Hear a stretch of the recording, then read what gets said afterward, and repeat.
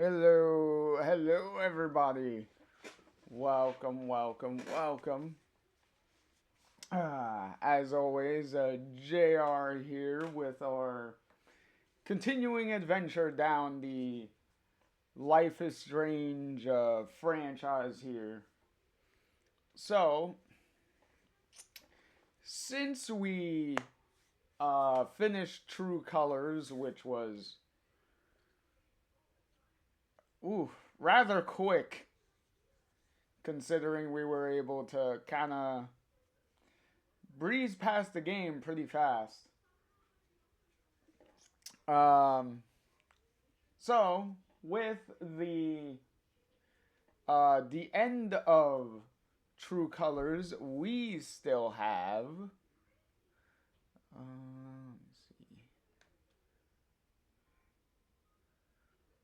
With the end of True Colors, we have.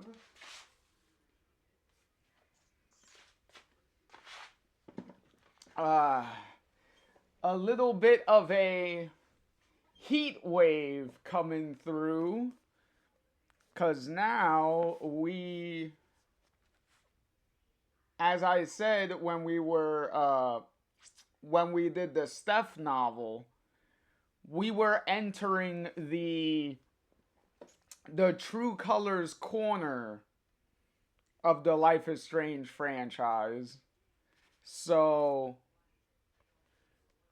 because of how successful True Colors was, certainly a lot more well received than Life is Strange 2 was.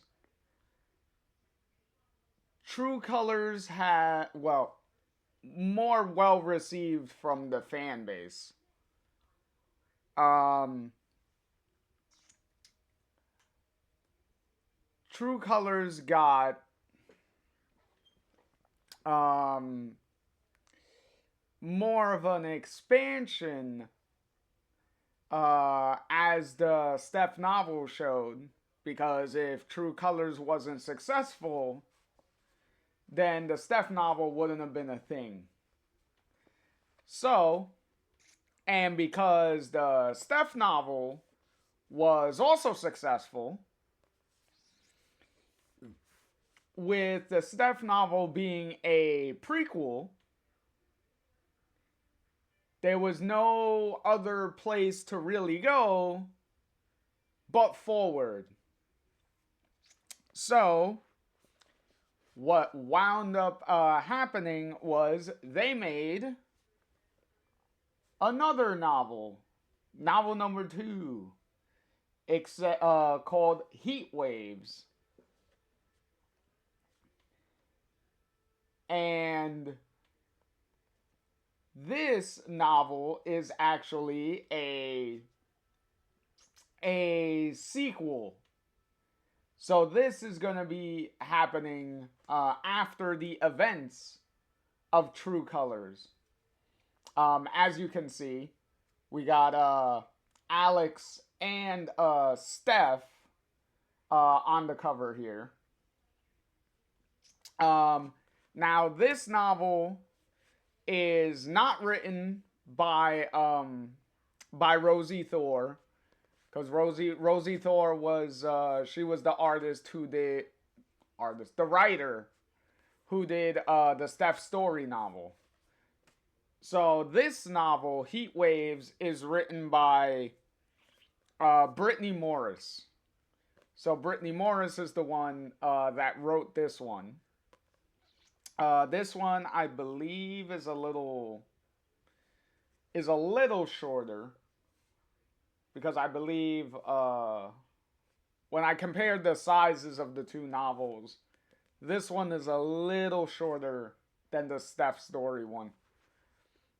But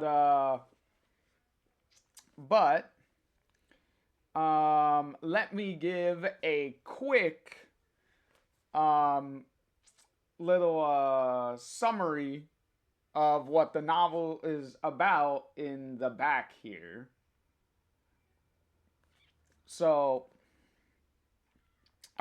it says Alex and Steph have left Haven Springs in the rear view mirror to travel the country, chasing the horizon.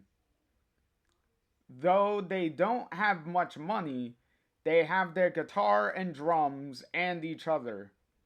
But when their vehicle breaks down, they are stranded. Their only hope, a repair shop in a struggling town in the middle of nowhere. The town is dealing with a severe drought after an extended heat wave. Hey, heat wave wreaked havoc on the local crops, plunging its inhabitants into poverty and water rationing. What remains of its essential resources are being diverted to indulge the local senator gathering support for their out of touch political campaign. Feeling the anger and despair of the town's inhabitants, Alex and Steph are compelled to do everything they can to help. But when Alex uses her powers to amplify the senator's fear of the climate crisis in the hope of galvanizing their support, her plan backfires and emotions spiral wildly out of control. Alex and Steph now need to find a way to revive the hope of a failing town and resurrect its history of political action to save the townsfolk and themselves. So, as you can tell by the cover and by the summary, obviously they are the going with Steph as the romance option that they went with, and they're going with leaving Haven obviously as the final decision. So that's how that goes. So let's see.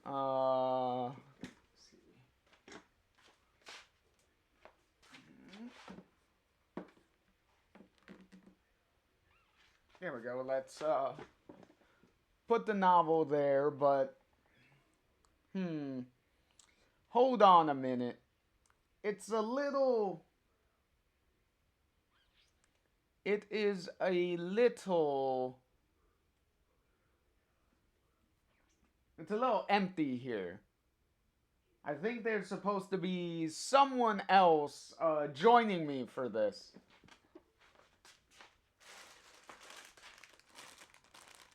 There she is. Obviously, Alex has to be joining me on this little book adventure here.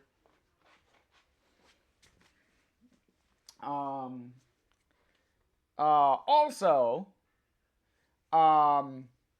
if you weren't used to the when we, if you remember, or if you haven't seen the our coverage of the Steph Story novel, this novel does have a audiobook version. And just like the Steph Story novel had Katie Benz reading the book, playing Steph as she's reading, Heatwaves does the same thing, but with Erica Mori coming back as Alex to read the audiobook. So this time we're gonna have Alex Chen herself reading us the Heatwaves novel, just like Katie Benz did for the Steph Story novel. So this is going to be pretty fun. Also, like you saw, well, not saw, but as you heard with the synopsis of the novel,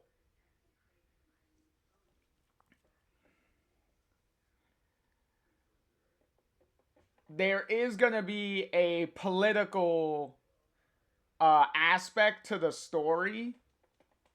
Now, if you've seen some of my Life is Strange videos, the last time we got political, heavily political, was Life is Strange 2. So the fact that we're gonna do a political story again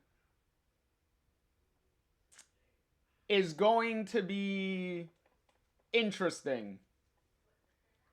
And we'll see if they could do it better. If they could actually weave the political aspects more into the story without losing themselves in it and having their head go up too far up their own ass in the process. And smacking you with a sledgehammer repeatedly with their political messaging. But we'll see. Hey, Shorty, how's it going? How's it going, Shorty? Doing good, doing good. Doing good. Let me.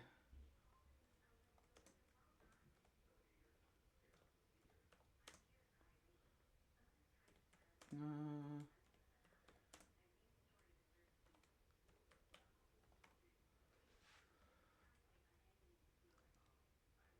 uh, did that go through correctly? Yes, it did. Okay. All right. Now, real quick, uh, just for the sake of timelines when things come out, as usual. Uh, this came out in on July 30th of 2024. So this is the most recent, I guess, the most recent publication that they've done. But in any case, let me switch over. And more importantly, I need let me have Erica Mori over here take it away. Now where's Alex at? There she is. Okay. So Alex, if you please take it away. Life is Strange, Heatwaves by Brittany Morris. This book is read by Erica Mori. To the Life is Strange fan community for loving these characters as I do. Get in, losers. We're going back to Colorado. Ye, and I cannot stress this enough, ha.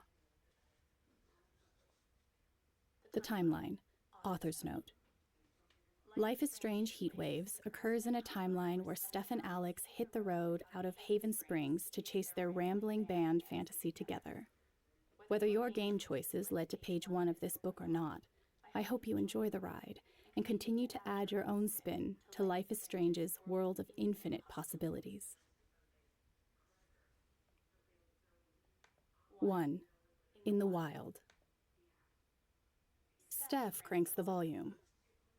Driving to the middle of nowhere, she belts, arms thundering out an air drum solo.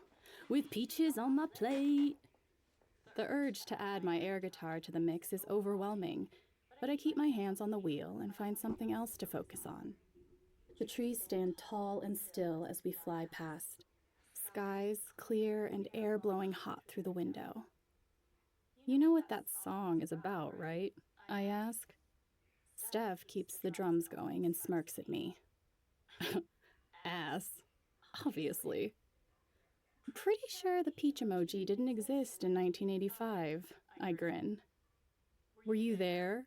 She asks, jumping back into the lyrics with, a plate full of peaches and someone to share them with, and winks at me. Too much, I giggle. I can't help it. She's so goofy. So, for real, do you know this song's origin story? This was one of the first songs my brother Gabe and I heard on our dad's record player. It sat in the living room for so many years before Gabe asked to dust it off and try it out. I miss him so bad it hurts. Still. Steph rolls her eyes. Yes, I do. Some guy took too much of something, squeezed a bunch of peaches, and wrote a song about how horny he was. The source of all great songwriting. I'm afraid to ask. Horniness or too much of something? Or peaches? All three.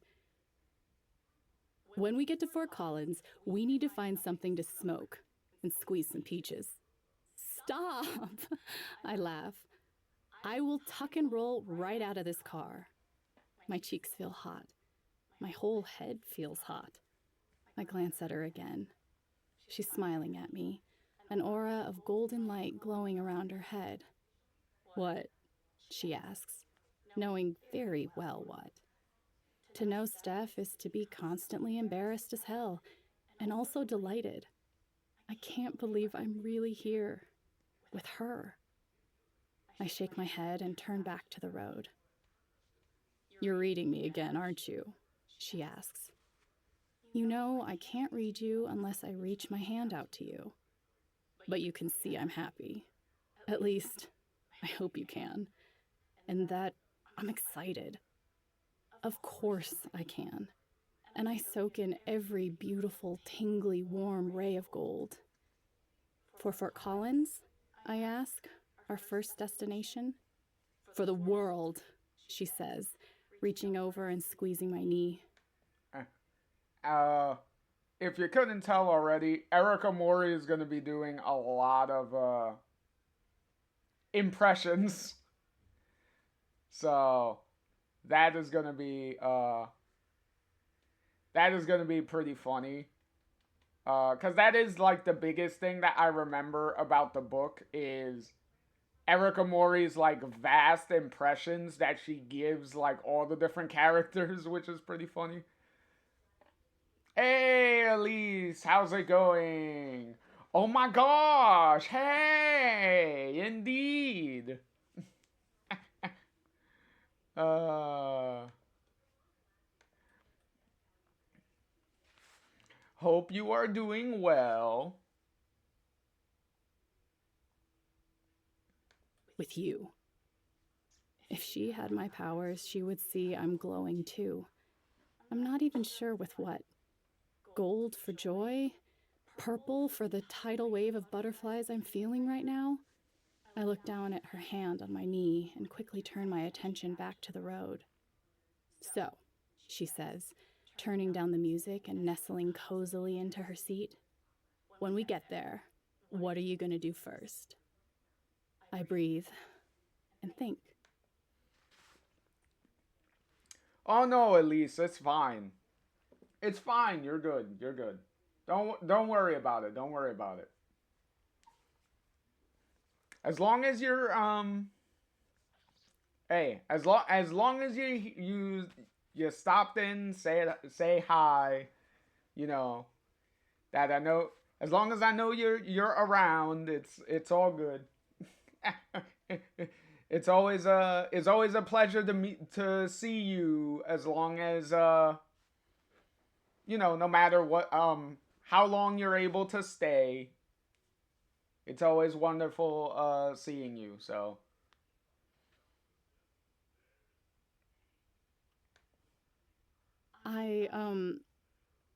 What does one do there? Fort Collins is so big compared to what I've gotten used to anyway. Foster homes used to be my whole world.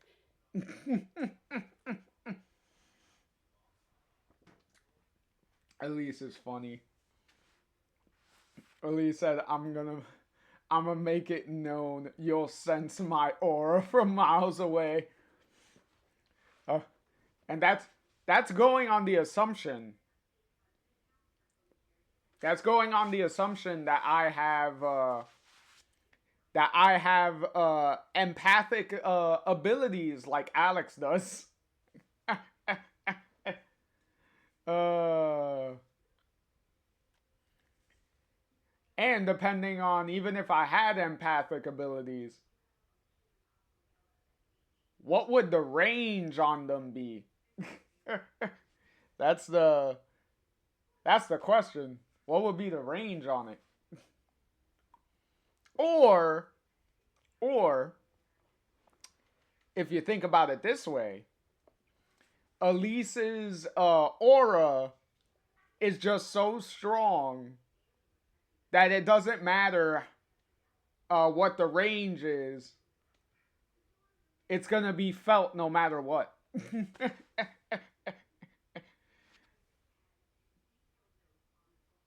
Each one the size of a cardboard box. I caught glimpses of Portland on nights when I could sneak out for acoustic shows and underground raves. I never really got a sense of the whole city. And then there's Haven Springs, which is no city at all, but a tiny community in a big wide world of mountains and open sky. I don't know how to calibrate anymore. As if she can read my mind. See a farmer's market? Rent a bike? Smoke weed? All three. At the same time, I like it. I chuckle. But I have to agree. All three sounds nice. You glad we left? She asks me. Of course. Haven Springs was great to both of us, but it's time we moved on. Did what we want, you know? Rocking out on stage, she dreams aloud. Playing whatever. I'm surprised to hear the dreaminess in my own voice, too. This feeling of the open road literally and, I guess, metaphorically feels free. She pulls something out of her pocket. From the corner of my eye, I can see that it's purple and fits in her palm. It's kind of it's what's ironic. What's pretty ironic about doing a sequel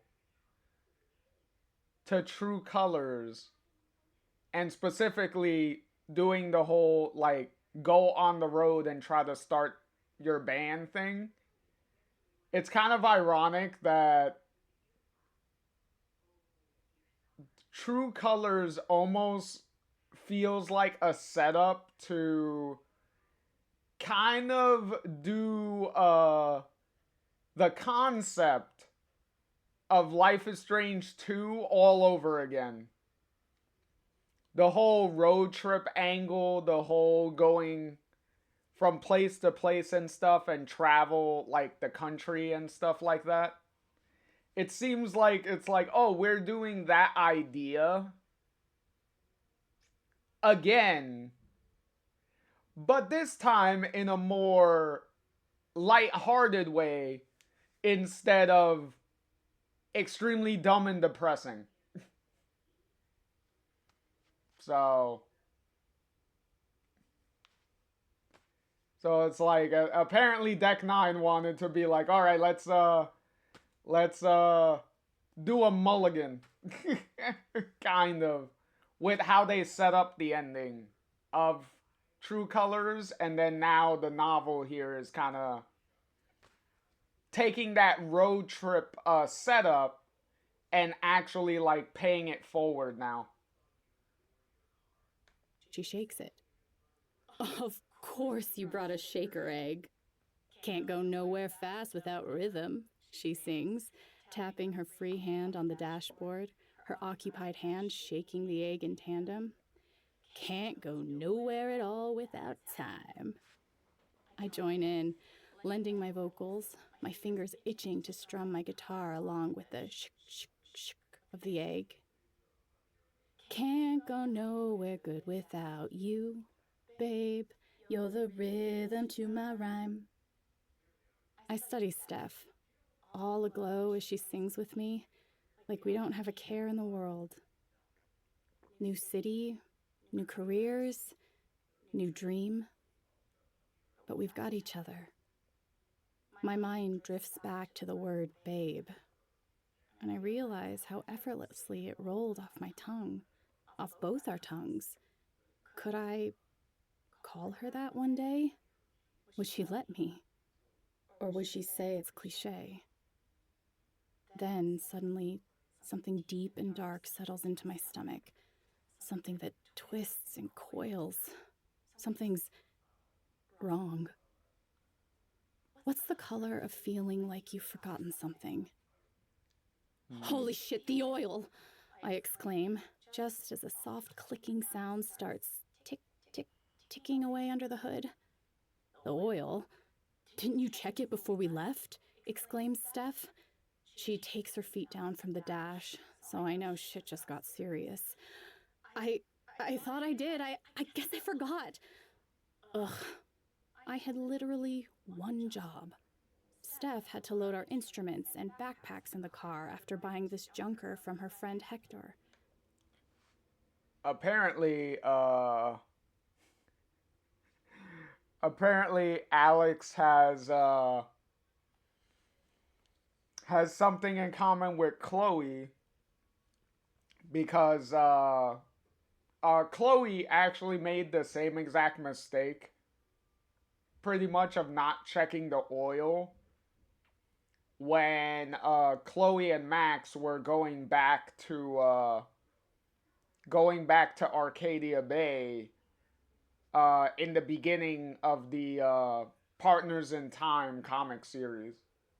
So, kind of funny how this many years later Alex is over here like repeating the same mistake. It was like somebody always forgets to check the oil. And this is why cars be breaking down. Like, come on. Just like you said, you had one job. All I had to do was keep it on the road, keep all 4 tires on it, and check the oil. What do I do? I panic, feeling my breathing spiral into something I don't recognize. Stop! Screams Steph. I slam on the brake way harder than I needed to, and the car lurches. Everything in the back seat and trunk flies forward, our instruments and most things we own. My guitar case slams into the back of my seat and falls back down and hits the center console, sticking into the back seat, letting out a sour twang. Steph and I sit frozen in this car for what seems like forever, just catching our breath. I can't look at her. How could I when this was her dream? Our dream. Taking our music on the road, performing for new people in new places, the Fort Collins Lamplighter Festival up first. We were finally starting the lives we dreamed of for months after getting a taste of the world. We were finally doing the thing. And now we're stuck somewhere on the way. Wait, where the hell even are we? As if we're both thinking the same thing, and I'm sure we are. We look around. Down the road ahead of us, as far as we can see, there are 0 street signs. Not even a speed limit. I glance at the rearview mirror. No street signs back the way we came either. What's the last city sign you remember seeing? I ask her, praying for something, anything. Something like barbell. Bar something. Had enough of bars lately, thanks. And then she surprises me by laughing. I look at her confused. I'm laughing at how right you are, chuckles Steph, leaning back against her seat and pressing her hand to her forehead. Anywhere is better than the Black Lantern, huh? She sighs, content. Can you believe we made it all the way out here? She asks. I'm already feeling the effects of the AC having been off for 20 seconds. But no, I can't believe it. It's only been weeks since I lost Gabe, since Steph and I lost a friend in Jed. No, more than a friend. A father. It was right for us to leave. What else would we do? Stay in Haven Springs and put on shows for the few dozen people who live there? I guess that wouldn't have been so bad. I look at Steph and I realize all over again that I'd go anywhere in the world, as long as she's there with me. I've never had a best friend before. Not like this. Not even the words best friend feel right. I look around. The trees definitely look like they're turning their autumn hues. So why is it so hellishly hot out here? It's a heat wave. All by ourselves, she continues, swinging the door open. Well, time to find Barbarella. Maybe they have peaches. We walk forever. Well, not forever, but long enough that the gold aura around Steph's head has disappeared. Walk into the middle of nowhere, she reprises, panting as she slings her duffel over her other shoulder for the 50th time. With peaches on my plate, I jump in, my guitar heavy on my back. What can I do but lend my voice? She needs to know she's not alone out here in this sweltering heat. But I look back for only a second, anxiety welling up as I wipe away beads of sweat from my forehead. Hey, Alex, Steph, be careful. If you're in like a heat wave deserty area, beware of any cults around. You don't want to get mixed up in those things. Also, with the heat, even if you do meet some cults, their place will probably end up burning down or whatnot because of the heat. or so I've seen a couple of examples. Hey, Napoleon, welcome in. Hello. How's everything going? Hopefully you're doing well. I can feel my hair sticking to my face. Some is plastered to my glasses. Hey, I say, stopping and pulling off my guitar case for a moment of reprieve, setting it down on the pavement as gently as I can. I still feel the need to apologize to it. Putting it on the ground, even in these circumstances, seems callous. I pat the top of the case to ease the guilt. Yeah? She answers me, stopping and turning around. Whoa, you trying to fry your case? She gestures to my instrument, and I quickly pick it up again. What's the color of guilt? That's actually why I stopped, I say, unable to hide the exasperation in my voice. I gesture over my shoulder. Oh, that's good. That's good, Napoleon. I'm glad to hear that you're doing excellent now. See, even better than good. Excellent. I like that. we are also doing some nightly reading, in a sense. You don't think your drum kit might melt in the car? Shouldn't we, stay close and open the doors for it? Maybe a car will drive by eventually. A smile plays at the corner of Steph's mouth, and she drops her duffel full of both our clothes and rests her hands on her hips. I notice the sweat glistening on her neck. A droplet runs over her collarbone, and I swallow. You really want to turn around and walk 20 minutes back to the car? She asks, her voice playful, when we haven't seen a car all this time? She has a point, because of course she does. I stay silent. There's not much else to say. Maybe the sun will set soon? You want to be out here when night falls? She asks. Would it be such a wild suggestion?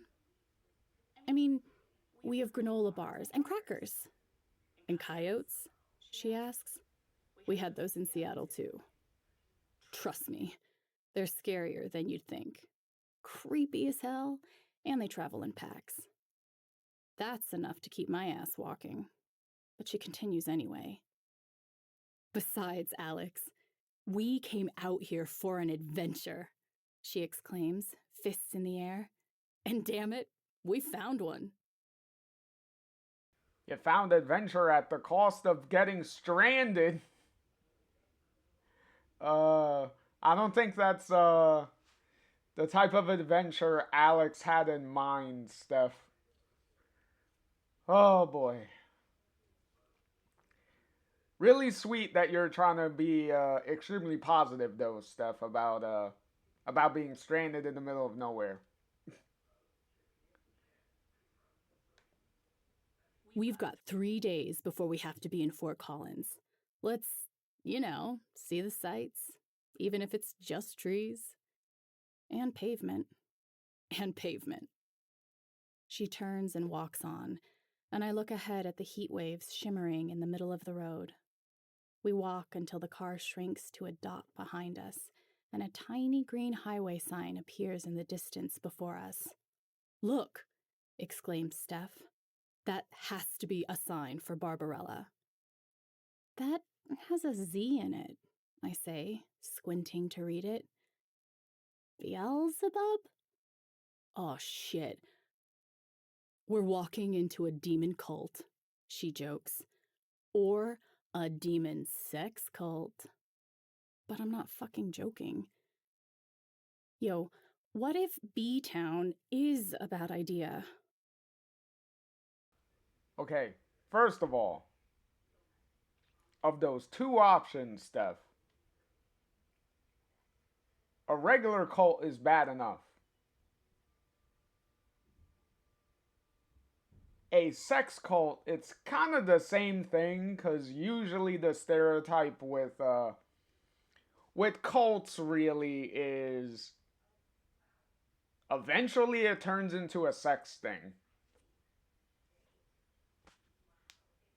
So kind of would be one and the same at that point.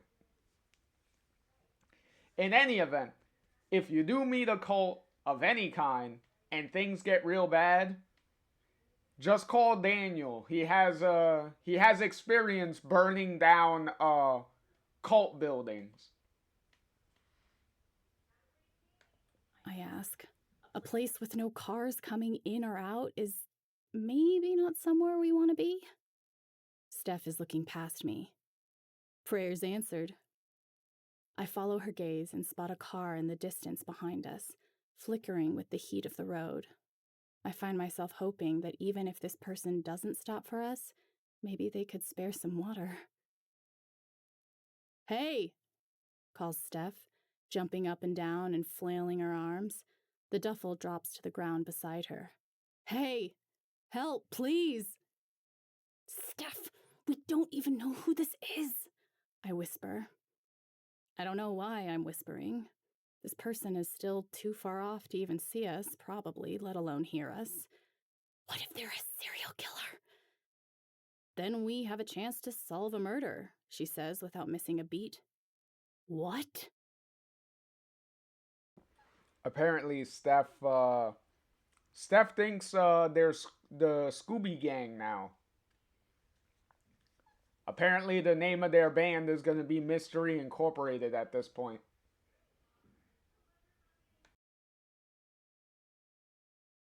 And what if they really do run a sex cult? Steph smiles at me, a laugh threatening to pour forth. Then let's hope they're hot. What the hell? I laugh. Steph, the novel just started and you're already extremely thirsty. Like, I get it's a heat wave, but you're not supposed to be thirsty in that way. Jesus. Somebody get a hose for this woman.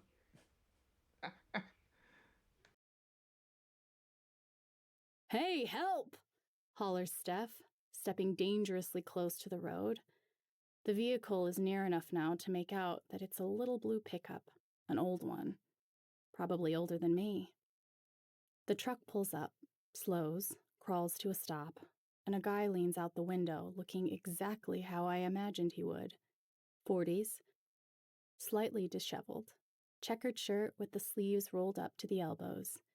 He looks like one of those guys from the sun exposure experiments where half the subjects' faces are scarred from constant UV, and the other half is mostly pristine because he's been driving the same 60-mile stretch of road all his life. "You ladies lost?" he asks. His voice doesn't match his face. It's soft, gentle. I study him, but he's looking at Steph. Steph glances at me before turning back to him and stepping up to the truck. "We could use a ride to, She looks down the road and squints at the street sign in a last-ditch effort to say the actual name of the town. "Barbsall?" "Yeah." She hesitates, looking at me again. "Barbsall." The man smiles. I don't know if it's a friendly smile or a knowing smile, which is only contextually different from a sinister one. Maybe if I could read him. A glistening golden aura grows around his head, warm like summer winds in Midwestern fields, soft like cotton balls. Nostalgia floods me, lifts my insides till I'm so light I feel like I could fly. This man loves the thought of Barbazal. That's my home, born and raised, named Silas. "How's it hanging, Silas?" asks Steph, picking up the duffel full of our few belongings and, to my horror, heaving it into the back of the truck. I catch her hand just as she lets go of the bag. "What are you doing?" I hiss. At first, she looks startled. Then her mouth curves into a grin as she glances down at my hand, still around her wrist. "Do I look afraid?" she asks. There's no gold halo around her, but I study her eyes, beaming with hope. All peace, no fear. "No," I admit, "but maybe you should be. You want to climb into a random truck with a random guy?" Just because he's all warm and fuzzy about Barbazal doesn't mean he's warm and fuzzy. He's not a random guy. He's Silas. But before I can jump in with just how unhelpful it is to know his name, if that's really his name at all, she continues. "And besides," she says, breaking away from my grasp and reaching for the guitar strap slung over my shoulder, "the sooner we get to Barbzall, the sooner I can get us more oil. The sooner we get more oil, the sooner we get back on the road. And the sooner we get back on the road..." She lifts my guitar up over the truck door and lays it in the bed as gently as a newborn baby. "The sooner we can get to Fort Collins," I finish for her. "And then on to the rest of the world." She smiles, her eyes sparkling. She winks and walks up to the passenger door as casually and cozily as if this were Ryan's truck.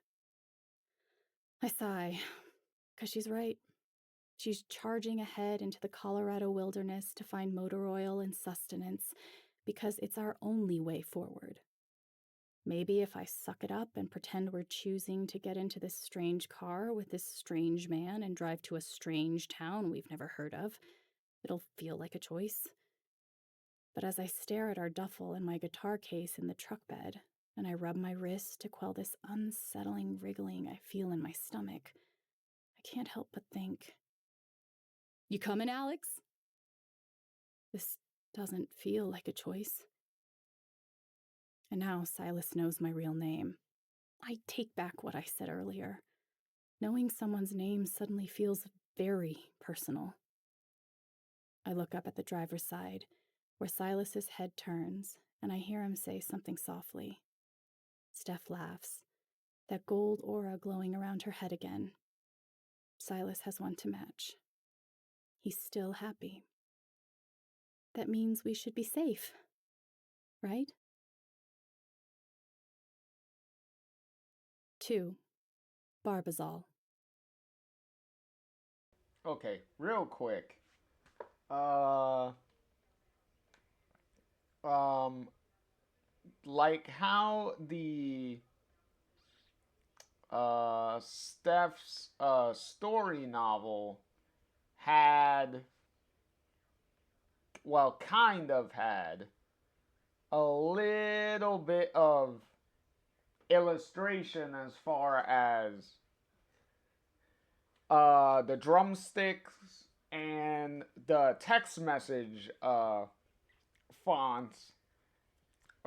This one, not so much. The only point of any illustration within the novel is just this little bird in the corner of the beginning of each chapter. That's about it. The same bird in the beginning of each chapter. That's the only little picture you get of any kind.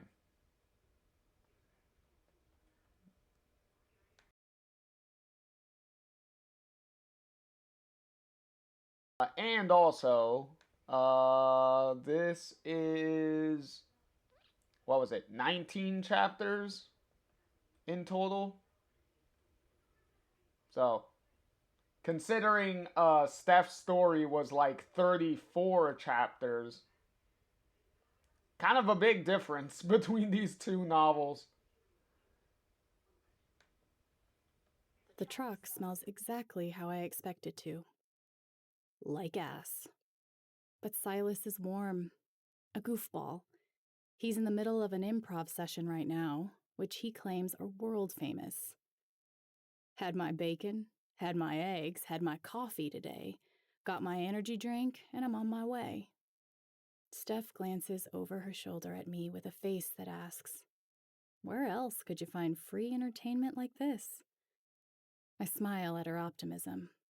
I stare out the window, getting lost in the scenery, and notice the first sign we've seen in a while. Jonah Macon for Senate, it reads. I've heard of that guy, but I don't know much about him. Jonah Macon will bring home the bacon. I roll my eyes. Whoever he is, he's not afraid of doing the expected. Got my liquid sunshine and friendly faces, continues Silas. Silas goes quiet, and Steph jumps in for him. We're all piled in this truck, and we're off to the races. Woohoo! Whoops Silas. You're a natural. Y'all musicians or something? Actually, yeah, replies Steph. I glance over my shoulder through the back window of the cab at my guitar case, happily nestled in the bed of the truck. I wish I'd brought it in here with me. My fingers itch to pluck the strings, to sit cross-legged back here, shut my eyes, and let the music carry me away. I think of Gabe, whose arms would have been long enough to reach through the window and get it for me. He'd insist I play. He'd insist I do what makes me happy. I'm facing my fears, Gabe, finding new spaces. I continue the song in my head. I watch the trees go by as I let Silas's truck take me to wherever Silas decides. He doesn't have to stop in Barbazol. What if he does and Barbazol's not safe anyway? You know how I feel about brand new places. Hey, comes Steph's voice. I'm yanked back into the conversation. Alex, you okay? Oh, yeah, I'm just, I look around for a distraction, and my eyes find the crate of water on the floor beside my feet. Silas, mind if I have a bottle of water? His eyes find me in the rearview mirror, and they narrow so slightly that at first I wonder if I'm seeing things. Yeah, sure. Go ahead, he says. But the aura around his head fades from brilliant gold into a sad, ever-bluing cobalt. Are you sure it's okay? I ask.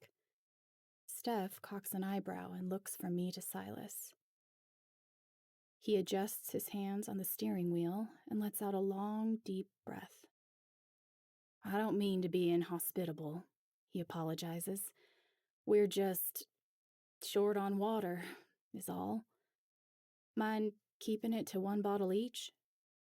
Steph nods. Sure, she says, reaching into the back and finding one. I reach down and do the same. They're warm. Of course they are. It's approximately 500 degrees out here, and if this truck has AC, Silas isn't using it.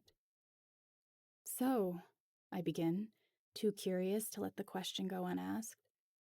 Why is Barbazal short on water? I take a swig, letting the clear liquid slake the thirst I didn't realize I'd been carrying. I immediately want 3 more bottles. Silas lets out another sigh, and his eyes meet mine in the rearview mirror again. The blue aura around his head brings out the depth of them as he studies me.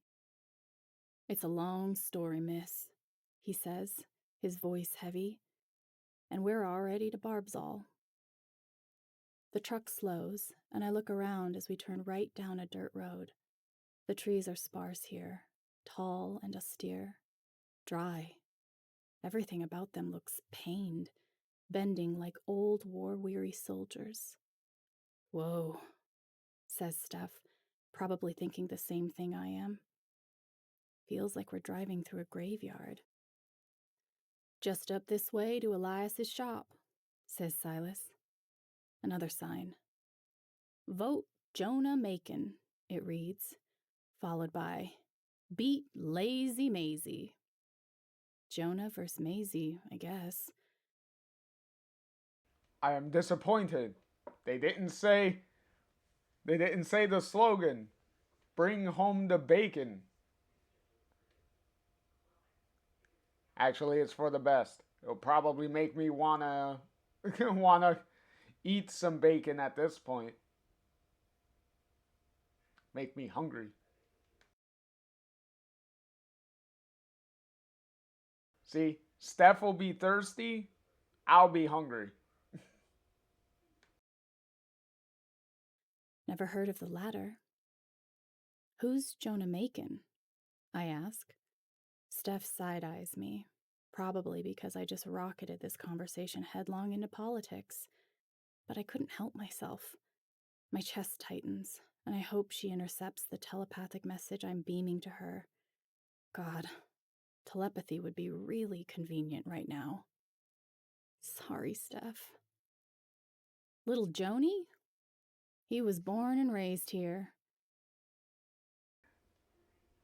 Technically, the only character that we've had in this franchise that has the closest thing to telepathy would probably be, well, yourself, Alex, kind of.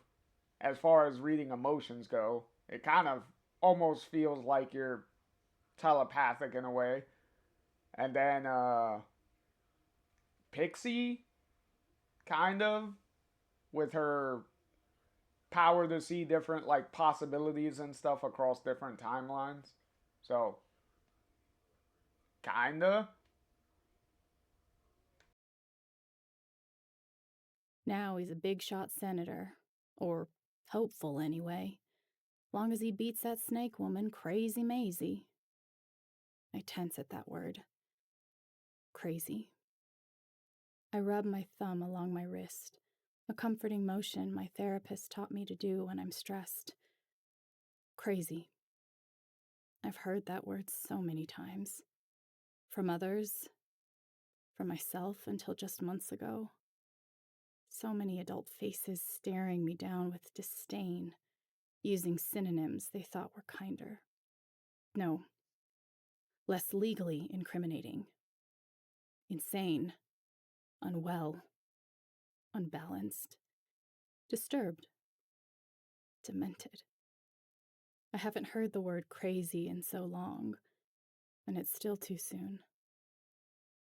Steph brings me back to the present. Who's Crazy Maisie? She asks gingerly. Clearly, she's not sure she wants to know the answer. Neither am I. Maisie Dorsey.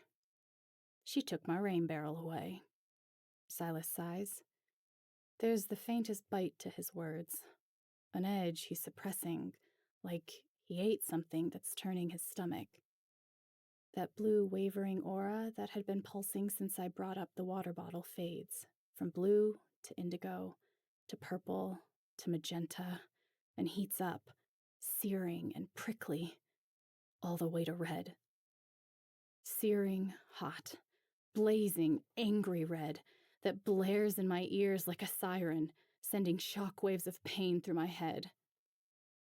Passed a piece of shit legislation, supposed to be about conserving water, when it's really all for show, to get the swing votes in the middle. She's as right-wing as they come, don't give a damn about the environment or nothing. He stops himself, like a dinner host realizing he's upsetting his guests. Sorry, he says, taking a hand off the wheel, picking up a cloth from the dashboard that looks like it was used as a dipstick cleaner in a past life, and dragging it across the back of his neck. Got carried away there for a minute. Oh, okay. Got ads going on real quick. So we'll take a little bit of a break.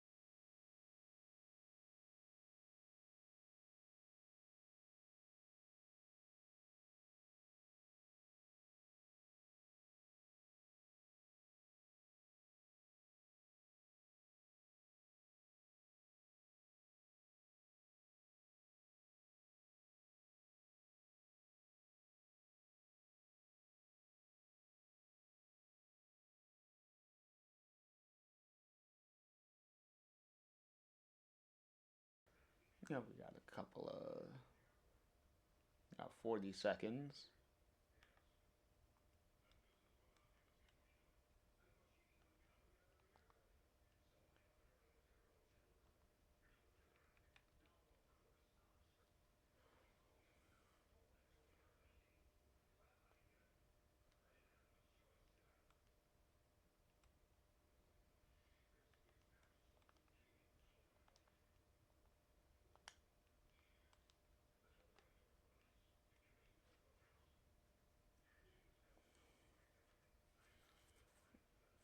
Okay. We got, what's it? 4, 3, 2, 1. All right. Let's continue.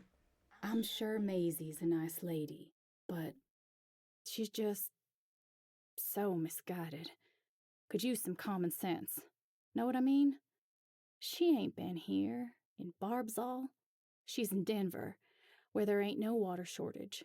How's she know what the hell Barbzall needs? Steph throws a look at me that I can't quite read. It's not quite fear. Apprehension? Is she nervous? Not enough to warrant a purple aura, apparently. She looks back to Silas. So, I'm guessing Jonah has your vote. Smart. Get him back to a topic he enjoys. The truck wobbles slightly on the road as we approach town. Little buildings grow bigger, although sparsely placed. Looks almost like a ghost town. My vote and my sword, he jokes. We make our way through the town square, where more signs for Jonah litter the streets. Every telephone pole, every stop sign, every lawn has a sign that boasts the owner loves Jonah Macon, or hates Maisie Dorsey, or both. We drive up to a building with a big rusty sign, Elias's Spark. "This here's the place," declares Silas, swinging the door open and hopping out before the truck has just barely begun to idle. Steph gives me a comforting smile before turning and hopping out of the passenger side. My door opens, and Silas is there to greet me with a beaming smile, hand out to help me down. "Thanks," I offer. Now that I can see him up close, his eyes look heavy, showing every bit of his age. 40s, 50s, however old he is, he's clearly been through a lot. And a lot of days without sunscreen. He helps me down and adjusts his baseball cap on his head, marching to the back of the truck where Steph is already heaving our duffel out. No, let me get that," he says. "My back might be older than yours, but my biceps lift more each day, I guarantee it." "Careful with the assumptions," she says, chuckling. "I'm a drummer. My double kick pedals alone are heavier than that thing." "Touché," he says, in the worst French accent I've ever heard. I have to smile at his heart, though. I look around. Elias's Spark has seen better days, or at least I hope it has. From the looks of the place, it was once a gas station. There's an old, I assume broken down, gas pump on the corner right by the front door, stuck on the price, 79 cents. I can't remember a point in my lifetime when gas was that cheap, so I'd guess this thing is way older than me. In fact, everything here screams that word. Old. Everything is dusty, rusted, worn down, or all three. I count 6 vehicles parked side by side in the gravel lot around the side of the building, and several stacks of tires sit baking in the sun. It smells like rubber, motor oil, and gasoline. "Whoa," says Steph, clearly in awe of the place. She steps up next to me, duffel bag in tow, and eyes wide. "Ain't much, but it's been here 80 years, says Silas. "Wish I could have seen this place back in its heyday in the 40s. He whistles his respect. Every gleamin' road rocket in a 50-mile radius came through Elias's Spark. People don't anymore, I have to ask. Not like they used to. Barbzall used to be a mandatory road tripping stop on I-70. Now, people just drive on through for Denver. It's only 6 hours away now. Back when cars would max out at 40 miles per hour, you're talking near 12 hours without food, water, or gas. They had to stop somewhere." I guess he makes a good point. Clearly, he's thought long and hard about this. Silas walks around the front of the truck toward the gaping garage door. "Elias!" he hollers, although with his accent, it just sounds like Lias. A voice replies from somewhere nearby, muffled, buried. "Yup." Steph looks at me. "You okay?" "Yeah." I answer too fast. I shrug to further sell the reply because I know she's not buying it, but now she's looking at me like she flat out doesn't believe me. "Yeah, I'm fine. Just tired." "And super nervous about something," she says, reaching forward to take my hands. "Listen, Alex, if this place is really making you uncomfortable, we can get us a bottle of oil and get out. I'm sure Silas would take a 50 to drive us straight back to the car." I think for a moment about what she's saying, and I look around. How easy would it be for Silas and Elias to grab us, tie us up, throw us in the back of the truck, and take us out into the woods somewhere to kill us? It would have been easy enough for Jed, even if I hadn't walked out there with him willingly first. Who would come looking for us? Ryan? Sure. But would he ever find us? He's Mr. Park Ranger Man, yeah, but a homicide investigator?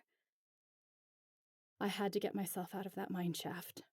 No one would have found me. I'm not going through that again. Alex. Huh? Yeah.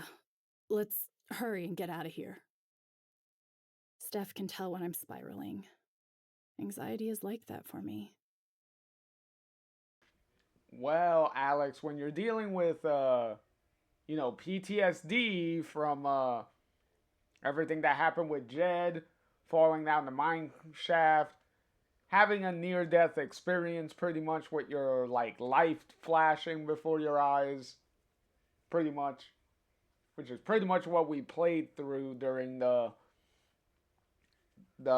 final chapter of True Colors. Kind of makes sense why you're gonna be insanely anxious and also so far extremely nervous and having trust issues with strangers because you've been you've been coming up with like the worst case scenarios for like everything that's gonna happen. Fucking was it planning murder and whatnot with it is. I get it, but at least you're not alone. You have Steph there, so if Steph is relatively pretty much cool so far in how things have been going, probably don't need to worry as much as you're worrying.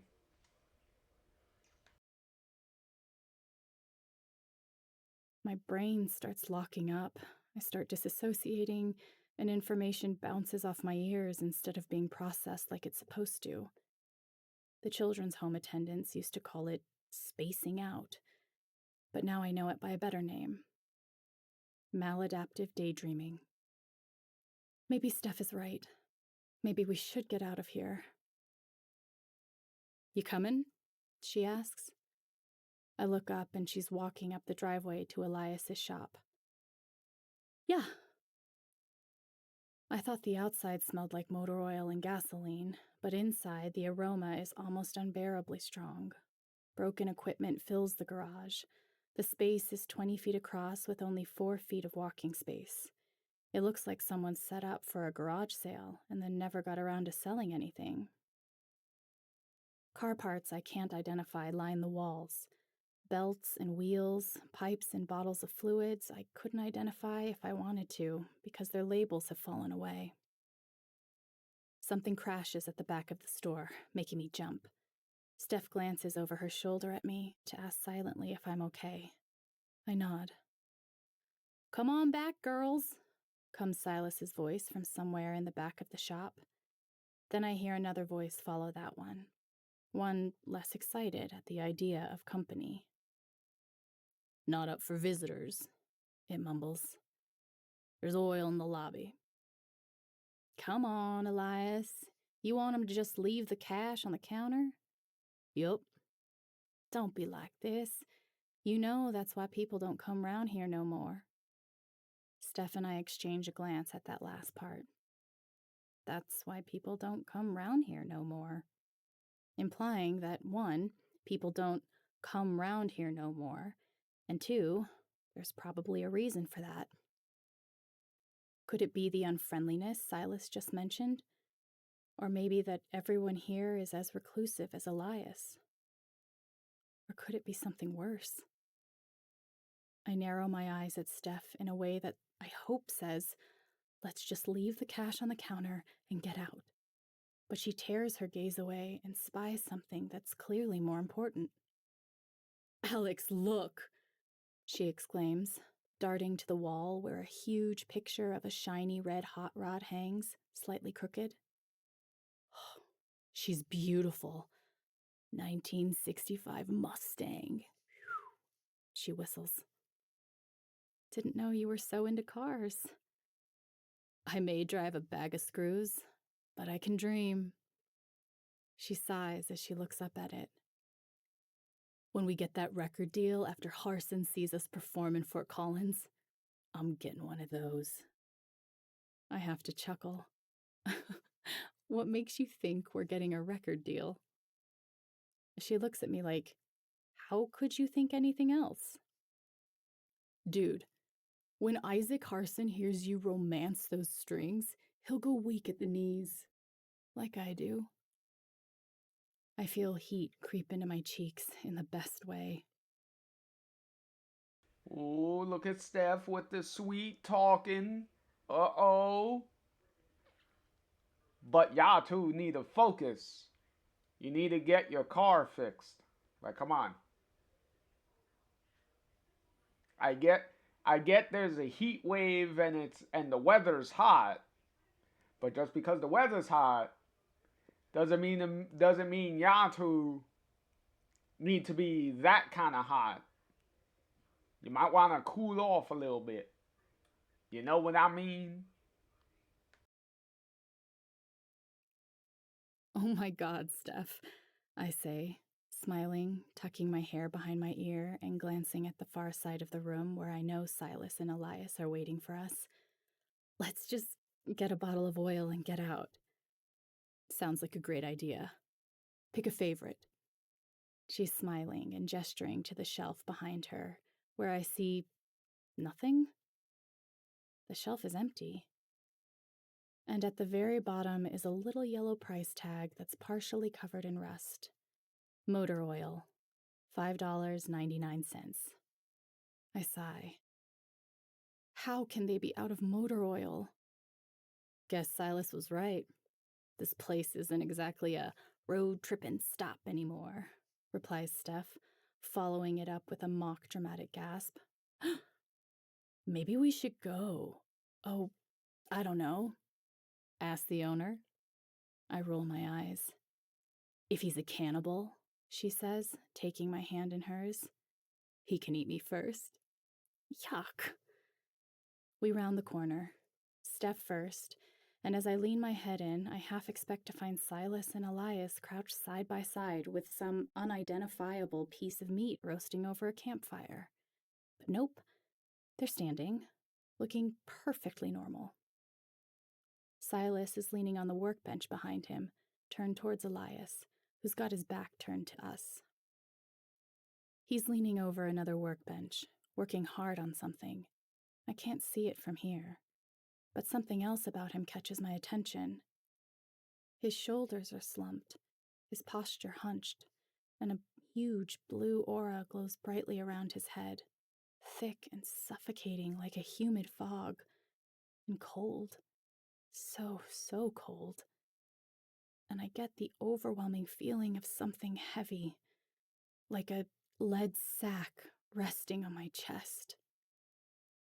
Elias is deeply, crushingly sad. About what, I wonder? I clear my throat.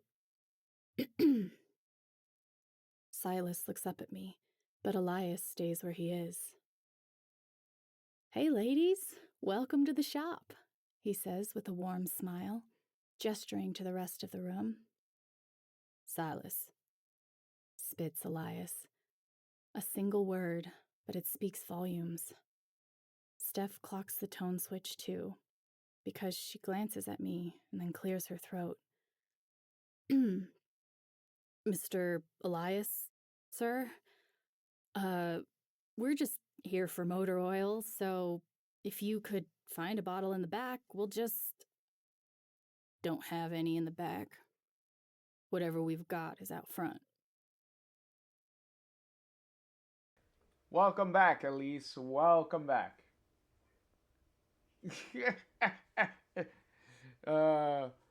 Elise said, I'm back, bitches. uh, and letting out a Hey, welcome back, Roar over here. At least providing her own sound effects. Hilarious. Jesus, this guy is cranky. Why the attitude? We're paying customers, after all. I feel my eyes narrow involuntarily. Whoops. But I can still feel the anger welling up. There's no oil out front, I say, catching the snip in my voice. I soften. You're all out. Clearly, I've said something earth-shattering because everybody freezes. Everyone. Elias's hands stop working on whatever he's working on. Silas's eyes do a slow sweep from Elias to me and then to Steph. And then something softens in Elias's face. Maybe maybe the bed needs some oil at least. Maybe you need to oil it to get it to stop squeaking. Uh do I toss and turn? No. Typically when I sleep, I literally sleep like a log. So pretty much the same position that I fall asleep in is the same position I pretty much wake up.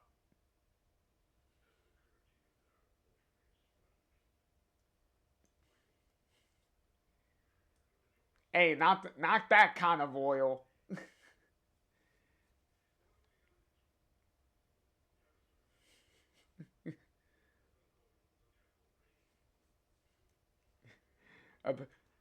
Elise said I'm a rare species for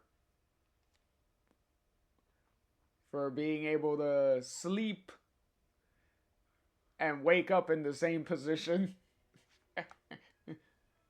uh,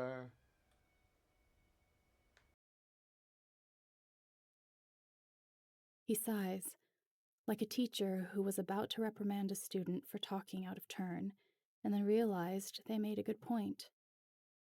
I'll see if I have more in the back. We might. I'll check, says Silas, with one foot already out the door.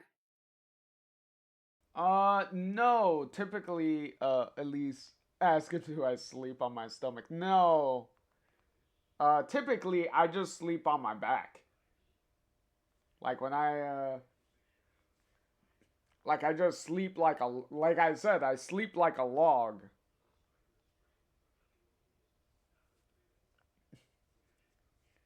I pretty much I pretty much get it from my mother. Cause my mom pretty much sleeps the same way. So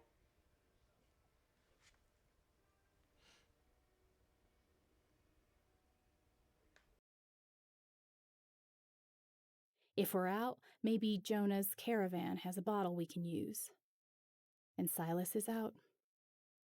Whir, whir. Elias immediately pours himself back into his mysterious project. Whoa, Alex, look.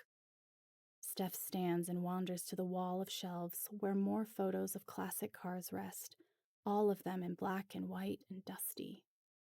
Elias must be really into cars, like more than a hobby. It looks like cars are his whole life. They're to him what music is to me. Steph leans forward to examine a little red box with gold trim, and I get up to join her, but my eyes remain on Elias's back. It couldn't have been the oil, could it? Who gets that worked up over running out of motor oil? Maybe the simple act of Silas leaving Elias alone with his thoughts. Or, wait, no. It feels like something deeper. I glance at Steph one more time before stepping forward, hand outstretched to Elias's back. Something about this man, about how a single sentence can send him into such deep sadness that I can see it around his head, feel its temperature almost taste it, ignites a curiosity in me that I can't extinguish. I can't just ignore his pain. Cold seeps into my fingertips, trickling up my fingers and into my palm, my wrist, my forearm, like water defying gravity.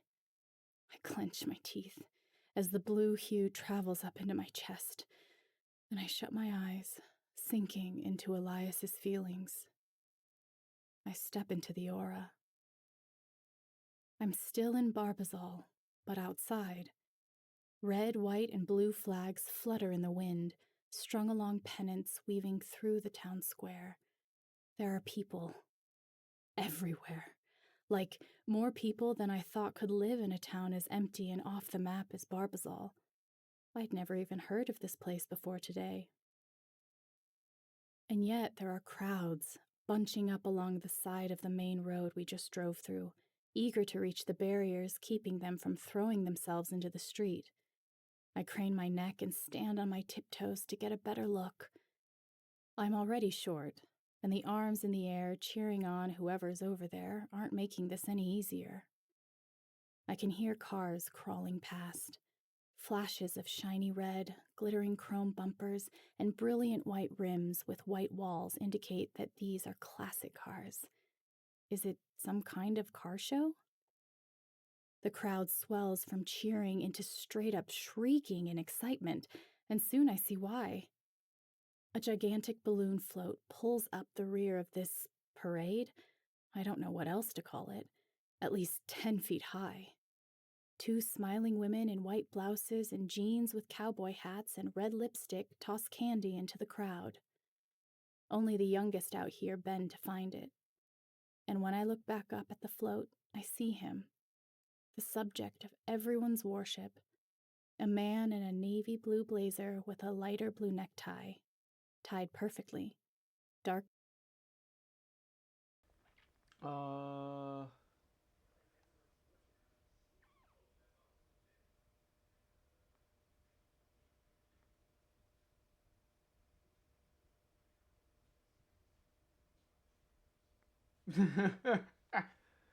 is is Canada European?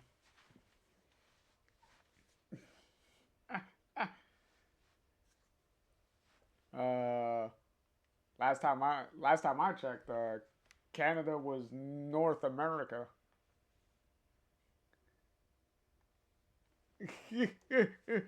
Oh, apparently you are that tired, Elise.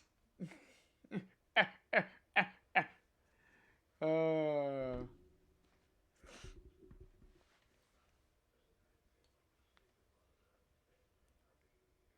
uh,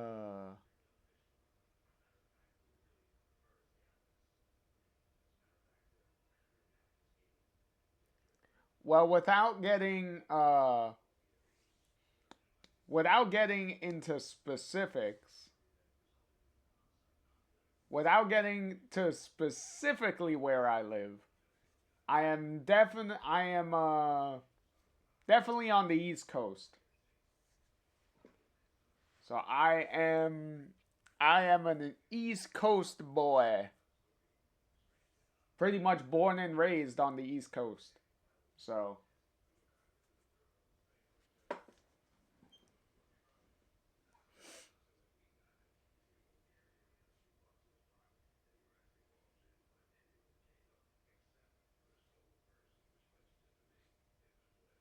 oh, you too?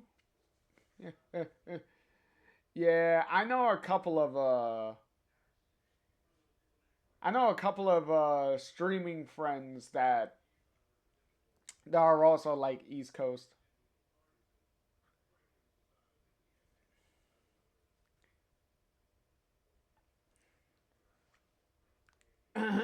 Ooh, excuse me. Uh, no, not that far up. No, not that far up. Massachusetts and New Hampshire is way too far up. Not that far.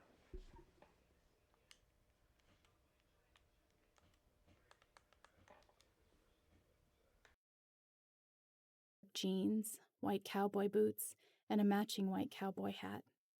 His glistening smile is warm, charming. He must be at least in his 40s. He's actually incredibly handsome, in a Ken doll sort of way. Oh, okay. That's cool. Living on the beach. Elise says that they lived in VA Beach for a few months. Nice. I hope it was I hope it was pleasant and you enjoyed yourself.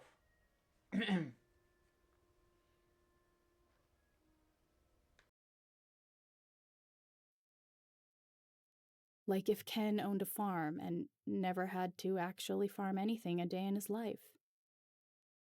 Jonah Macon will bring home the bacon, reads the banner along the side of the float as it passes. I look around at all the smiling faces and I think back to Elias. There we go with the Jonah Macon bringing home the bacon again. They keep repeating that slogan too many times.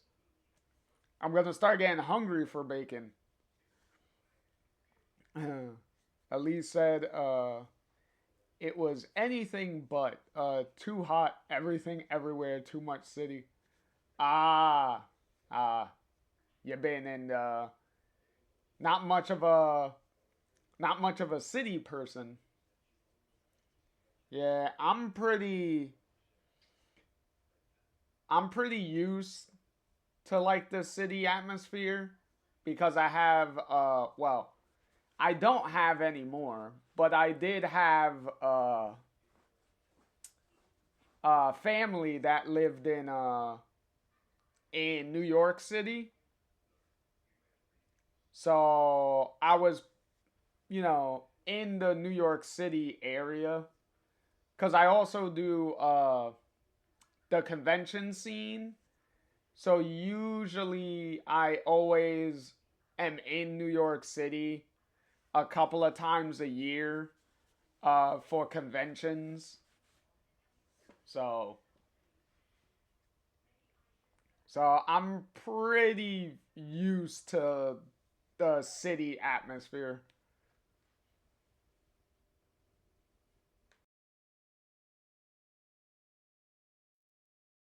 Why would such a joyful scene make him so profoundly sad? And then I look around for him. Wait, where is Elias? I look over my shoulder and find Elias's shop across the way, just as worn down as it was today when Steph and I walked in. This must be a recent memory. There he stands, wearing the same overalls, downing the last of a bottle of water which looks like it had only a few drops in it to begin with. He tenses. I feel the tightness in my shoulders with him, then crushes the empty bottle in his hand and hurls it to the ground. Then he marches back inside. I look back up at Jonah, expecting to see that movie star smile, but instead I see something else. His smile is fallen as he looks toward Elias's shop. He's broken. Just a little. That political mask he's wearing, that all politicians have to wear at least sometimes, cracked for a moment. Did anyone else see it? Or are they all mesmerized by the banners and the free candy and the fact that he's already back to smiling and waving again? Whatever's up with Elias, it has everything to do with Jonah Macon. Whoosh! I'm back in the shop. I'm staring at the ground. I hear the faint tinkling of music, like the world's tiniest xylophone playing a song I recognize. It's a song my mom used to hum all the time when I was little, a song that she kept in her back pocket her whole journey to America with my dad. When all the world is darkest, you're alone and feel forgotten. Know the road ahead is there. Even if the fog is thick, you're lost and feel alone. Know the road ahead is there. The rain can make the journey slick, You're insecure and unsure. Know the road ahead is there. And so am I. I'm staring up at Elias's back. No, his face. He's looking at me. I say, lowering my hand and weaving my fingers together sheepishly behind my back. Just wondering what you're doing over there. But he's peering past me at Steph. Don't touch that, he growls, marching past me toward her. Panic sets into my chest and creeps up my neck. My heart races as he nears her, marching, fist balled, red fireball erupting over his head, growing so huge it burns my eyes. Is he going to hurt her? Steph! I yell. Steph looks up at me in alarm, and then to Elias, and jumps out of the way just before Elias slams his hand down on the now open red box. Just before it shuts, I catch a glimpse of a bright red classic car under the lid, rotating slowly. The music stops as abruptly as it started. Steph and I look at each other, and then I look at Elias. Sorry, offers Steph. It just looks so pretty. I wanted to see. Elias's hands curl into fists on the table. I'm really sorry, continues Steph. That gets Elias to soften again. The red aura vanishes. I see my way in. Elias? Well, that was pretty touchy. But then again, to be fair, when you're dealing with strangers, you probably don't want to go like just touching anything, you know.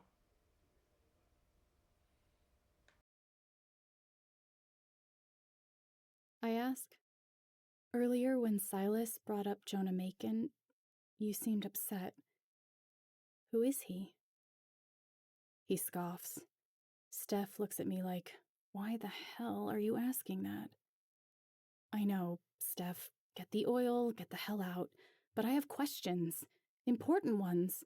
Ones with answers that might only lie here, right now, in this room with Elias. Jonah Macon, says Elias. He speaks like the name burns on his tongue. Is the lowest, vilest sellout I've ever met. He turns and looks at me. He's all anyone talks about round here anymore, now that he's back from his fancy office in Denver, sucking up to conservatives, calling himself a centrist. He's a damn liar.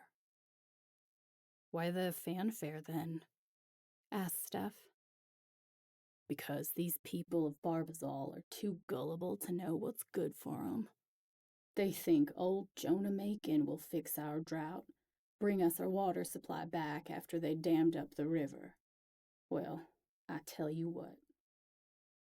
He takes a step closer, and I flinch before I realize he's walking past me. Jonah Macon won't bring home the bacon until he makes it rain. A dam? They're in the middle of a drought and someone dammed the river? I glance at Steph, who nods at me. We both catch that Elias may have meant make it rain, literally and figuratively. But even with all the venom spewing from his words, Elias's aura still glows blue. There's more to this story. People who have it out for politicians often seethe with rage, boil with anger, with no place to put it. Elias, something about Jonah makes him sad. Not just sad, hopeless? Silas bursts back into the room with the triangle-shaped yellow bottle in his hand and takes one glance at Elias before analyzing the whole situation. Aw, hell. You got him talking about Jonah, didn't you? He asks me, setting the bottle on the table, shoving his hands in his pockets and sighing. Actually, you did, chuckles Steph. You said Jonah's entourage might have some oil with them. Well, luckily I don't have to ask, he says, nodding at the bottle. Besides, his little club is impossible to get a minute in with anyway. Damn politicians are so hard to talk to. See, hisses Elias. Ain't got time for nobody. No common folk anymore. Jonah's too good for us now. Oh, Elias, don't say that, Silas encourages. You know everything he does is spelled out for him. What he says, what he wears, hell, how he shapes his beard. They probably don't even let him wipe his own ass anymore. I believe Silas on that one. People in positions of power, bought or not, are often highly curated. I once saw a TikTok from an ex-advisor to the White House talking about the rounds of analysis that go into choosing a politician's socks. Who pays that much attention to socks? Well, says Steph, bringing the conversation back around. Thanks for the oil. She holds out a $10 bill. Elias takes it, and just like that, we have a precious bottle of oil in our possession. I exchange a smile with her, and her face says it all. We're getting out of here. Thanks, Elias, nods Steph. Thanks, Silas. And we turn to leave. But just before we reach the door, I hear Elias's voice behind us. Hey, ladies? How'd you know to pull over for oil? Most cars don't give an indication that it's low. I turn and feel my cheeks growing hot with embarrassment. I scratch the back of my neck and chuckle. I kind of let the engine die. What? Asks Elias. Silas bursts into laughter. Oh, hell, you might need a whole new engine then.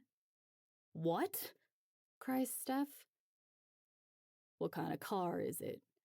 Asks Elias, bringing the conversation back down from hysterics. 2001 Saturn SL? Elias whistles and shakes his head. Yep. I don't even know if they make parts for those anymore, girls. I wouldn't even know what I was looking at if I did take a look. Let's see, says Steph, pulling out her phone and showing it to Elias. I took a picture of under the hood just in case I needed to, I don't know, compare oils or something. Silas stifles another laugh. But Elias just furrows his brows and squints down at the phone. Hard to tell from just a photo, but those pistons look scratched to hell. What are pistons? Asked Steph. And scratched to hell doesn't sound good. Long story short, Silas chimes in, they keep the car running. But again, you're not going to find 20-something-year-old pistons here. Maybe not even online. So, I begin, we have more oil now, but if we can't get new pistons, then... I finish the sentence in my head, hoping against everything that the answer is no. Are we stuck here? Probably won't run. I think back to Steph's drum kit in the sweltering heat, the skins warping, the pedals loosening. I hope it's okay, if it hasn't been stolen. We covered it up well enough, but if people see an abandoned car and decide to poke around inside, they might find the drum kit anyway. Renewed vigor grips my heart, and this time I finish Steph's sentence out loud. There has to be somewhere else we haven't tried. I'm the only mechanic in a 50-mile radius.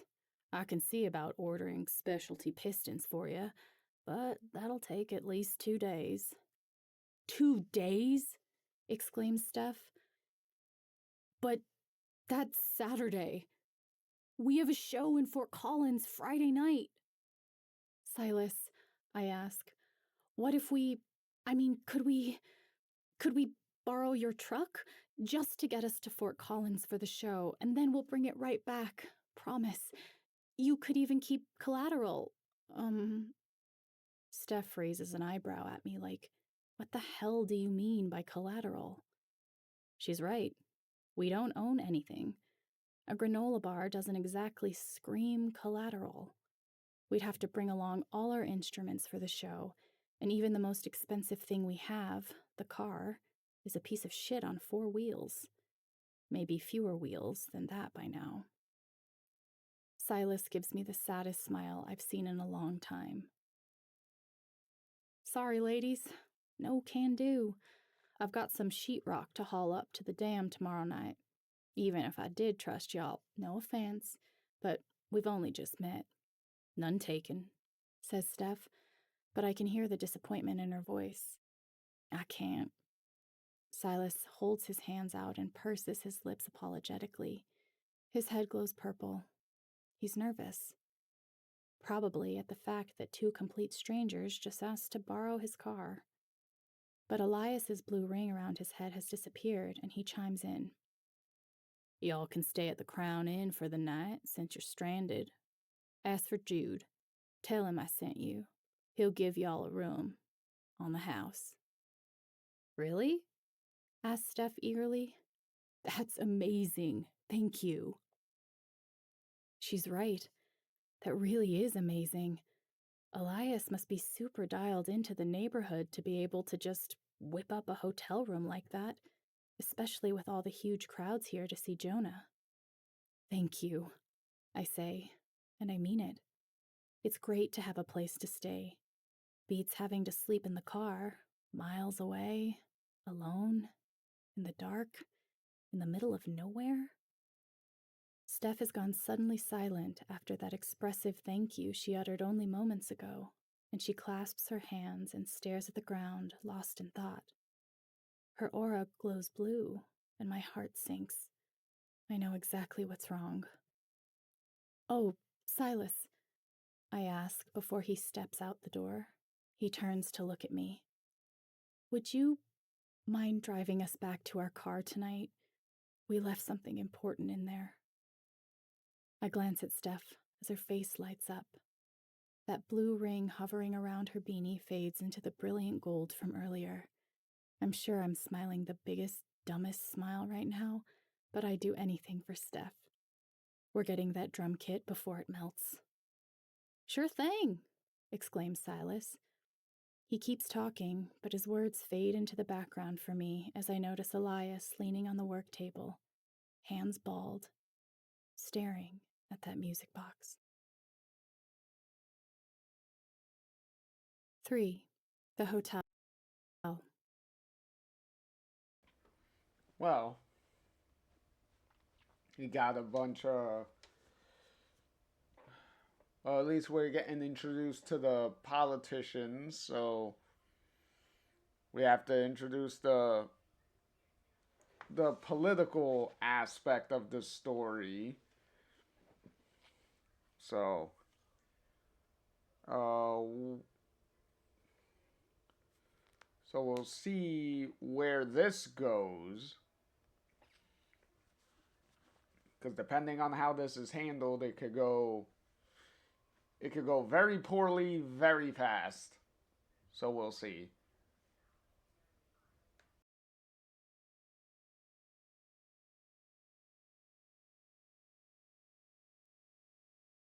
The motor oil is now in the car, and it still won't start. Elias was right. We need new pistons, and they don't make them anymore. But at least now, Steph's drum kit is safely in the back of Silas's truck. Silas and Steph are standing here with me in line in the lobby. And the hotel is an absolute zoo. Photographers with cameras as big as my guitar stand lingering around, keeping their eyes moving. Clearly, they're here to catch a glimpse of Jonah Macon, but who knows if he's even staying here. Silas said he has an entourage. You'd think he'd have his own trailer park somewhere, secretive in the woods. Rock stars have tour buses, don't they? Why not politicians? Hey, whispers Steph. You really think Elias can get us a room here? She looks way more relaxed now that we've got her other best friend in tow. Her drum kit is in pristine condition. Well, at first glance, anyway. It'll be impossible to tell until we can see it up close, and once it's cooled down from the heat. The sunset outside the window just behind her is glowing a brilliant orange, and I smile up at her. He seemed pretty sure of himself, I reply, but I hope the answer is yes. If not here, where else will we stay? We're about to find out. Yes. Are you here for emergency water bottles or do you need a room? Because we don't have either right now, drones the weary young man at the counter, clicking through something on his keyboard faster than I've ever seen anyone type before. Clearly, he's too busy to even make eye contact. But I clock the mention of emergency water bottles. Silas wasn't kidding. Hey there, Jude. Silas cuts in from behind us. Busy night? Jude gives him a smirk that seems to half say, "Are you stupid?" and half say, "Haha, very funny." "I reckon you don't need a room for tonight," asks Jude, all formal politeness and non-Barbazalian accent gone from his voice. He's with a friend now, or at least a contact. "I don't," says Silas. "But these two ladies do. Courtesy of Elias, if you please."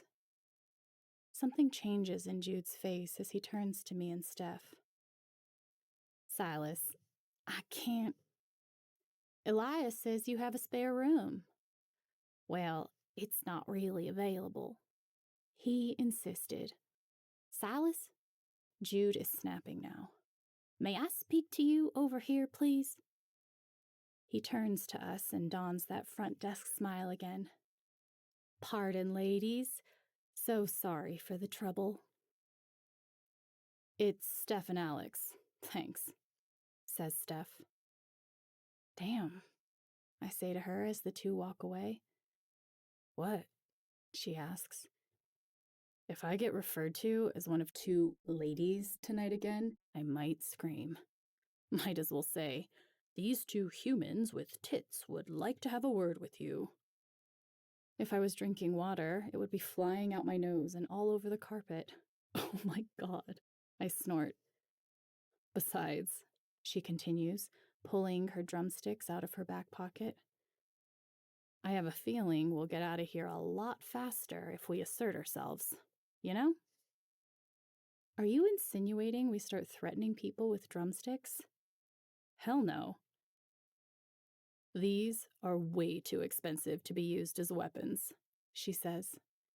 "Unless we're secretly in the middle of a LARP you forgot to tell me about, and these are actually magic wands." I roll my eyes. "That's what I need," I sigh wistfully. "Another LARP." "Oh yeah, I forgot. I still owe you my hand in marriage." "Oh yeah," I tease, "and all its associated benefits." "At least wait till we have a room," she whispers, reaching over and intertwining her fingers in mine.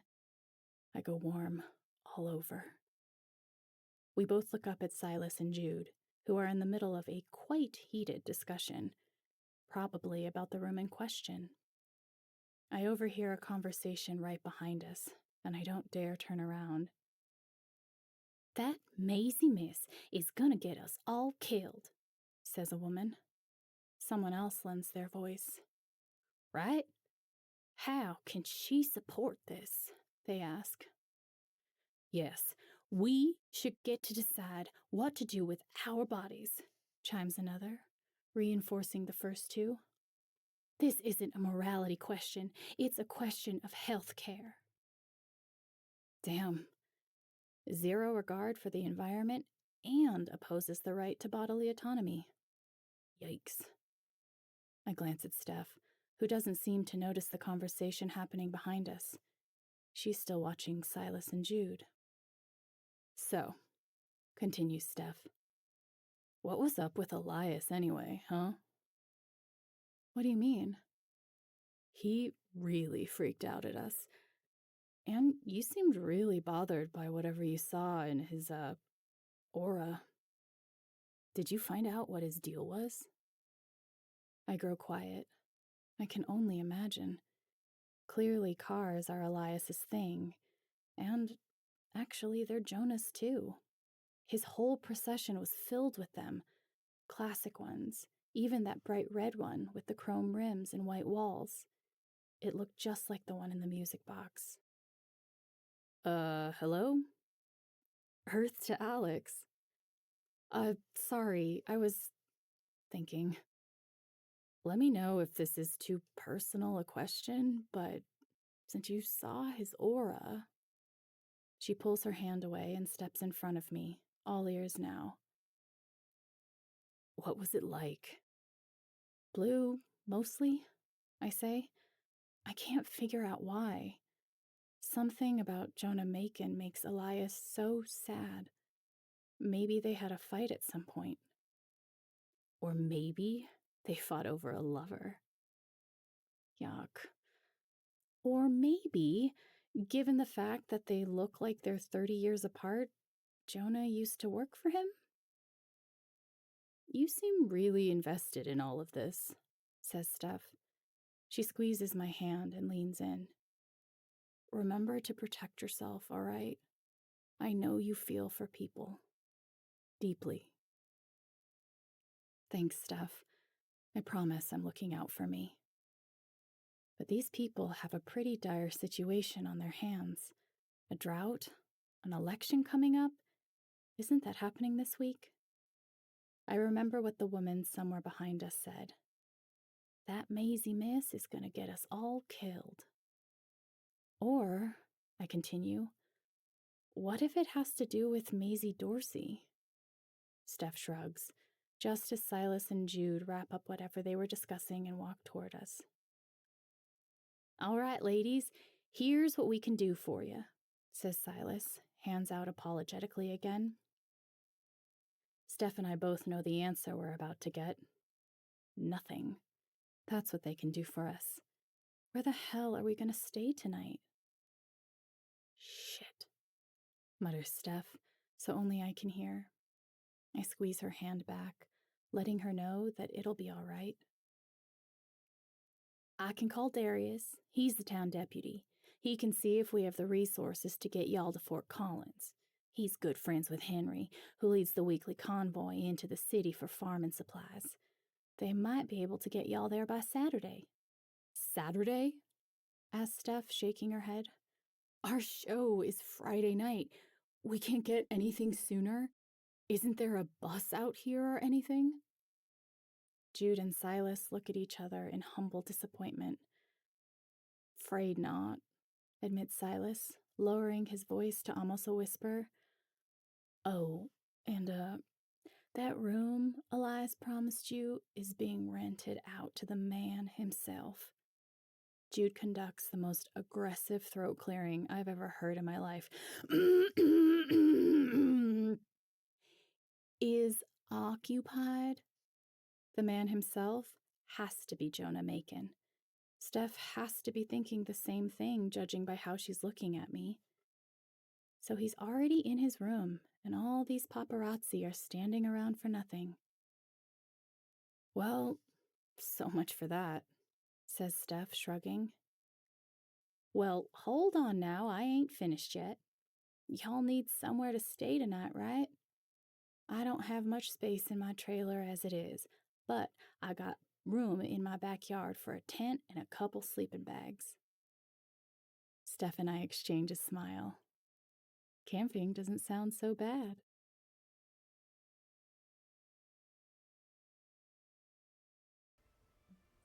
So camping in the front in the front of the lawn. Okay. That's hey, I guess when you're desperate and there's no available hotel rooms or anything, you know what they say, beggars can't be choosers. So fuck it.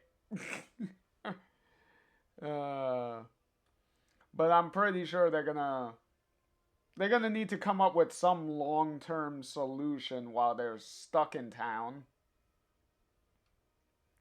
I don't think camping in the front of a yard is gonna be a long-term solution, but you know.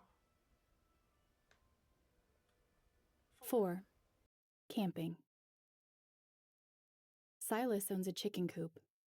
Chickens are loud. What if one of them shits on the tent? I ask, staring up at the coop.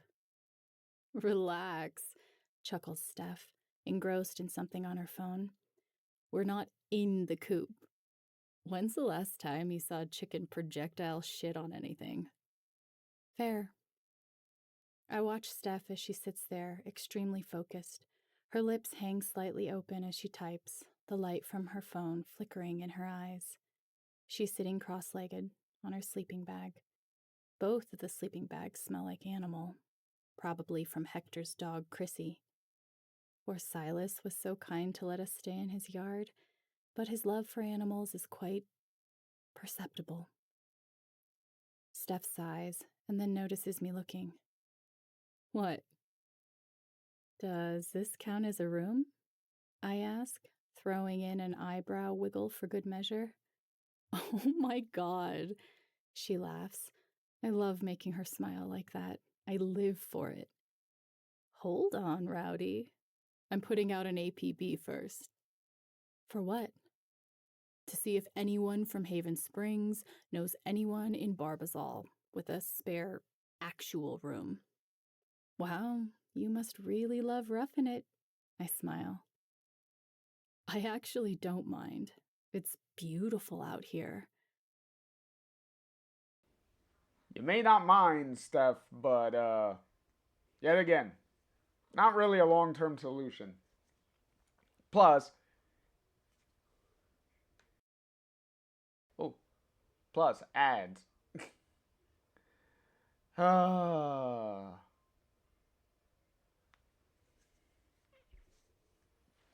All right, so we got what about 2 minutes 20 seconds.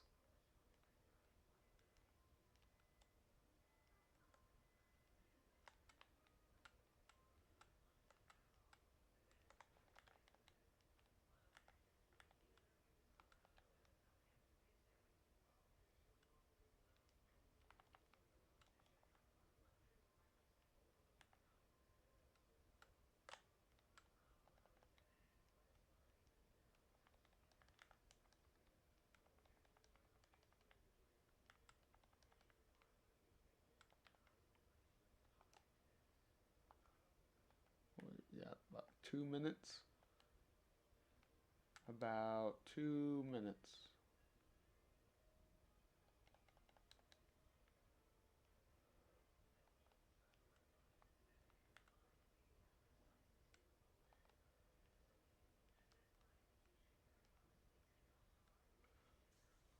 Oi. About a minute.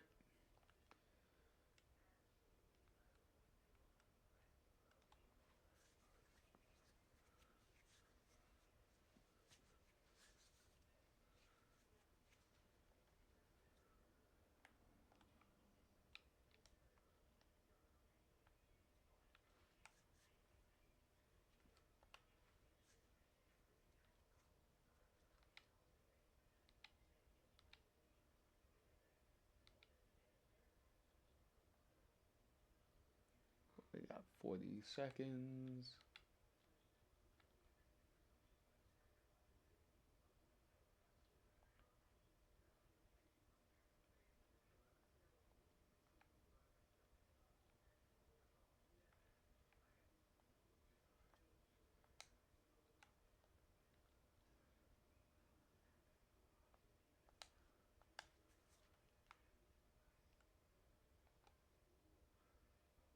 Ooh.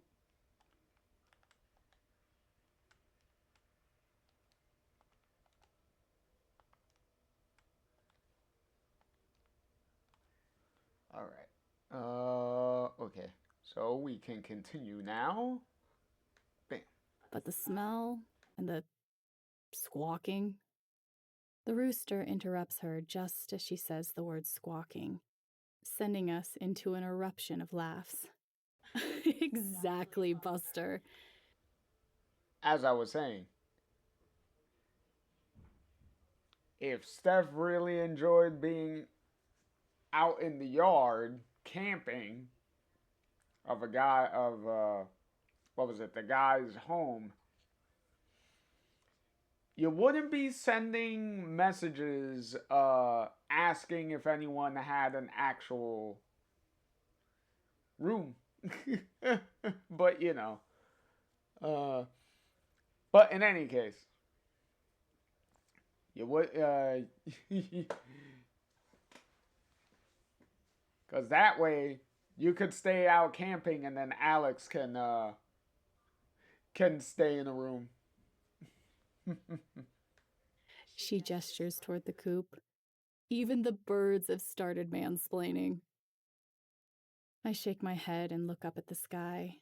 The stars are twinkling like diamonds, and here I am, with the girl of my dreams, in a stranger's backyard with chickens and sleeping bags, our instruments safely covered under a tarp in the back of his truck, on our way to Fort Collins to start a new adventure, traveling the world, taking on everything, for real this time. Hopefully. And I think I must be the luckiest girl alive. You were right, Gabe, I mouthed to the heavens. I'm making my own way. I'm facing my fears, Gabe, finding new spaces. I hum, keeping the words to myself while Steph enjoys the scenery. I reach for my guitar case now, click it open, and pull out my friend. Give her. Oh wow! Hey, Min, how's it going? How's it going with the little meow dance there? Thank you for the raid. How's how's everything? Hopefully your stream went well. Hopefully everything was good. Hopefully everyone had fun.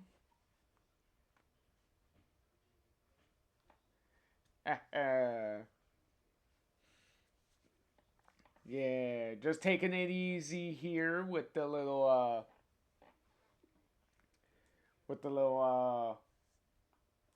audiobook listen and commentary. Yeah, nice easy relaxing stream.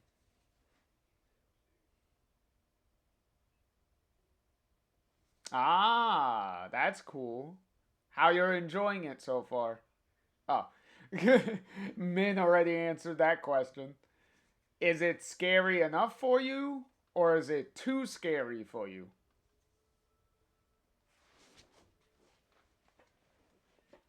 That's the question.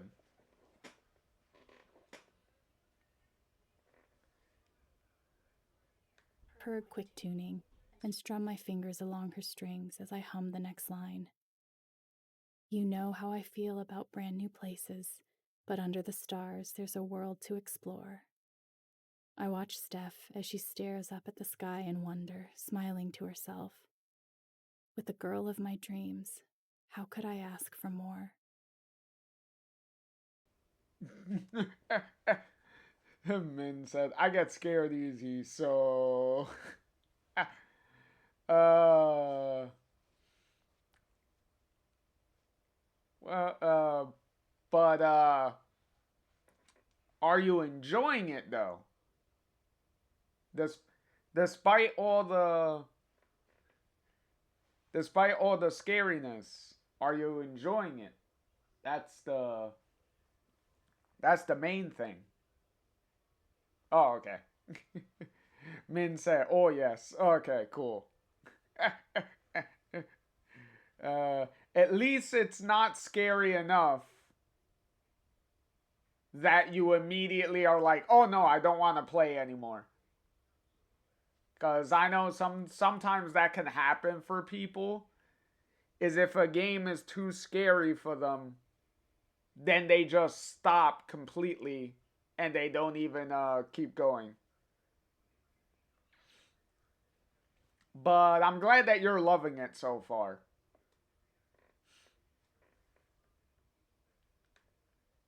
A summer breeze rolls through the yard, through the mesh of the tent, and makes the hair on my arms stand on end, and I realize why it feels weird. It's been so hot all day. Sitting here outside feels like being in a refrigerator. It reminds me how cold that icy blue over Elias's head was, how it felt, how it weighed heavy on my chest. I suddenly remember his words. Jonah Macon won't bring home the bacon until he makes it rain. What do you think Elias meant? I'm asking Gabe, really, but this time I say it loud enough for Steph to hear. I think he meant business, says Steph absent-mindedly as she scrolls. I mean about Jonah making it rain. Usually, people mean strip clubs. She smiles. You think Barbazal has a strip club? Horny people are everywhere. She has a point.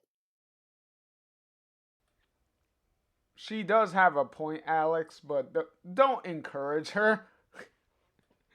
don't, don't encourage her. Like, Steph is already thirsty enough. We don't need to be taking her to strip clubs. Oh, Lord.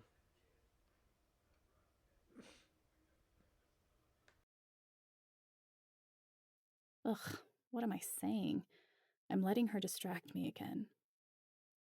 I mean, this whole drought situation must be really serious. Silas couldn't even spare us more than a water bottle each. The hotel with the emergency water supply is now out of water too. The trees are dying. These people are desperate.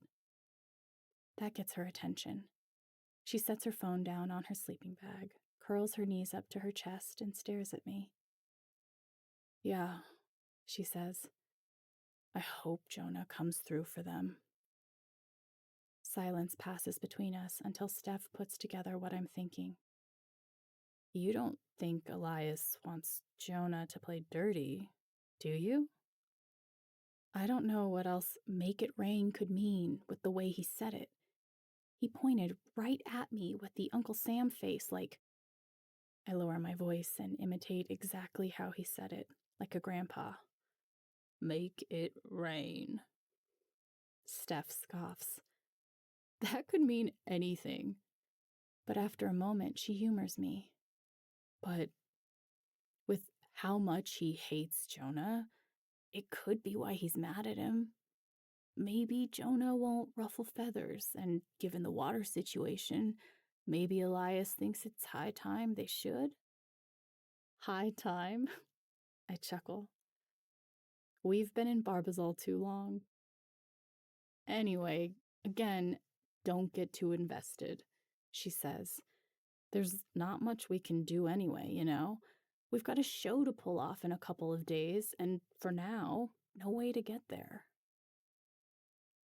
I look out through the tent screen on the other side, where we can see half the town square. Up on this hillside, despite the noise of the chickens, Silas has a pretty sweet setup. The view is unbeatable. So many twinkling lights in the town. The Crown Inn has quieted down since we were there. Most of the guest room lights are off or dimly lit, everyone having given up on catching a glimpse of Jonah Macon. Then I notice something I never would have without a view like this. Atop the inn, there's an extra block of building, like it was an afterthought when the engineers were designing the place. Windows on all sides, with curtains blocking the view in. The lights are all on one minute, and the next, they're off. But before the last of the light dims, I'm sure I see, against the curtained window, a figure just inside. Is that the penthouse suite? That's where penthouses usually are, right? On the very top floor, surrounded by windows, where no one can bother the super important people inside? Where else would Jonah Macon be staying but the penthouse suite? Would Elias have access to it at all times like that? confident enough to tell us to drop his name to Jude and guarantee it would be ours for the night? How does he have so many connections in this town? I remember how easy it was for Jed to give me a room upstairs. He owned Haven Springs. What if Elias owns Barbazal? How would he? And then it clicks. It's got to be Jonah. Elias and Jonah have some kind of connection after all. Who else would cause so much fanfare? Steph? Oh no, she says playfully. I look back at her. You said my name like you're about to suggest something really crazy. Crazy or brave? Probably both, given how you're looking at me. There's a hint of flirtation in her voice, a golden halo around her head, warm and bright and electric. I feel it zipping all over me like tiny shocks, and that glow in her eyes as they travel down me and back up to my face. I shiver inside and wish I didn't have to direct this conversation where I do. What if, I begin. Steph's right, it's crazy. And brave. What if I just talked to Jonah? You want to talk to Jonah Macon? She asks. You think he'll give us a ride to Fort Collins? No, I say, scrambling for words. How do I make this sound like a good idea? What if I talked him into helping these people with the drought? Steph does her absolute best, I can tell, to give my idea a chance. How would you do that? While I think of a way to answer that convincingly, she continues. He's a politician, right? I'm sure he's heard every argument in the book about why he should help these people with their drought. And if he hasn't said yes yet, what can you do to convince him? I just thought maybe if I just tapped into his emotions? The longest pause in the history of pauses settles between us, and at exactly the most inopportune time. Cock-a-doodle-doo! Not now, I heard what she said, Steph exclaims, vaguely in the direction of the rooster. I smile, and she smiles back at me, but her eyes are also huge with disbelief. You're kidding, she says, scooting closer. You want to read Jonah? Not gonna lie, her the the little rooster cock-a-doodle-doo was. I told you her Erica's impressions would be something. No, just, I mean, not invasively, exactly. Just if I could see past that smile, past the mask, past all the curated image that makes up Jonah Macon.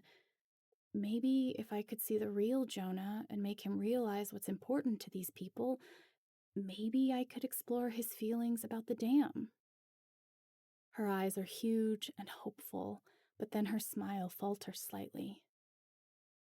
Think you can do that before we get to Fort Collins? She asks. And I know what she's really asking. It's Wednesday night. Our gig is in 2 days. You want me to tap into a politician's subconscious, find out what makes him tick, and convince him to change his political position days before an election in 48 hours? I saw you take down the 7-year farce that was Jed Lucan's legacy in just a week. If anyone can do this, it's you. Our gig, what if we don't make it? I lean forward and take her hand in mine. It's us, Steph, I say with more confidence than I feel. We always make it. Besides, I have to try. I saw the sadness in Elias, felt the sadness in Elias. I know I can't fix everyone's sadness. I can't fix one person's sadness. Not even a licensed therapist can do that. But if I can alleviate just a bit of the suffering I've seen here. I saw the pain in Elias's eyes as he watched Jonah's procession, and I saw Jonah's shell start to crack when he returned Elias's gaze. Whatever's going on with this drought and that dam, and Elias and Jonah, it all has to be connected. And if Jonah Macon, the politician, has a canned answer for any crowd question, and I just know he does, I have to get to Jonah Macon, the man. And given my powers, I might be the only person who can.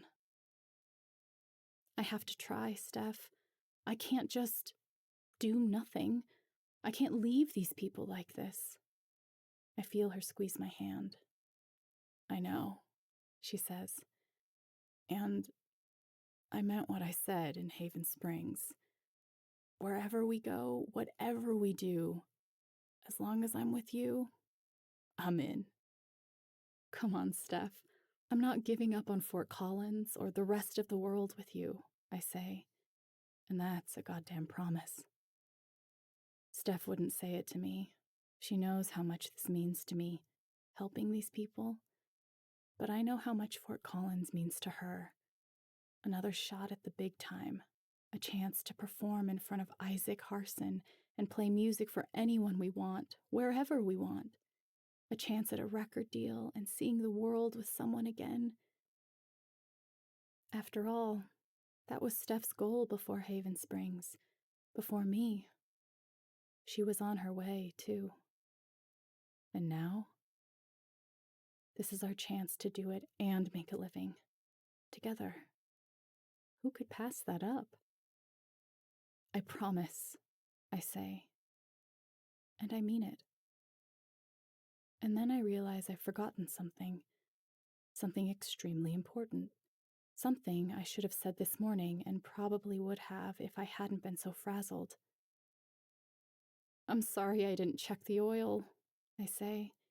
If it weren't for me, we'd already be in the city, taking it all in, playing together on some rooftop somewhere. Gazing into my eyes, she says, leaning in dramatically close. Not having to ask your forgiveness like this. Which you already have, she finishes, squeezing both my hands. Her phone buzzes on the ground beside us, and neither of us can resist looking down at it. A new message from Ethan Lambert. I can help. My uncle lives in Barbazal. He might let you sleep in the room I sleep in when I'm there. I look at Steph in shock. What did you put in that APB? She shrugs. I just asked if anyone in the Haven Springs group chat knew anyone in Barbazal who might have an extra couch to crash on. Small world. I grin, and I hope she sees the pride in my eyes. Thanks, Steph. Don't mention it. She shrugs, pushing herself to her knees. You sure, you don't want to stay out here and enjoy the stars with me? And maybe each other? I want to say it. I want so badly to say it. I lean forward towards Steph. But then, all down the side of the tent, a thin white liquid drips, and Also, very fortuitous and convenient that Ethan's uncle just so happens to live in the town there. But hey, you need a you need to write in somewhere for them to stay, and at least the relative of a friend of theirs is a best way to go. Not gonna as as convenient as it is. Plus, it also would probably help Alex with her trusting issues. Because She definitely has, especially after the events of True Colors, she's definitely having some trusting problems,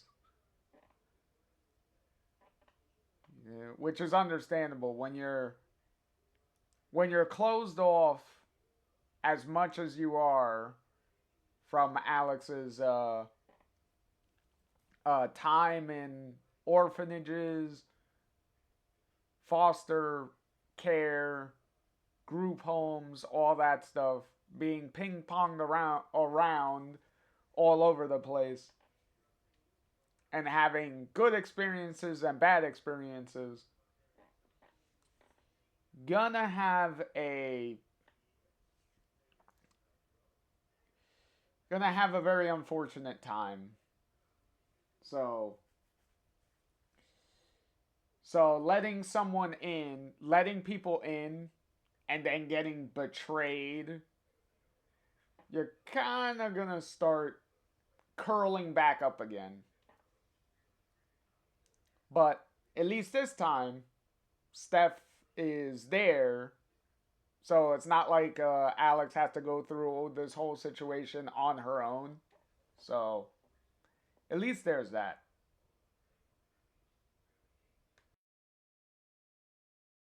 And one of the chickens barks and flaps away from the side of the coop. Steph jumps back from the wall, scrambles to grab for me.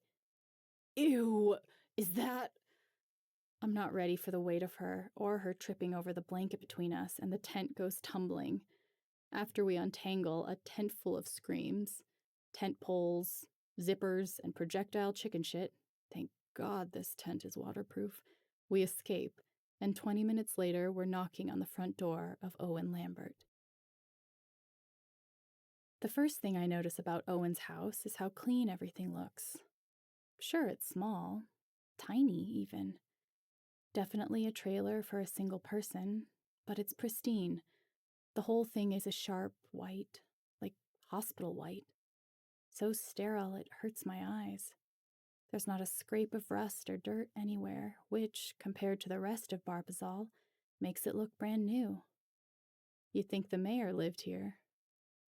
I suddenly feel out of place standing here next to Steph with our duffel containing all our belongings and my guitar, armed with only a message from Ethan to prove we're safe to harbor for a night. What do you think Owen is like?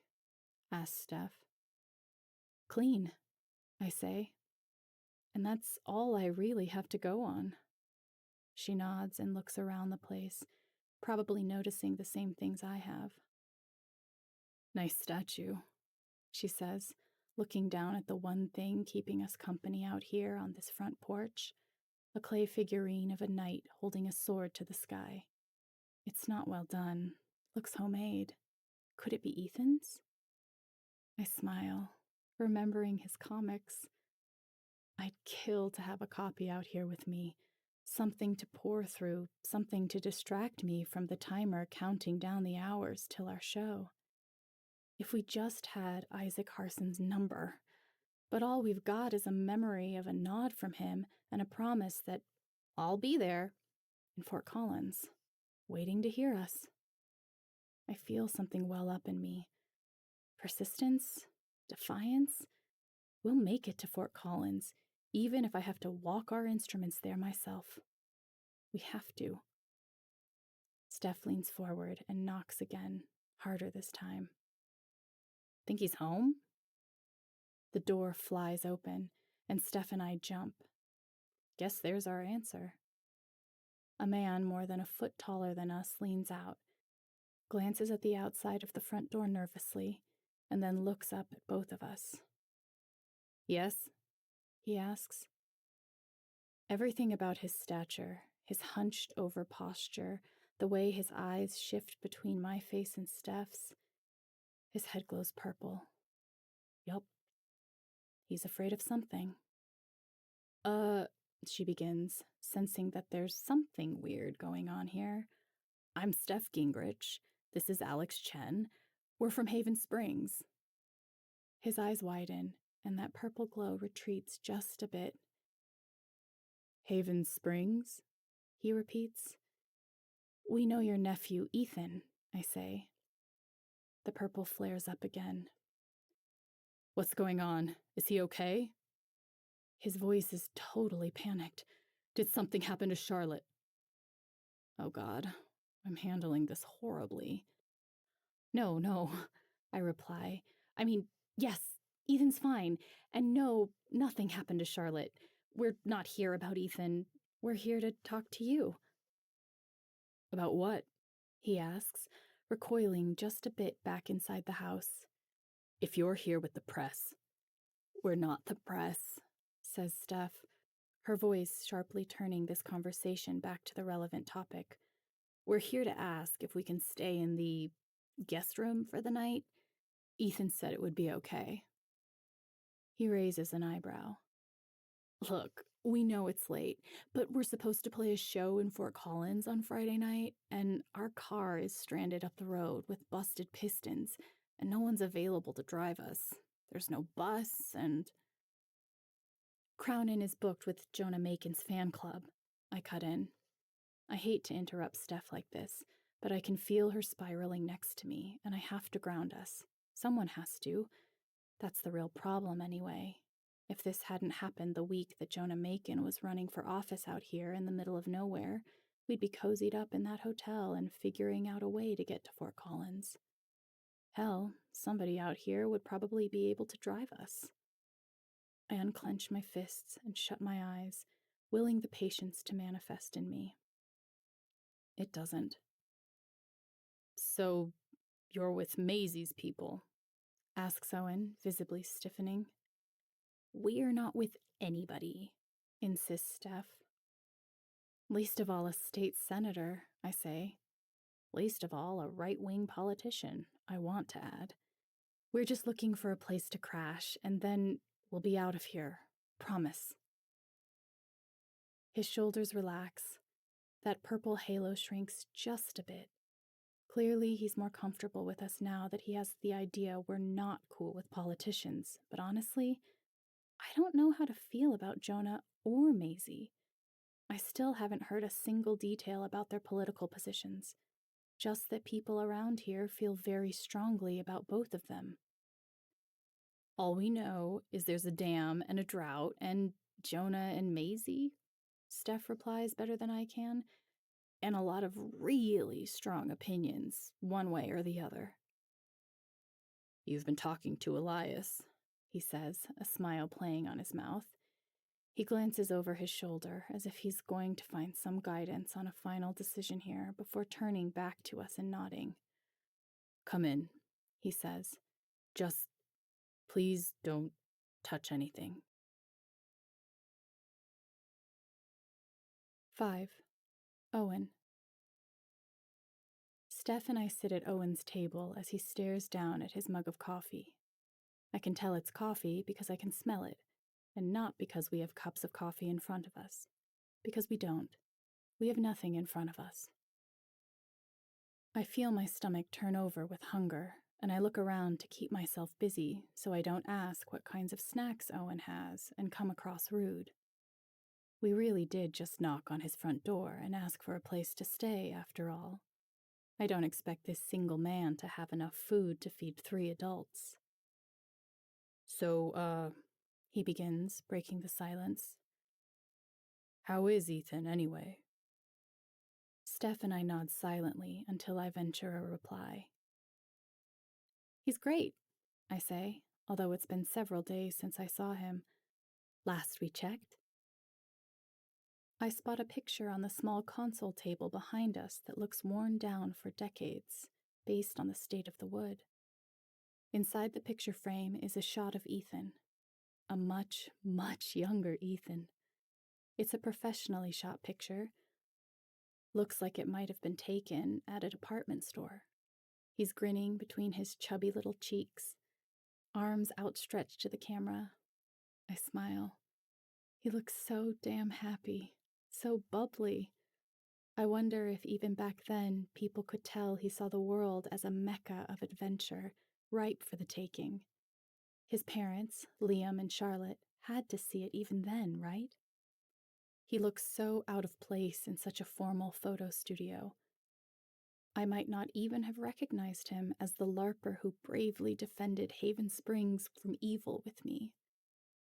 I look back at Owen, who hasn't taken his eyes off the table, gripping the coffee mug like something serious is on his mind.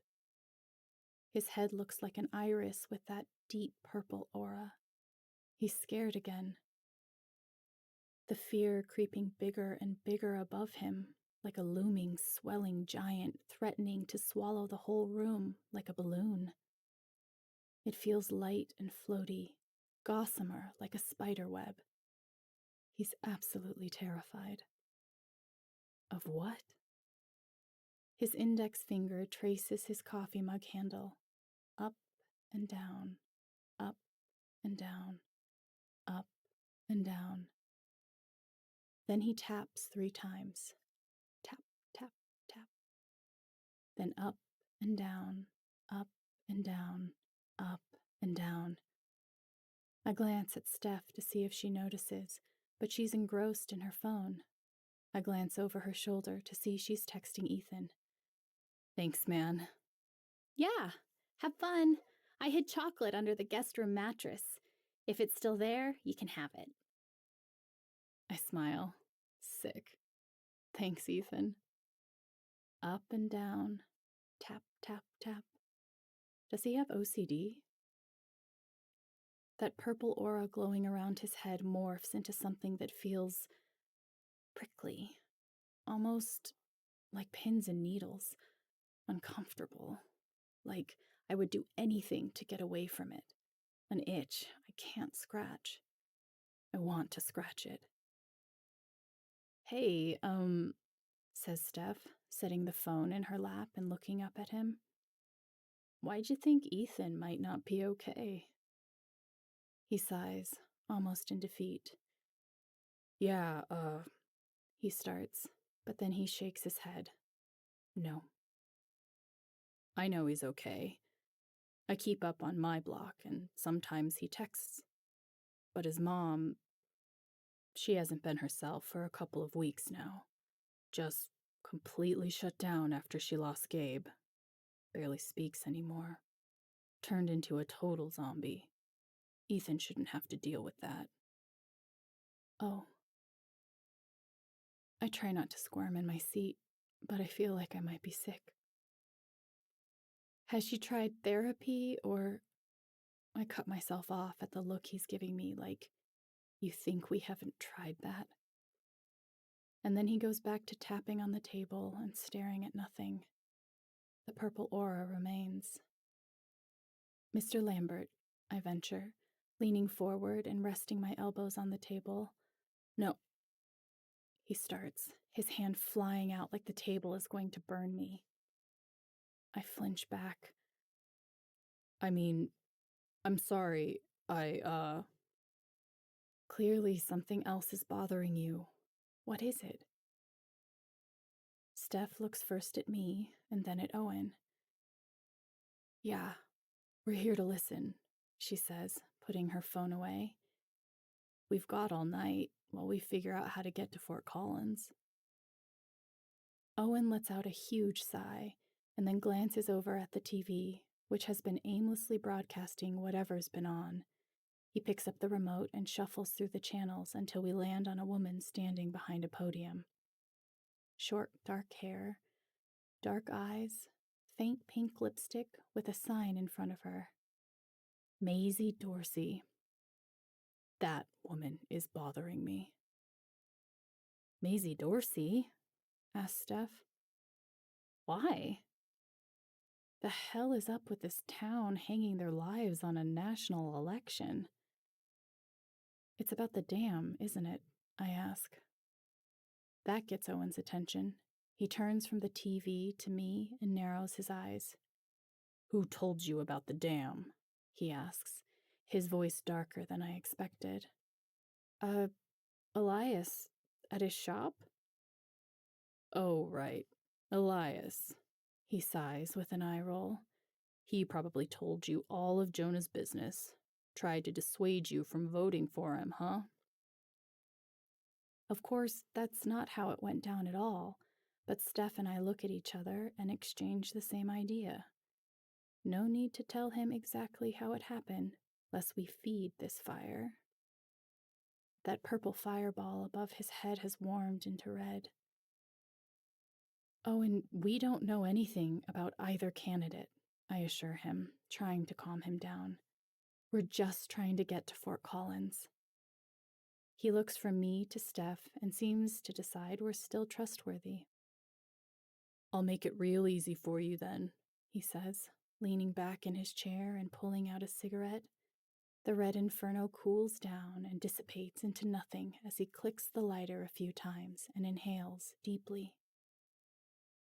Lazy Maisie Dorsey wants to hold back even more water with that dam. At least Jonah would open the levels a little more so we could have enough water to live. Lesser of two evils, if you ask me. There's that dam again. Why? Asks Steph. Why? Laughs Owen, heaving back into a huge guffaw. Don't you know what the hell dams do? Begins Steph. Now that I think about it, I don't really know either. Besides, you know, hydropower? Don't they generate sustainable power? Some of them. He spits. Not ours. It's just your regular run-of-the-mill, water-limiting, ecosystem dysregulating corporate erection.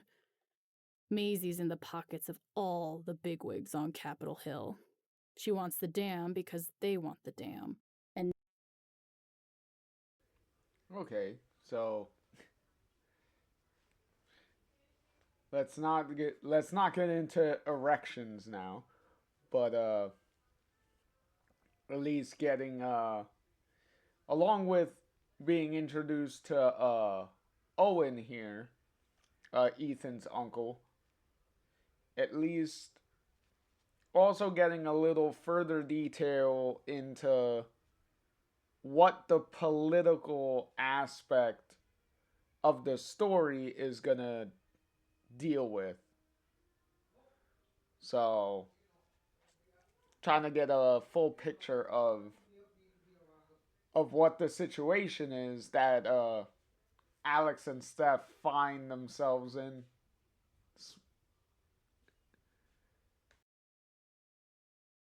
not because she cares if Barbazal needs water. Steph and I exchange a glance, and I hope she's not as confused as I am. Turns out she is. Mr. Lambert, she starts. No offense, but why does Maisie Dorsey care about this particular dam if she's after a Senate seat? Because the Colorado River feeds right into the Barbazal River. If they divert the water back into the Colorado River, there's more water for other parts of the state. More important parts. Parts with lawns and sprawling estates. I let him talk, but I'm not so sure that's how dams work. He hisses those last two words and takes another drag of his cigarette. I don't want to come across as bitter, but she's so easy to hate, you know? We've been doing what they ask, conserving water, doing our part. We're a farming community, goddammit. How are we supposed to conserve any more than we have without it affecting our livelihood? This is what Barbazal does. I see. But then I realize there's a piece missing, a connector in this network of cause and effect. Why is Maisie campaigning here, though, in Barbazal, with so few voters? No offense, but why isn't she campaigning in Denver if she wants to win the whole state? Because her biggest competition, Jonah Macon, is campaigning to come up with some kind of agreement on both sides, on the basis of protecting the environment. In a blue state? She'd better have her ass down here campaigning on his home turf. I glance at Steph again. You mark my words. says Owen, huffing out another plume of smoke. Much as I hate politicians, Jonah Macon is our only way out of this. The extra bedroom, the guest room Ethan promised us, is small but cozy. In fact, it looks too cozy. My eyes find a picture of Ethan on the dresser, dressed in head-to-toe LARPing gear as the noble knight Thanor, the only evidence of Ethan in the room. He must not spend much time here. I wonder how often he visits his uncle. A huge Nordic patterned blanket covers the queen-sized bed, which takes up most of the room. The space between it and the dresser is barely squeeze-throughable, but I manage. While Steph explores the room and unzips her duffel, I plop down on the bed, find my pocket journal, and do what most of the therapists I've ever known have told me to do. I write down my thoughts. As disjointed and shattered as they are, it feels better to get them out. They don't have to be well written or even coherent. They just have to be out of my brain. Poor Elias, I write. Something's weighing heavy on him. He seems to feel so strongly about so many things. Jonah Macon, cars, his shop, Silas, the dam.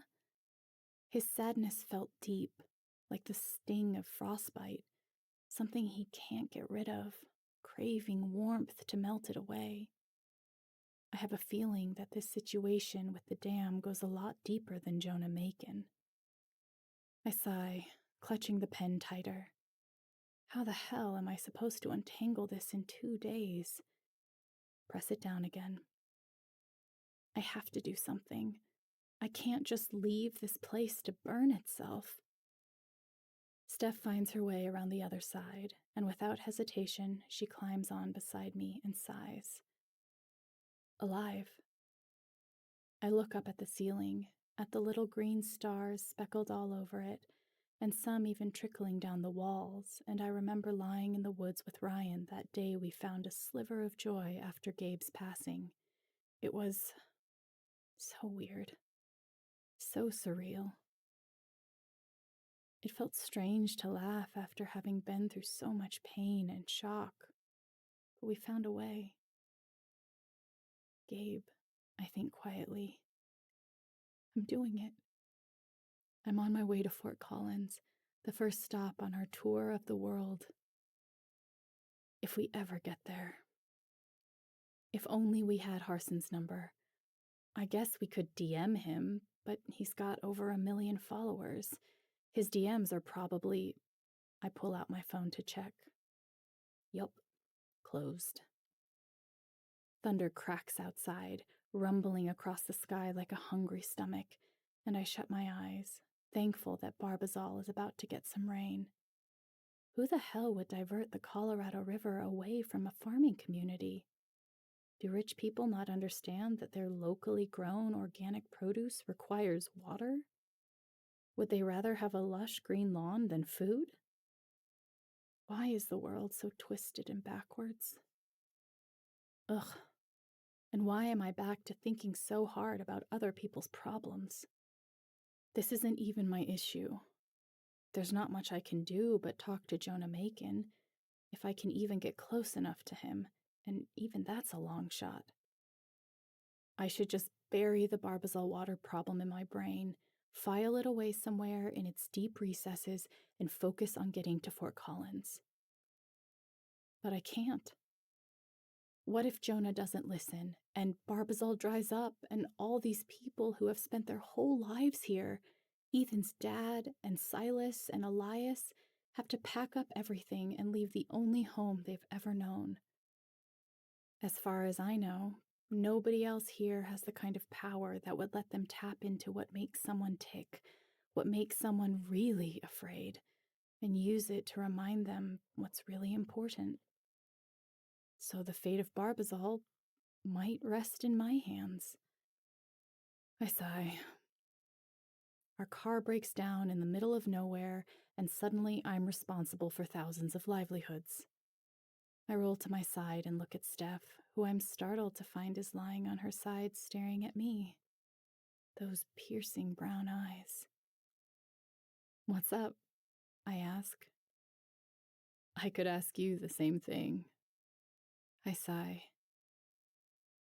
Just thinking, I say, which isn't a lie, but isn't the truth either.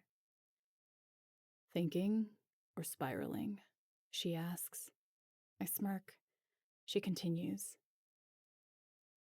We're going to make it to Fort Collins. I can feel it. And Barbazal is going to be fine. Out here in the wilderness, I'm sure they've had droughts before, right? I shake my head. I get the feeling they haven't, I say. Not like this. Maybe a natural one, but not a man-made one. Steph sighs, conceding that I'm right. I wish I had telekinetic powers, she says, so I could just divert the river myself. Let the politicians sort it out later. You'd really do that? I ask, teasing. Hell yeah. If Owen is right, and they're really rerouting the Colorado River to serve a bunch of rich asses with lawns, they can choke. I snort. This girl is too much. I stare into her eyes, dark and deep, and find her hands under the blanket. I told you, she says. I'm here for you. Whatever happens. I know you care about people. Like, a lot. So if you need to talk to Jonah Macon, we'll talk to Jonah Macon. But how? I ask. He's a celebrity politician, apparently. At least to these people, says Steph. But he has to be alone sometimes, right? Everybody shits. I am not talking to Jonah while he's taking a shit. You won't have to. We'll figure it out tomorrow. For now, she says, rolling over and unzipping her duffel on the nightstand. I hear the crinkle of cellophane and my stomach folds over and growls. Corn chips, anyone? She asks, tossing a bag over her shoulder so it hits me square in the chest. Oh, hell yeah, I say, sitting up and tearing open the bag like a wild animal. I chonk them all down so fast I barely have time to taste them. I look up and see Steph turning up her bag and pouring the crumbs into her mouth. We look at each other, still hungry. Let's find a diner tomorrow. First thing in the morning. I nod, and then I remember Ethan's text. I turn and reach down under the mattress we're both on. What are you... I pull out a bar of chocolate. A huge bar. Like, Ethan mentioned he had chocolate stashed. He didn't say he had a chocolate stash the size of my face. Jackpot. 6. The diner.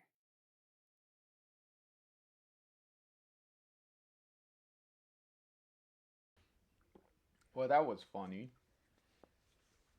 Got a little, well, one, sharing a bed, which,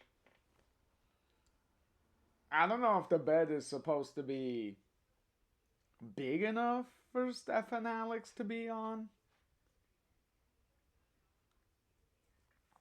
Because if it's the room Ethan stays in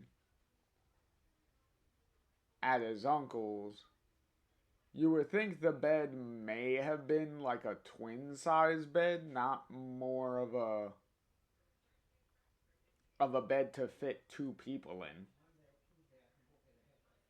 But then again, either way, it's even if the bed is small, I'm pretty sure Alex and Steph are getting very close to keep themselves from falling off the bed. Also, good job for Alex remembering the Ethan's text and finding that he did indeed still have hidden chocolate under the mattress. Hopefully, well, most likely it should still be good. Or more than likely, hopefully it didn't melt. So, there's that too.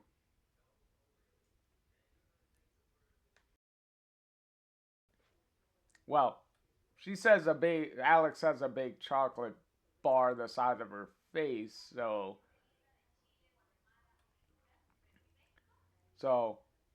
at the very least it didn't melt. So, that is fortunate. Get a nice little snack before they go to bed. Pretty much every small town I've ever been to has a diner.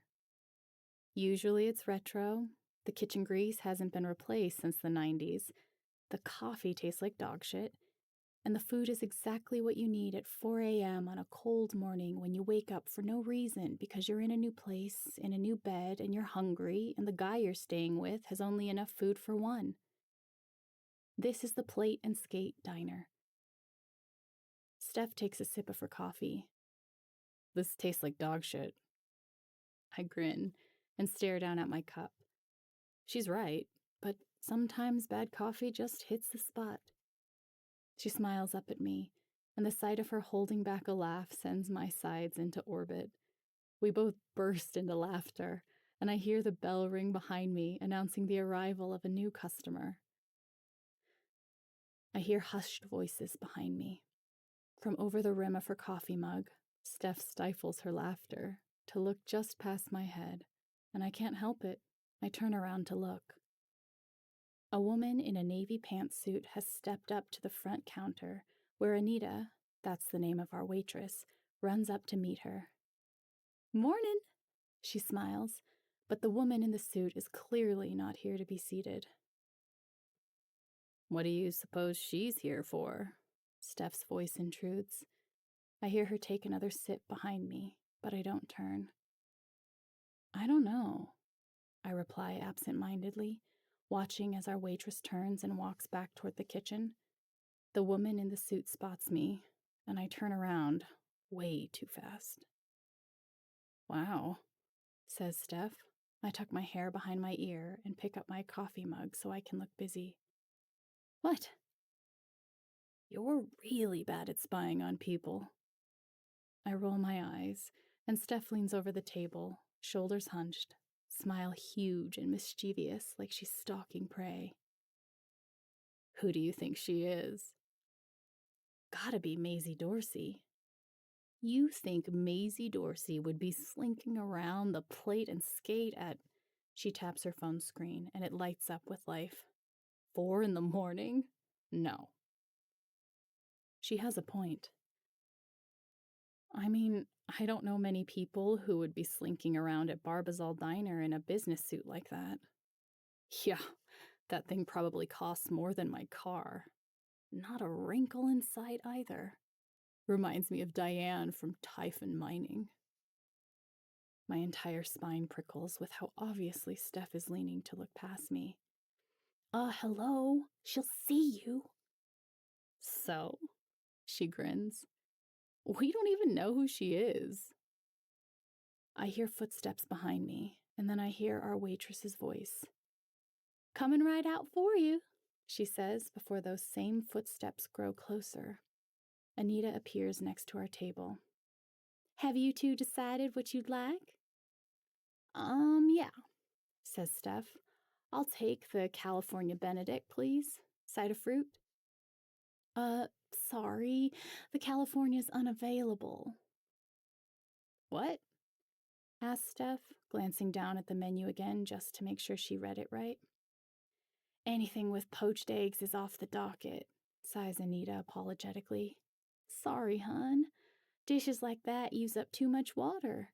We've been over our quota lately and had to make some tough choices. I could do scrambled on the side if you like." Steph shrugs. "Sounds good." "Uh-huh," Anita says, jotting it down on her notepad. "And for you?" Oh, shit. I haven't even had a chance to look. I'll just have And then I panic and stare straight at Steph as though she would have any idea what to order for me. Steph shrugs and glances at Anita, and I blurt out the first thing that comes to mind. I'll have toast. Toast? They both exclaim in unison. Steph and Anita look at me with so much judgment, I wonder if I've spoken English. French toast, I correct, with bacon. Okay, now that I'm talking, my stomach reminds me of just how hungry I really am. And 2 eggs over medium, please. Satisfied, Steph gathers up both of our menus and hands them to Anita, but she doesn't let her go just yet. So, asks Steph, who's fancy suit lady? Name's Daphne Brinkley, Anita says, but I know who this order is for. I steal another glance behind me, where I find Daphne twisting her hands and looking around nervously. I've worked here for 35 years, and only one person has ever ordered a short stack of chocolate chip smiley face pancakes, a tomahawk steak medium rare, a side of home fries with ketchup on the side, and a bowl of bread and butter pickles. Ads are about to start real quick. So we'll take a little bit of a break.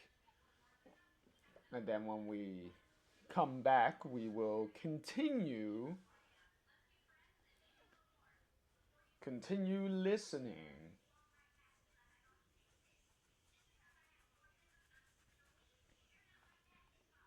All right. So we got about a minute 50. 2 minutes and 45 seconds.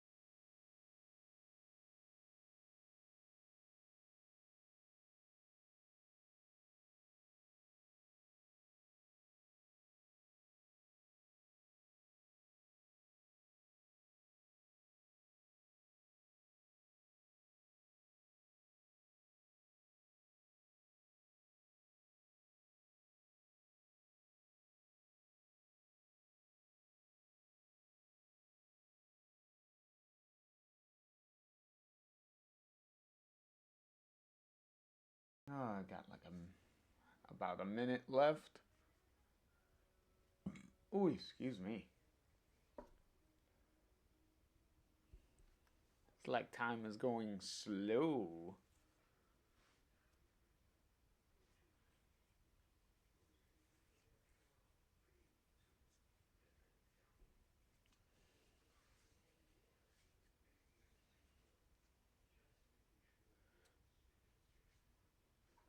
Ooh.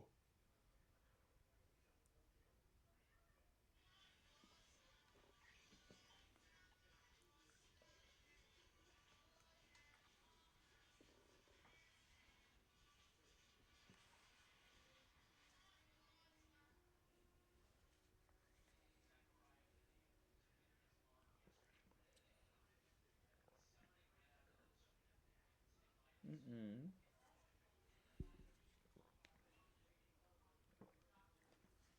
All right. And let's continue. What the? I blurt out.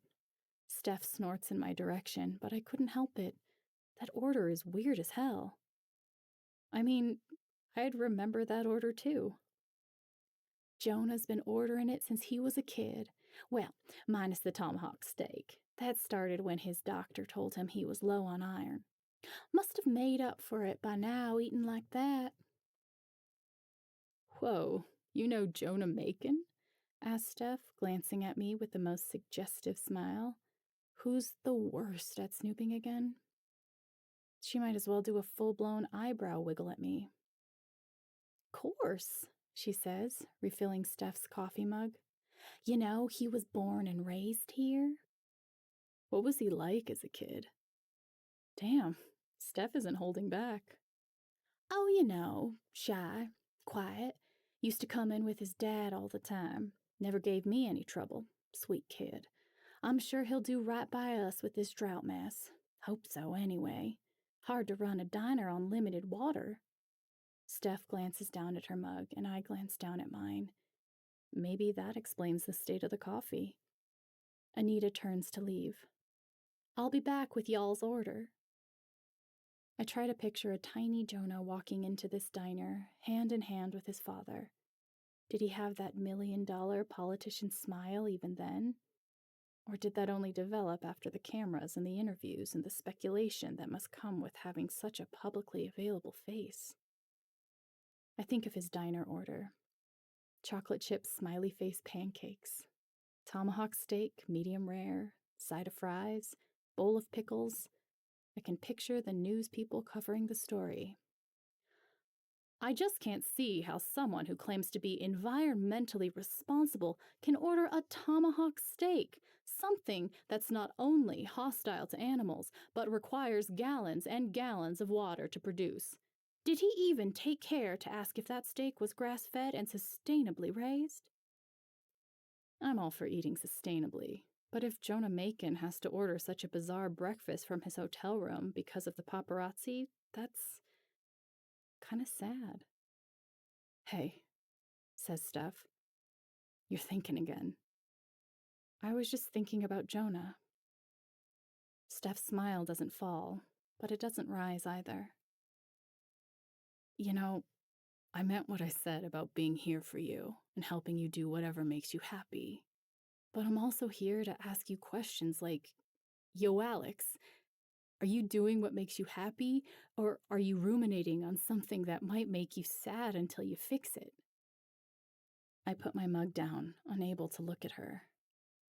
Just, she says, resting her hand over my fingers. Be careful, okay? I nod, and our food arrives. The French toast distracts me for a while because, hey, it's French toast, and a boatload of calories ends up being exactly what I need. Steph's phone lights up just as she pops a couple of fresh berries into her mouth. She leans and peers over the street before muttering, "Damn it." What? I say, wedging another piece of French toast into my mouth. I asked the group chat if anyone knows anyone with a Saturn that doesn't need pistons, or, can drive us. Let me guess, I say. We're too far away. Can no one spare a 6-hour drive on a weekend? I even offered to pay. Not even Ryan? I ask around another mouthful. Not even Ryan, she sighs. Apparently he's gone off to Appalachia to explore some exotic bird calls or something. I chuckle. Sounds like Ryan. A thought hits me. Are there exotic birds in Appalachia? Who knows? She chuckles, taking a bite of her eggs. So anyway, what's the plan? What plan? To get close to Jonah. A plan? I don't really have a plan. I was just going to wait around and see if we ran into him. I need a plan. What if, Steph says, we wait until he goes to the bathroom? No, I say immediately. I've already played that idea out in my head, and I'd rather not pick up a stalking charge before we get to the big city. I know, she says, but just hear me out. We wait for him to go to the bathroom, and then you reach over the stall and read his emotions. Steph, there's no way I'm doing that in the bathroom. What emotions would he have in there anyway? You've never taken a joyous shit before? She asks. Right when I right when I was gonna say something, Steph already had the rebuttal ready and waiting. But that is fair.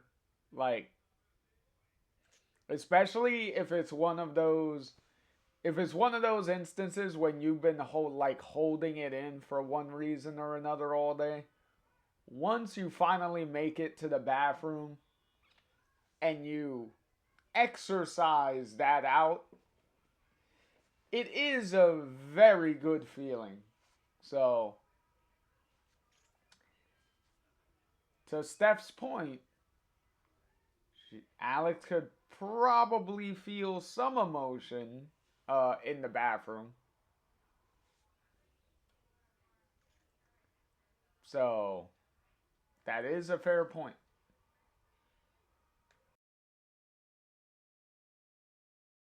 The laughter bubbles forth so quick. I feel coffee spray from my nose and I scramble for a napkin, trying not to choke on more laughs. Steph is trying so hard to stifle her laughs, she has to turn away from me and cover her face completely. I look around, heat flooding my entire face, and when I can finally get a breath in and Steph's composed herself too, she continues. Think about it though. Where else will we catch him alone? What if we do this the right way and just ask his assistant for some one on one time with him? I'm sure he could spare a 5-minute interview. His schedule is probably packed, she says. And that's probably with press engagements only. We've got to be sneaky. I look over my shoulder where Daphne is still standing there, wringing her hands, waiting on Jonah's ridiculous order. Maybe tomahawk steaks take a long time to sear to perfection. Before I have time to talk myself out of it, I'm up and out of the booth and walking toward her. No, wait!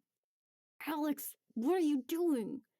Comes Steph's frantic whispers behind me, but I press on toward Daphne, who's staring back at me like she's unsure if I'm going to ask her a question or walk right by.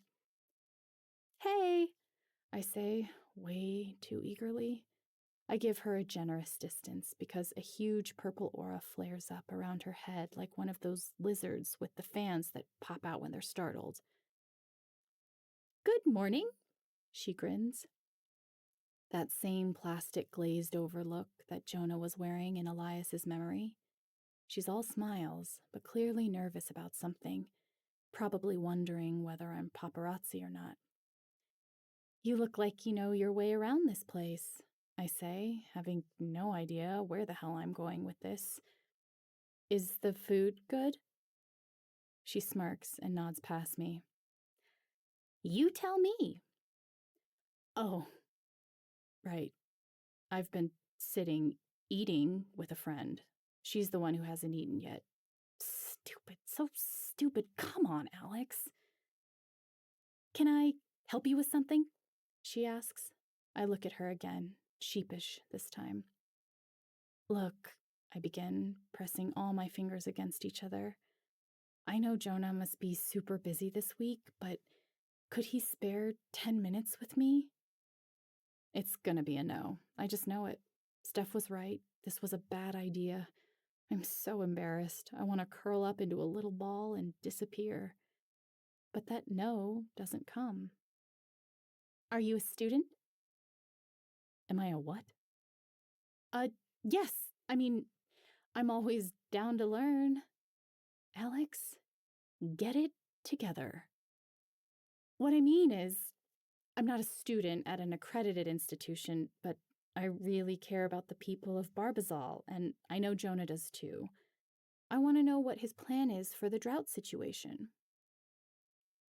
Daphne's purple aura vanishes suddenly, and hope wells in my chest. Maybe I'm getting somewhere with her.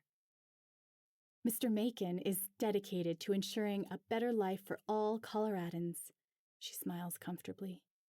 Climate change is of the utmost importance to him, and with the recent heat wave affecting several farming communities in the area, the drought is at the top of his list of priorities. She just spent several dozen words not answering my question. And then I realized why that purple aura disappeared. Daphne is in her element now. Catch Jonah Macon's assistant sneaking around a diner stealth ordering a steak and pickles, and she's frazzled as shit. Ask Jonah Macon's assistant a political question, and it's all cupcakes and roses for her. I'm going to have to take a different approach. What does that mean? I ask. Her face is unwavering as I continue. What does at the top of his list of priorities mean? Is he doing anything to stop it? Anything to help Barbazal and the people who make their living farming? Or does it mean he's ready to tell people that it's at the top of his list of priorities? I come off harsher than I intended to. Daphne forces a smile, but her narrowed eyes tell me she's prepared to do battle. It means that I'll forward your concerns to Jonah, and I'm sure he'll be delighted to hear such passion from a supporter. I keep my eyes trained on her, silently studying her, wondering what I can say to throw her off her game. Jonah didn't always order the tomahawk steak, I say. He started with just the pancakes. And I turn to leave, but when I glance over my shoulder, I see her standing there with the blankest expression. When Anita practically jogs up to her with a stack of 3 styrofoam to-go clamshells, Daphne doesn't flinch. A new color blend blooms above Daphne's head, mixing together like watercolors in the air. It reminds me of the hospital, sitting with Gabe and Dad in a way too white waiting room, in a chair so high my feet dangled above the floor. She came in with a clipboard. I always had clipboards. And she shut the door behind her and sighed. Well? Asked Dad. But he didn't have to. He knew. Gabe knew. I knew. We got the results back. I slam myself back down into the booth across from Steph, who stops mid-chew to stare at me wide-eyed. Are you okay? We cried that day at the doctor's office, auras oscillating between purple, deep blue, and red. Purple for fear of losing Mom. Blue for the deep, aching sadness we felt. I wonder if I would have seen this new watercolor magenta blend over us all if I were this familiar with my powers back then. Alex? I don't look at Steph. I can't. If I do, the tears will come, and if the tears come, Steph will call the whole plan off. I focus on my plate, shoving a huge forkful of French toast into my mouth, and then I offer a sliver of an explanation. She's confused. 7. Yay, Charlie. Meowdy to you. How's it going, Charlie? How's it going? Hopefully you are doing very well. I hope. At the very least, I hope you're doing much better.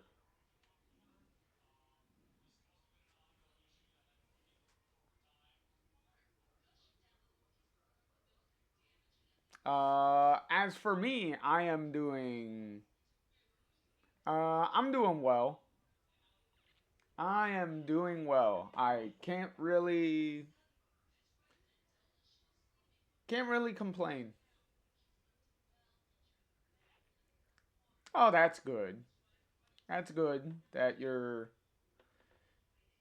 a little bit more relaxed today, Charlie. That's good. You know, you know what they say. We could only take it one day at a time. Pretty much. You know, when we get though when we get when we get those days when we're struggling, all we can do really is take it one day at a time as we, you know, try to deal with things and hopefully be able to make those things better. All we can do is just take it day by day.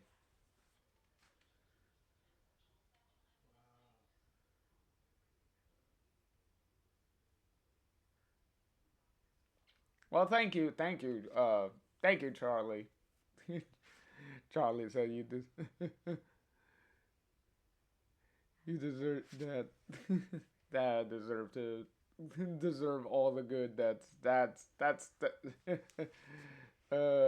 that. Thank you.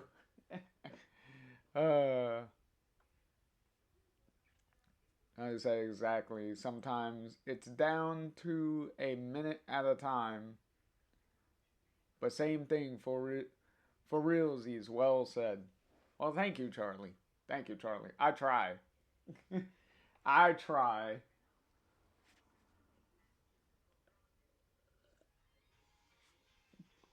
I do try,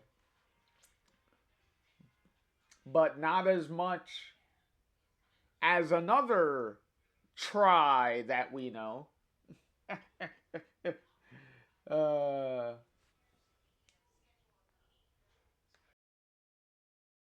The car. Confused, huh? Asked Steph. Yup. I hate to give a one word answer, but my brain is busy. say his name and he appears. I believe in triune. I believe in triune.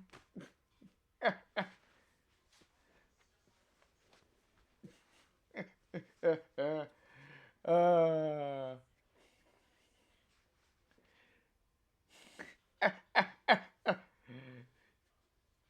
yes, exactly, Charlie. There they are. The one and only. Try.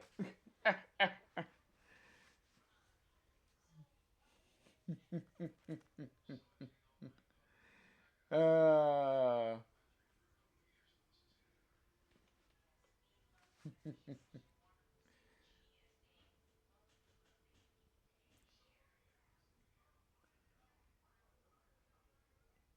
oh no, you're fine. Try. You're fine. Try. As always, lurking is not a problem.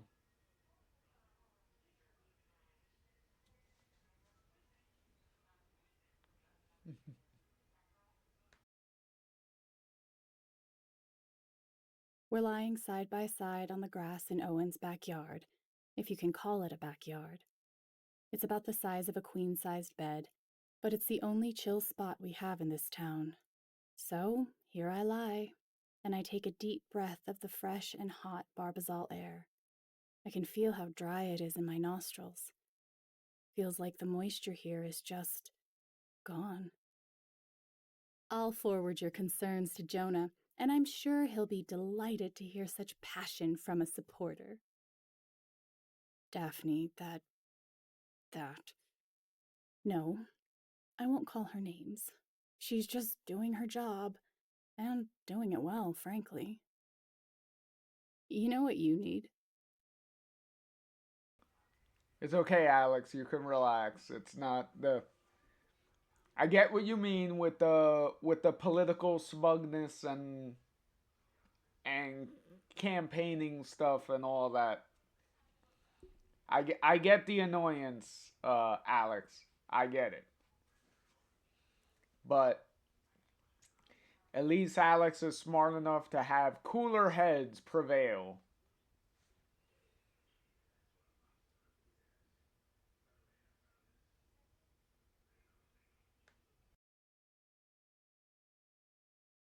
Asked Steph.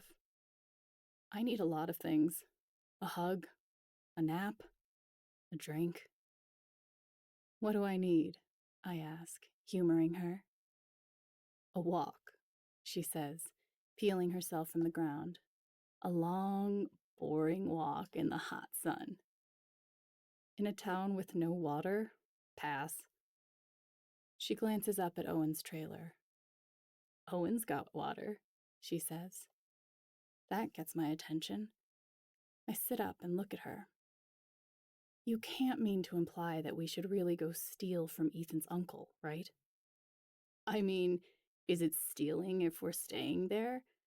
What kind of host doesn't offer their guests water and then tell them they can have as much as they want? It's water, for God's sake. I mean, she has a point, but also the kind of host that also doesn't offer their guests anything to eat, I remind her. Good point, she says. All right, time to find a garden hose in a public park then. The hell? I chuckle. There's no way I'm drinking from a public park hose. Do they even have hoses in public parks? After way too much debate, we end up asking Silas for 2 more water bottles and walking ourselves down the main thoroughfare of Barbazal. It's cooler today than it was yesterday, and there's a welcome breeze rolling through, rustling my hair, making my skin prickle. Ever notice how it smells here? Asked Steph. Smells? Like what? I don't know. Farm stuff? The hell does farm stuff smell like, Miss Seattle? Hey, I was in the city. Then how do you know what farm stuff smells like? It smells kind of like a combination of daisies, she begins, sniffing at the air goofily like a basset hound, dirt, and rust. I sniff the air, much less theatrically, and realize she's right. It smells dry. Yeah, I guess it kind of does, she says. Speaking of, since you're determined to get back to the subject, no matter what extracurricular activities I suggest, what's the new plan to talk to Jonah? Daphne didn't seem too keen on us. What did you say to her anyway? Where do I even start with recalling what happened? That bad? Did you tell her she needs a lint roller or something? That gets a laugh out of me. No, but I, kind of told her I knew Jonah's diner order. You what? She asks, mock outrage playing on that last word. Why? Like as a threat? She drops her voice down a whole octave lower than I even thought her voice could go. I'm Alex Chen. Give me 10 minutes with Jonah Macon, or I'll tell everyone Mr. King of Climate Change likes his tomahawk steak medium rare, and his pickles extra sweet. Yes, Steph, I grin, my voice dripping with sarcasm. As a threat? No, I don't know. I just wanted her to know that I knew information she didn't want me to know. Wait. You wanted her to know that you know something she doesn't want you to know? What if she knows you know that something she doesn't want you to know because she knows you know how to see things you shouldn't know, but you know? You know? You think she can tell I have powers? I ask. It's funny how they just did. Steph just did the you know scene. You know? You know? Oh boy. Classic. I mean, no, but just be careful, okay? Have you told anyone about them besides me and Ryan? I shake my head. Not even Gabe knew. I kept it all to myself. Until I met her, this girl. Well, clearly they for the novel here, Brittany went with not telling Gabe about uh for Alex not to tell Gabe about her powers.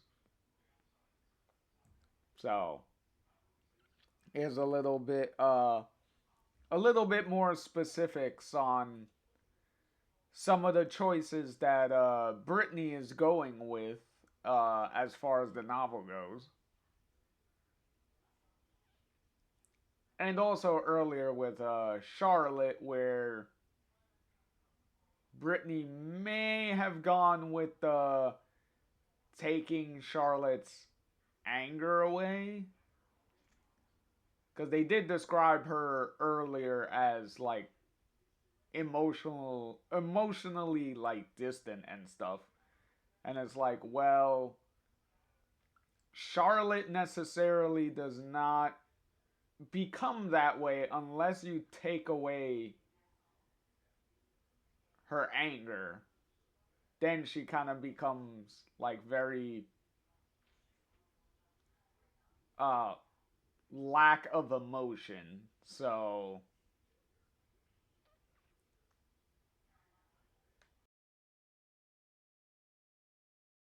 Nope, I say.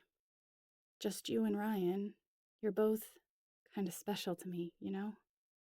Couldn't tell, she says, playfully elbowing me in the arm. Anyway, I've got your back. Always. But also, be careful.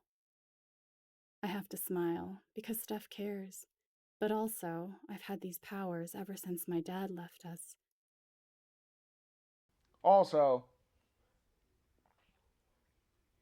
always remember, Steph is she is the ride or die. That's exactly what Steph is. She is the ride or die. Uh, also, Alex saying that she's had these powers uh, since her dad left her and Gabe. That's also kind of up in the air. I think more likely the what Brittany is kind of alluding to is that's probably when Alex kind of realized that she had powers because the flashbacks that we played through in True Colors implies that the powers may have come a lot sooner. So, like at the very least, when their mother was sick in the hospital, that her powers may have come in by that point. But yet again, whether Alex realized it or not, or when she exactly realizes that she has powers, is kind of up in the air. Because her powers are the type of thing that she may be using them involuntarily because her powers influence things without Alex needing to do anything. So it can happen without Alex needing to know. Well, knowing what's going on. So quite possibly she would learn that later down the line what specifically is happening. Um Elise. Well, I I believe I mentioned this before. Um I pretty much grew up in a Christian household, so if if anything, that pretty much like answers that question pretty easily on what my beliefs pretty much at the very least were growing up at that point.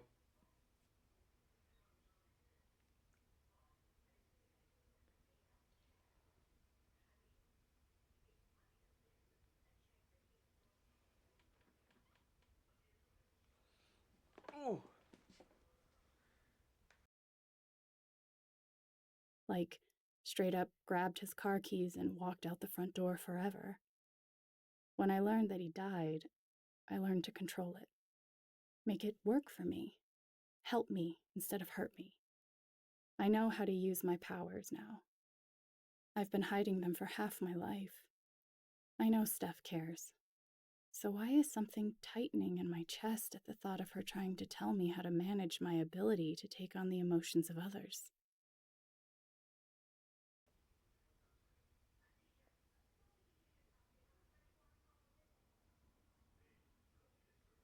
Oh, okay. I haven't as for me at least, I've never been one to like listen to a lot of religious music. The only the only time I really like listen to religious like songs was when I was in church, or if I was around like family that was like really really religious and they would play like music like that. But as for me myself, not necessarily the type of music that I frequently would listen to.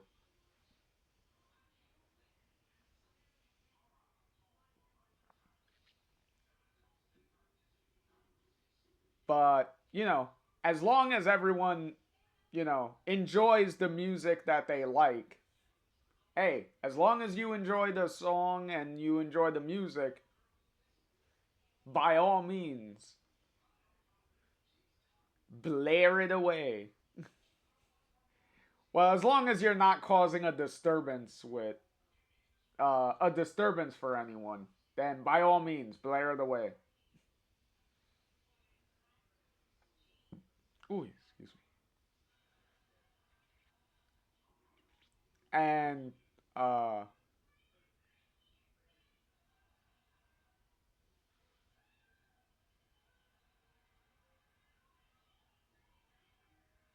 oh yeah. Well, that feeling, at least, I do know when you listen to a song that you haven't listened to in a while, and it just feels good to listen to that song again after so long. I definitely know that feeling. Like I've experienced that a couple of times where, what was it? There's like a song that you may have like heard of like a while ago that you may have really really liked, and then you just don't know like the name of the song, but then you find out the name of it like a while, like way later, and then you're like, oh, this was the song I uh from way back when. So I do know that feeling. uh oh, elise Elise asked, uh where does the name Team Evil come from? um I believe I've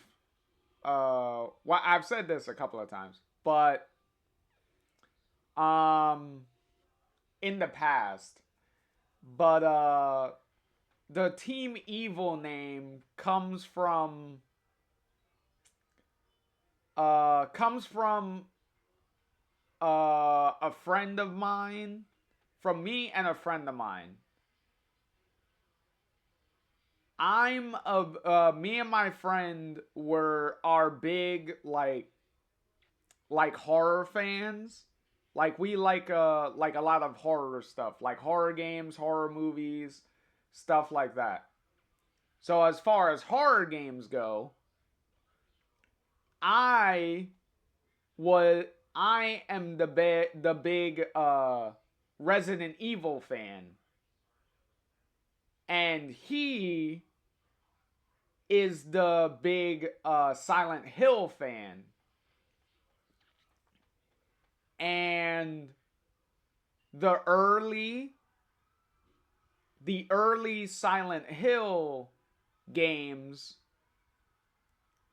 uh obviously were made by Konami, but specifically within Konami, the group of developers that made the original 4 Silent Hill games were known as Team Silent. So, as a way to kind of combine our our love for both franchises, I just use the name. I use the name Team Evil since I'm the big Resident Evil fan.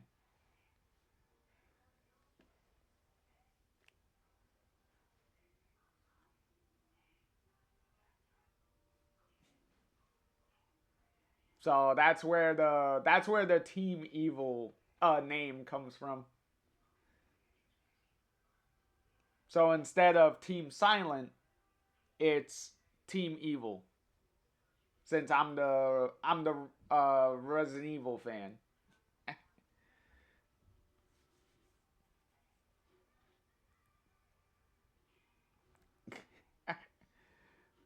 Elise said earlier, whenever you hear a certain part of the song and you're like, "What is this song?" Yeah, yeah, exactly.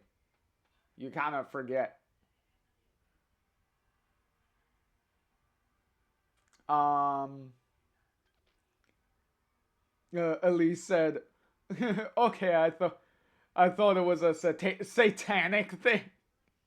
No judgment.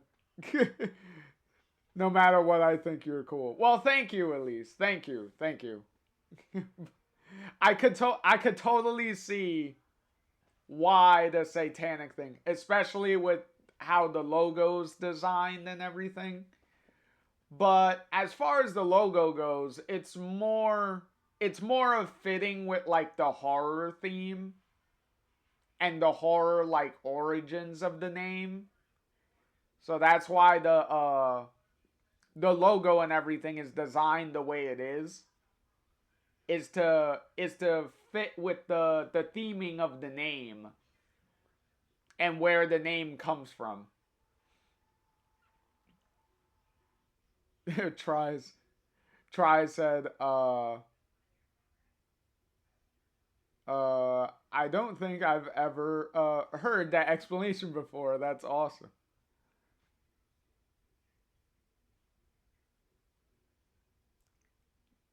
Try said the horror genes, if you will. Exactly. Exactly. That's exactly what it is.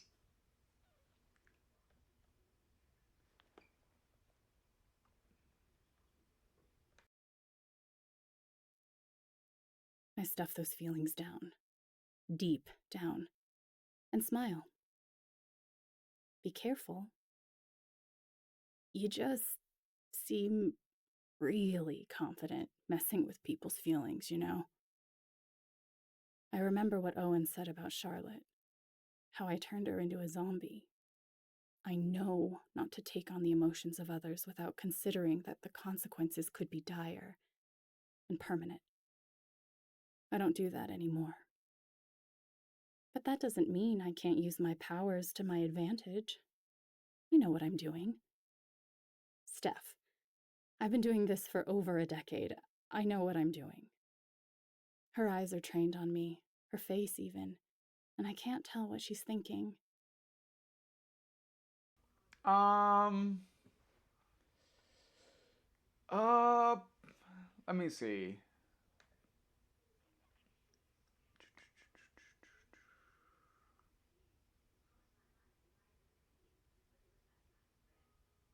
So probably I want to at least get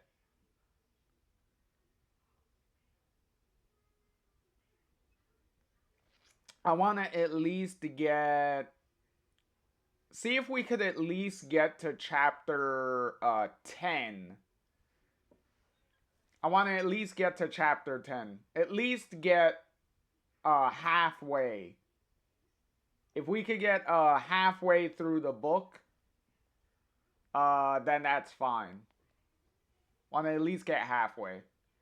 And about one and getting at least into through chapter 10 would bring us around the halfway point, if not a little more than halfway. So I think at least getting to chapter 10 will be good.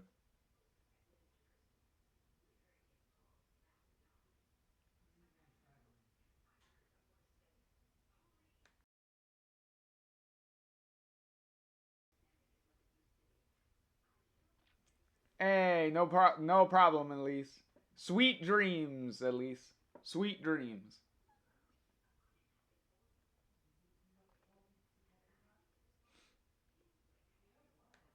No auras glow around her, no sensations reach me.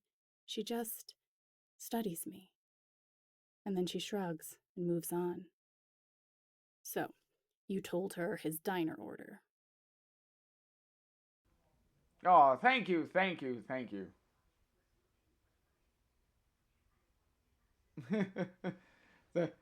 Thank you, Elise. But thank you. Thank you for being here. Cuz as I said, it's always lovely seeing everybody around. Especially, especially the people that are, frequent watchers and stuff. The usual the usual crew. Like it's always good to see everybody. As I said, no matter how long you're here for, no matter how long you can stay, it's always wonderful to see everyone regardless. So,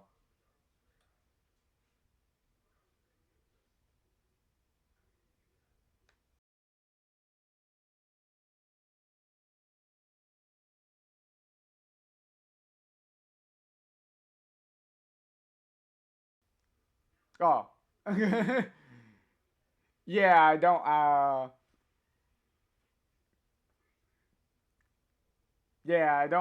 don't have all of that stuff set up.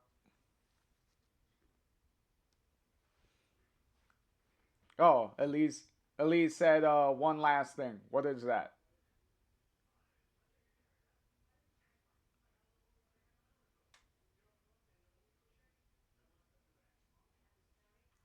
Nice, nice, nice, nice, nice, nice.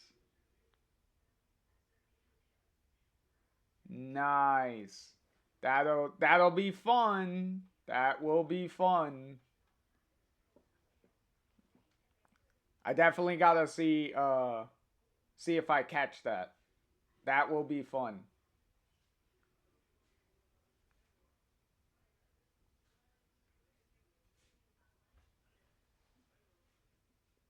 I definitely look forward to that.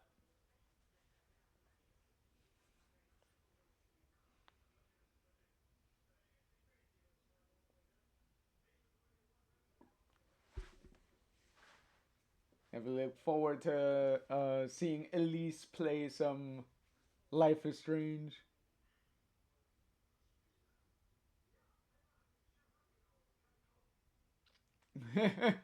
Hey, no problem, no problem. Whether you're playing the original version of the game or whether you're playing the remastered version, it's all still the same great game. So, at the end of the day, it's still Life is Strange at the end of the day. Elise said the original feels more nostalgic. Yeah, that is true. I did play the I did play the original version of the game when we started this whole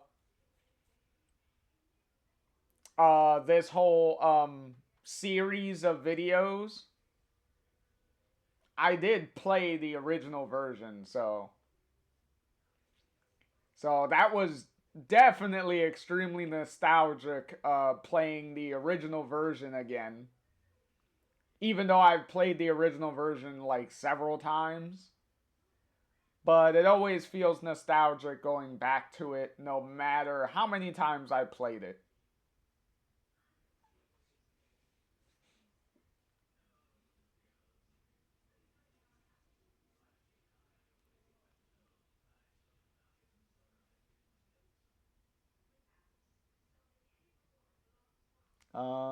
Elise said, me and my old friend played VR chat together every day. We found a Life is Strange Diner World on there and wore our Chloe and Max avatars and made little skits, and it was so fun. And we would post them. Yeah, that actually sounds fun. Kind of like you're making your own little like role playing like skits. So that sounds super fun. That really sounds super fun.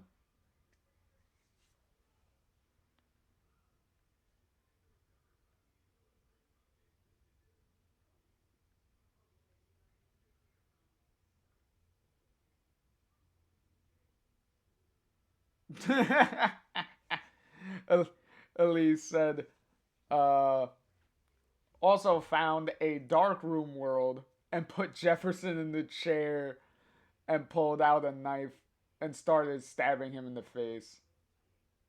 Oh, and a Blackwell pool world. Oh, that's sweet. That way everyone can go in the pool and take a swim.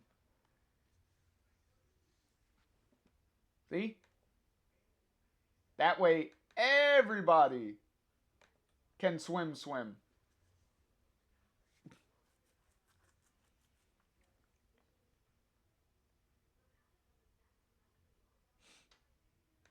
Now what? Oh shit. I hadn't really thought that far ahead yet. I mean, we could try to find her again? Should we wait until Daphne goes to the bathroom? What is it with you and stalking people in the bathroom? What? Should I try to ask her out like I did with Diane? Remember how well that worked?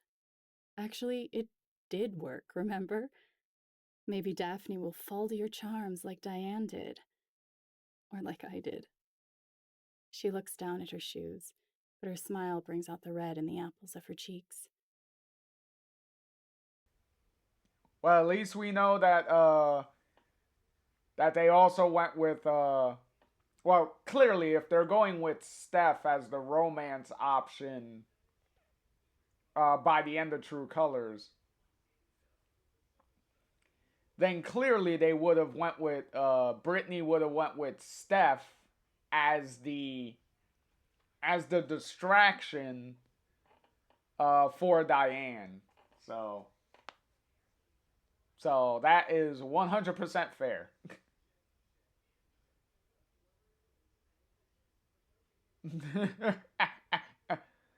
At least having the Jaws theme and the Chloe line of, "Oh look, an otter in my water." uh, except in this rendition that Elise is doing over here, Chewbacca gets eaten by the shark. uh, Chewbacca gets drowned by the shark here. Well, gets drowned and then gets eaten. Because that is exactly what a shark does. They'll grab you, they'll pull you under and drown you, and then they'll eat you.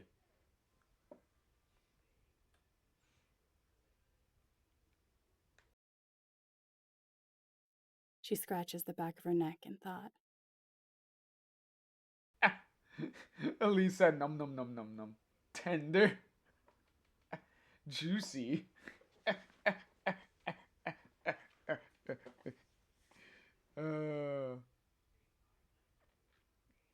Elisa tastes like chemicals.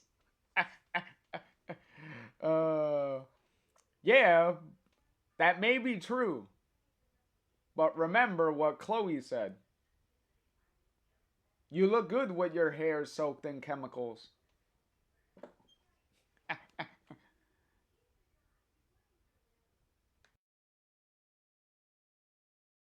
Something tells me it'll be hard to get her or Jonah alone. She's right. The walk into town is on a slight decline.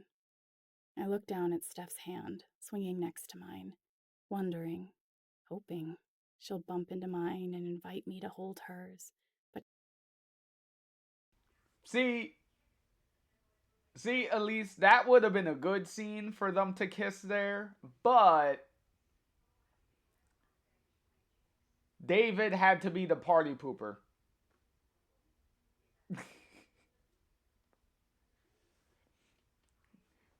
David had to be the party pooper, and then we had to go around and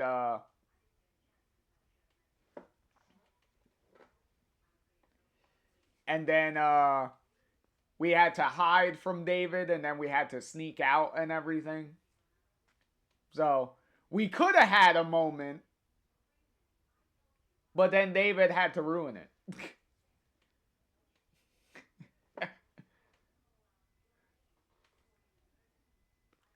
Censor David's name.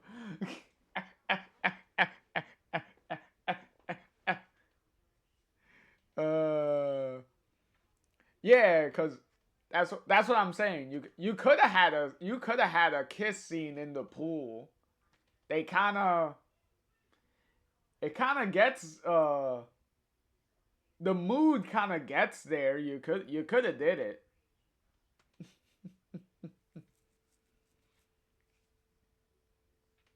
But they had to save the kiss scene for later when everyone was in Chloe's room though.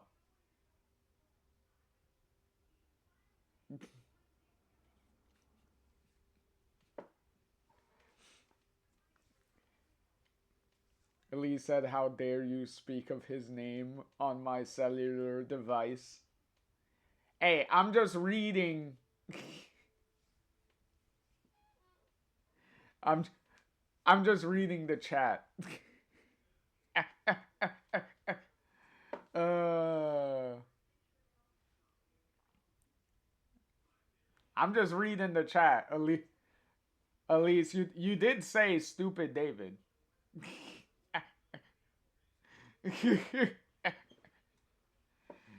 uh,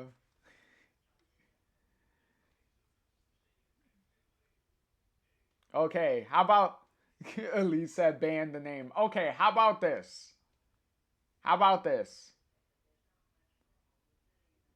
How about we just call him? How about we just call him what Chloe calls him? How about we just call him Step Douche?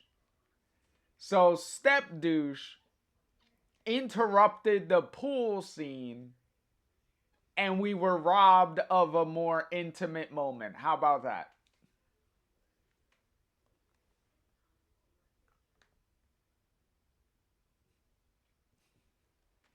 Exactly, Elise. Step Douche.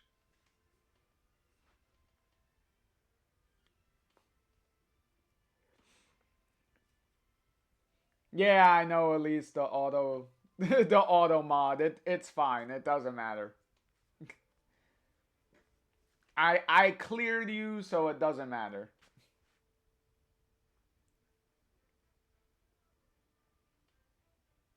As long as I allow it, that's that's what matters.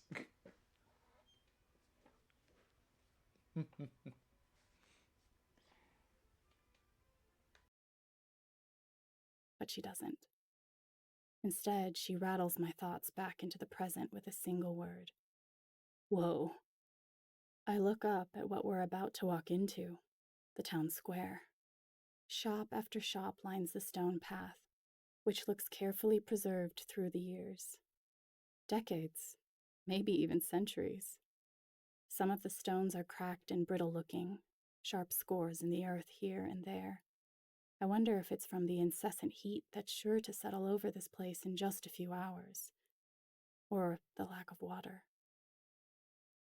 Mornin', chimes a slender, middle-aged man in a pub cap, which somehow feels very out of place among all this Central American farmland. He hops down the front steps of his shop,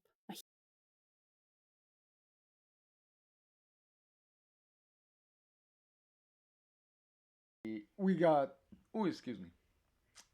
We got ads starting in a couple of seconds.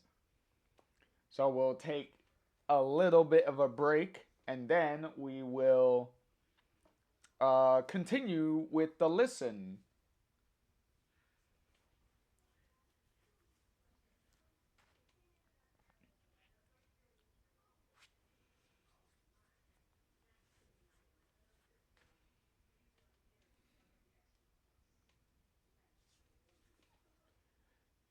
Hmm.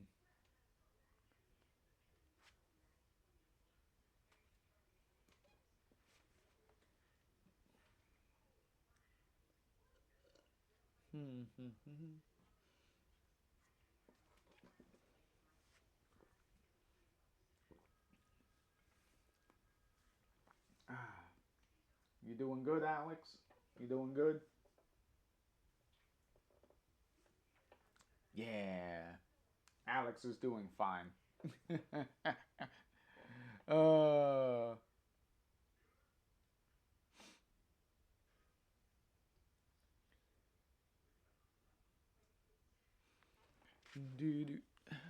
what do we got? About 2 minutes, 10 seconds.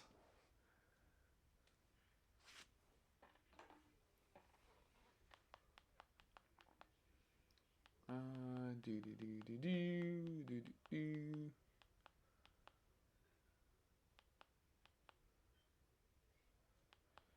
Do do do do do do do.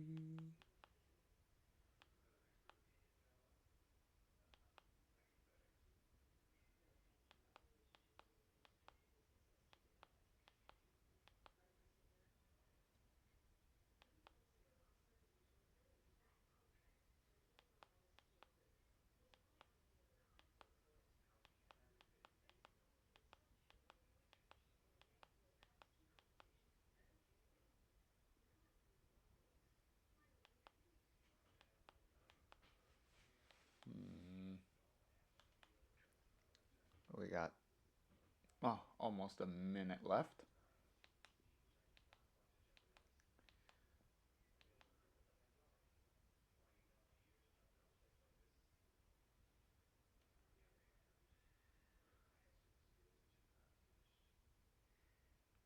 Yes, exactly. Anyone needs to anyone needs to have a break or anything, now's the time.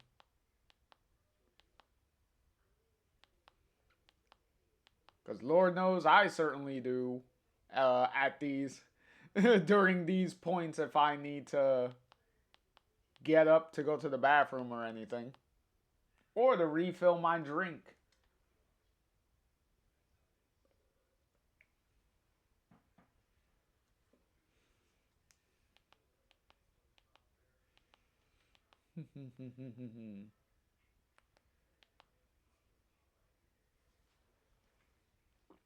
Alrighty.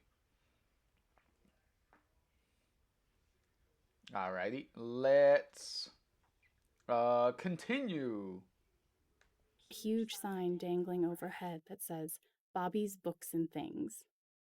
I don't recognize you two, he says, cocking an eyebrow. And you're not dressed like reporters, unless. He steps forward with a pointer finger and thumb on his chin. Are you from some alternative publication out of Boulder? Hey, Spo! Welcome in, welcome in. Welcome in, Spo. Welcome, welcome, welcome. Spo says reading time. Well, it's more like listening time. Cuz we're more so listening.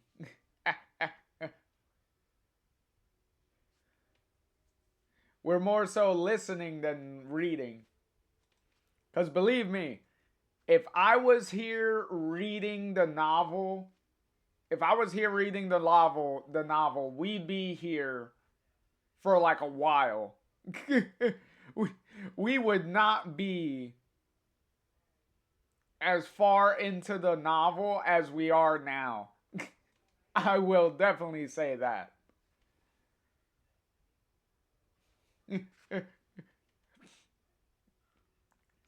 That is true, Spo. That is true. Uh, Audiobooks are books. It's in the name. It literally says audio books. So books is in the title. So it is true. It's still books.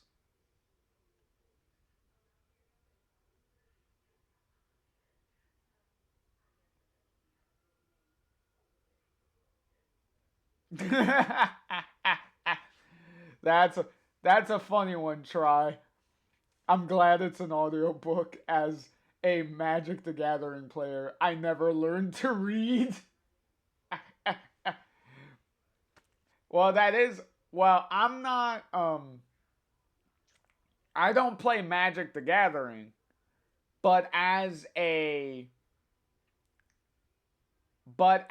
a Yu-Gi-Oh player, as a Yu-Gi-Oh TCG player, I have also encountered several people that do not know how to read their cards at all. And I've had the funny part about it too, I have actually won games because my opponent did not read.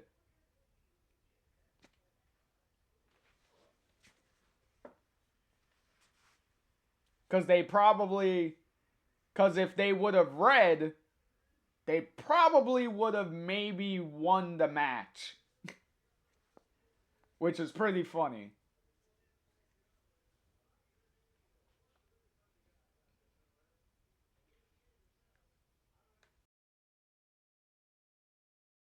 Steph grins, and I do too.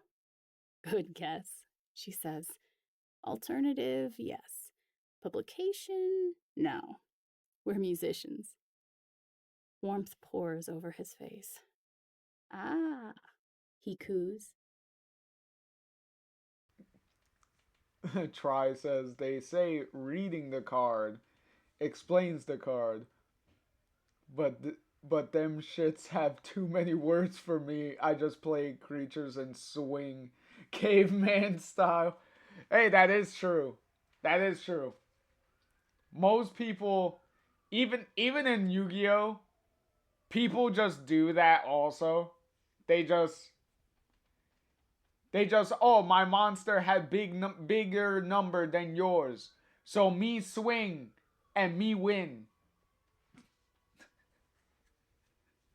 That's that's pretty much how they play.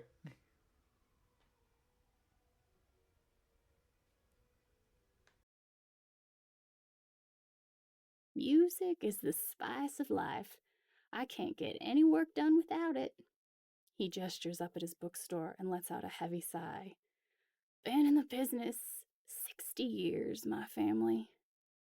I look to Steph, who also seems to have clocked the weight of his words. He said it so sadly, more melancholy than nostalgia. Has business slowed down? Try said Unga Bunga is my win condition. Exactly. Just like you said, Try. Caveman style. She asks. He gives a sad chuckle. You could say that. You wouldn't think a drought would hit a bookstore so hard, but we used to have a cafe attached, right over there. I follow his gaze to a tattered awning off the side of Bobby's books and things, totally empty underneath. No chairs, no tables, no other sign that a cafe had ever been part of the business. I imagine what this place must have looked like just a few years ago.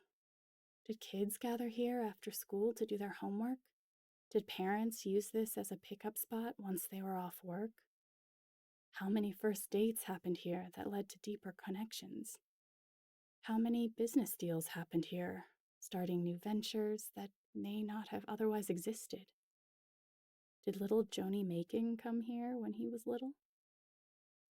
You can't run a cafe on no water, he shrugs. So there that went. Anyway, I'm Bobby. Steph shakes his hand.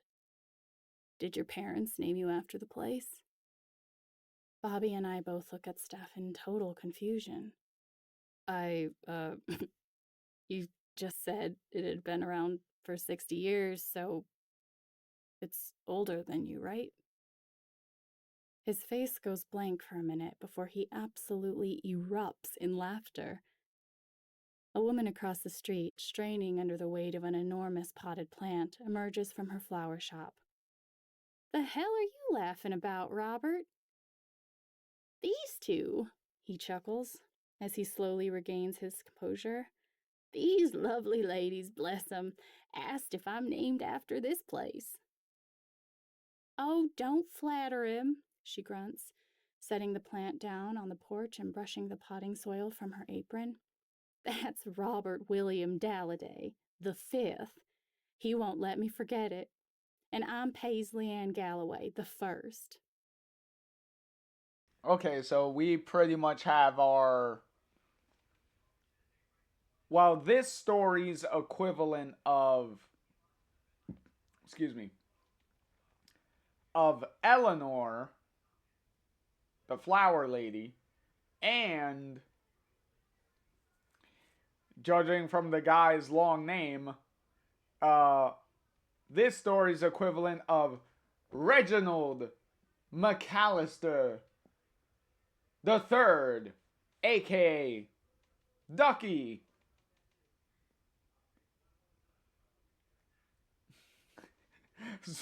Spo said, the first? Then just say your name, pretentious. I know, right? Like, at least Ducky was the third. At least Ducky was Junior Junior.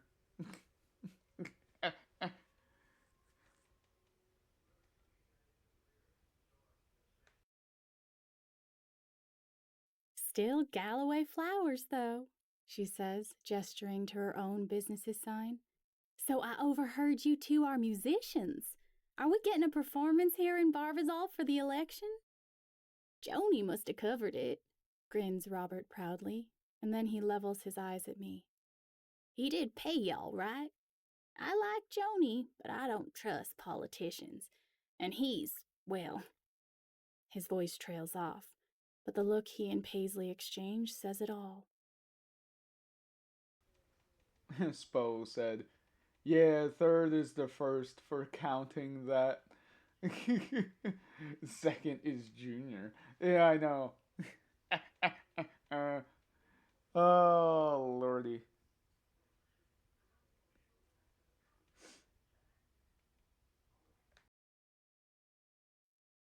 One of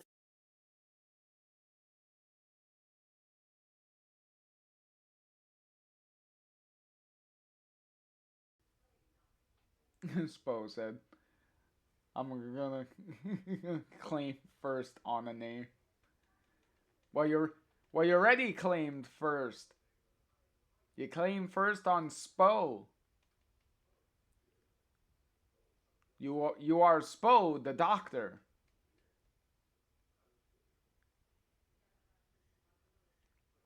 That's where the RX is. Cause Spo is gonna give everyone prescriptions. The prescriptions for entertainment. For streaming entertainment.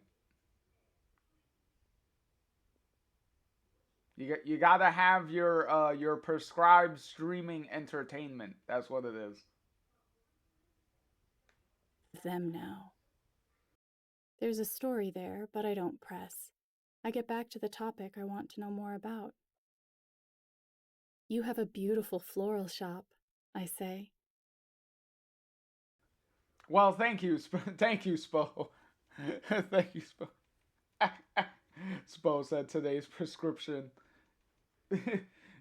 is my stream. Well, thank you, thank you. you you all are wonderful. Thank you.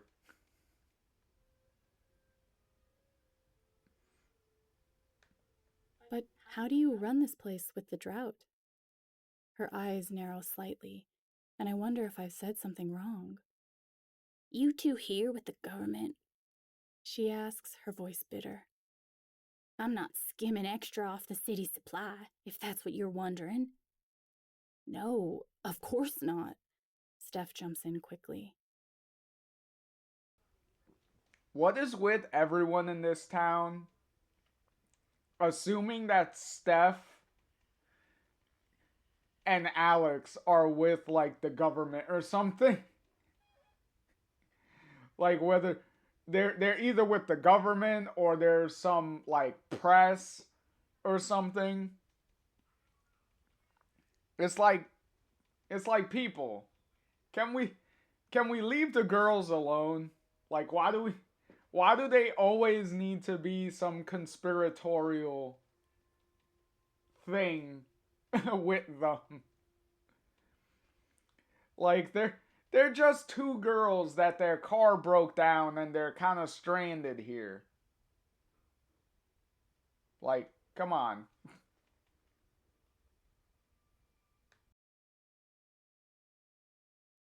I say, trying to save this conversation, wanted to know if you're doing okay.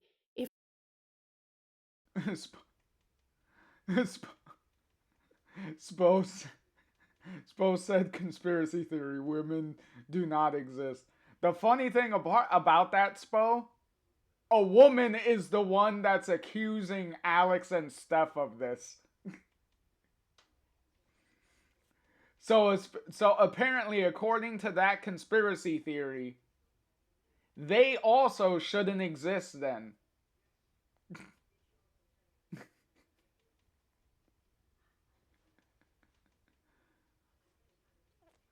Uh, tries like, yeah, what part of Steph and Alex's vibe gives off government? I know, right? Uh, it's like what?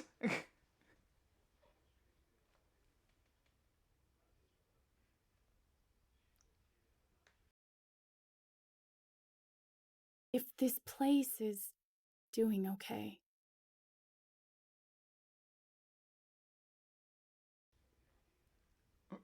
Supposed to what's the opposite of the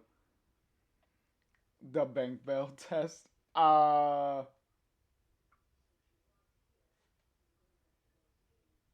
don't know. Is the woman a computer? Is the woman an android?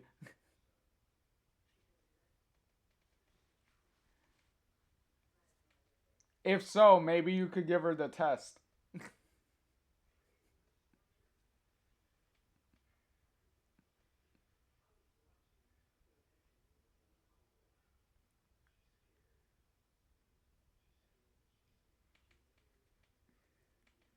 Maybe you'll be able to confuse her with one.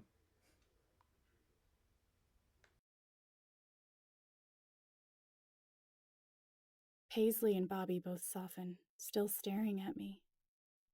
Sorry, says Paisley, her shoulders relaxing. It's just been a long summer. I apologize too, admits Bobby.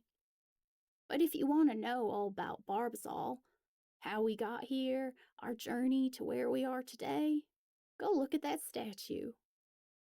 He points into the distance, through the shops, where the path continues to the town square. A huge white stone statue sits mounted on a pillar in the middle, and I look to Steph, who's looking back at me with a nod. To the statue. We make it to the center of the town, where that huge stone carving is waiting for us. It's clearly a man on a horse, but I find the little bronze plaque around the other side and read it aloud, curiosity taking a firm hold on me. Augustus Jeremiah Oscar Rhett Barbazal II, commemorated here for his godlike love and compassion in planting this town on a foundation of love, where all are welcome. 1928. Wow, says Steph, stepping up next to me and inspecting the plaque herself. She reaches down and traces the letters. Then she looks up at Mr. Barbazal. That's impressively progressive. 1928, I ask, following her gaze up to the horse and its rider. I have a feeling love and compassion might have meant something totally different back then. What, letting their workers use the same bathrooms as them? Maybe. Or maybe he was nicer than that. It says right there, underlined, all are welcome. Although, I guess welcome doesn't necessarily mean accepted. I study his face, turned up toward the sky, arm outstretched, holding his hat like he's about to fling it into the air. His other hand is, strangely, reaching behind him, like all 5 fingers outstretched, as if he's reaching for someone not pictured, as if he's prepared to help those behind him. I grin. I'm gonna believe he was awesome. I feel Steph look over at me, but I keep my gaze on his face. In fact, I continue, beginning to walk, folding my arms and reaching into the deepest recesses of my brain's vats of creativity. that that is true. Try. Spo's conspiracy theory during Women's Month. Bold move, Cotton. Let's see how it works out for him, shall we?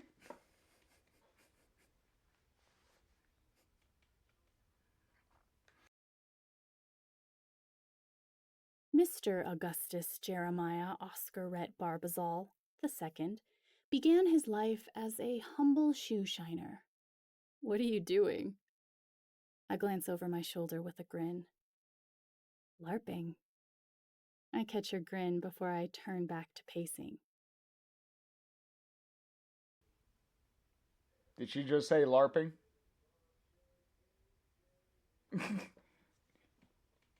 Listen, Alex. And Steph.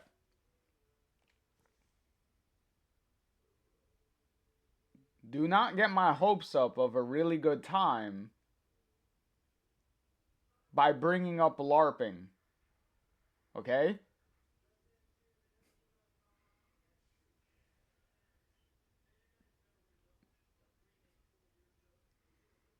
Spo said I'm about to get dragged and I deserve it. Try said, normally that kind of action costs extra. Yeah. uh, you all are so funny. You guys, you all are such kidders.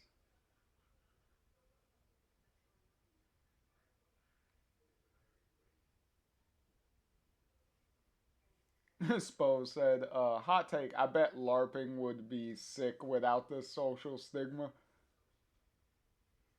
Yeah, yeah, yeah. That you could kind of you could say that for a lot of things. A lot of things would be really cool if there wasn't a judgmental social stigma attached to all of it.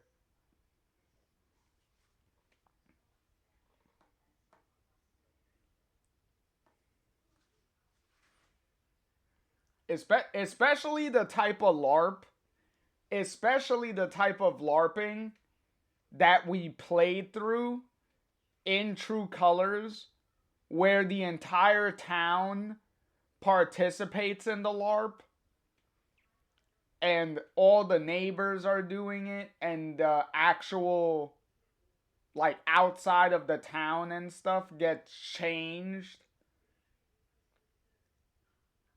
for the LARP. Like, especially doing it like that. Like, that would be really cool.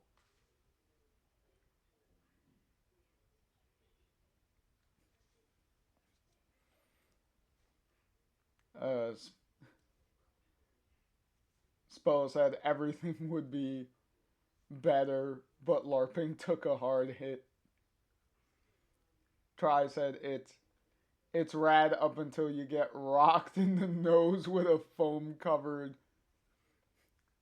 PVC pipe they called a sword. Yeah, that is true. Sometimes sometimes you do get those types of people that kind of get a little too into it, and it's like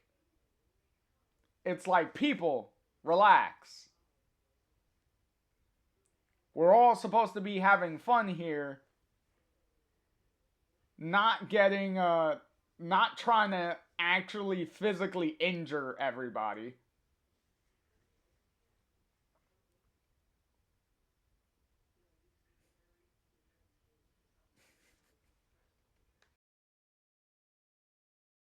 He began as a shoe shiner in Denver, Colorado. Mr. Barbazal would shine the shoes of the best of men: bankers, venture capitalists, hedge fund managers, stockbrokers. Do you know the difference between all of those? Or, shh, I chuckle. Do you want to hear the story or not? Steph folds her arms and rolls her eyes. Stockbrokers, I continue. But he was unhappy. He was lonely. He was shining shoes, but his life wasn't so shiny. Oh my God. But, I continue over Steph's playful muttering, leaning around the statue for dramatic effect, he had a vision. He had a dream.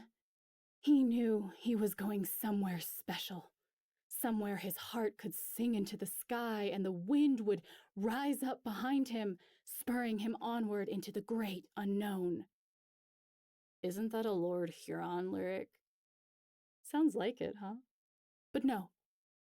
Anyway, Mr. Augustus Jeremiah Oscar Rhett Barbazal II packed up everything he owned. Jesus, that name is long as hell.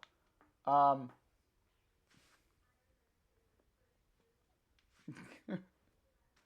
uh, but you know what they say, try.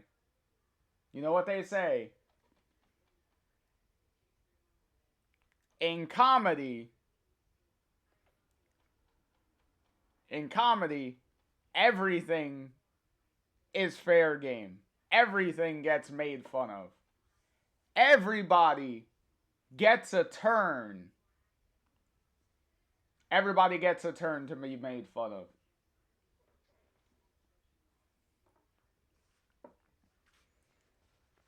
You got the joke, the comedy is equal opportunity.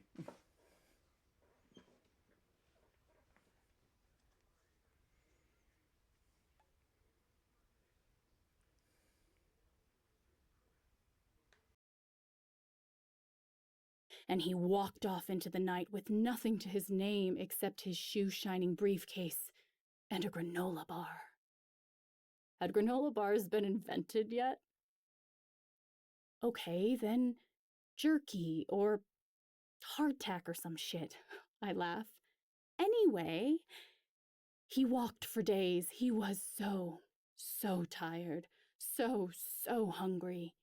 He dreamt of tomahawk steak and pickles. That gets a out of Steph. And then, just when he thought he couldn't go on, Oh my god. Now that's funny. Try said, exactly. I'm the best punchline to a bit my parents did 40 years ago. Oh, Lord.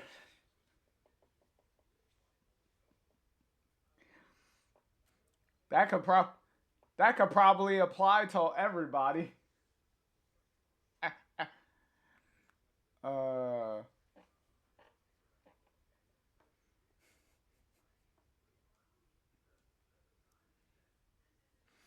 oh, Lordy.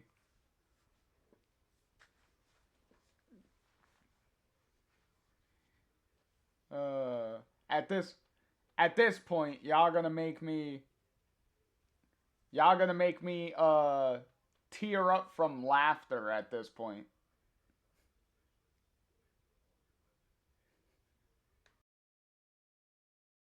just as the hunger threatened to consume him, he found a clearing. Or what he thought was a clearing. He found a community of campers. Try said, hey, it was a good bit. It just gets funnier the longer the joke goes.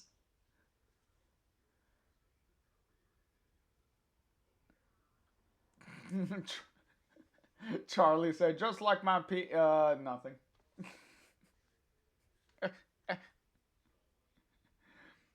It's okay.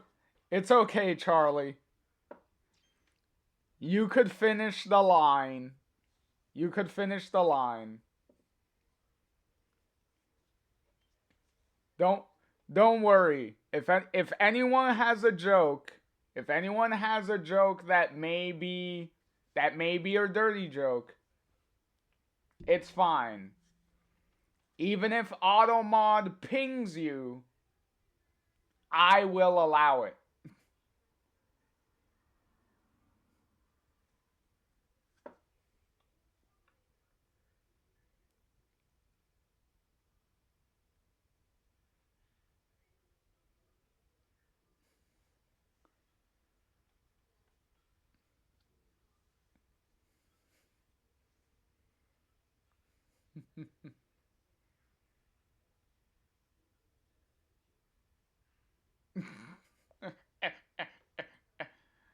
uh,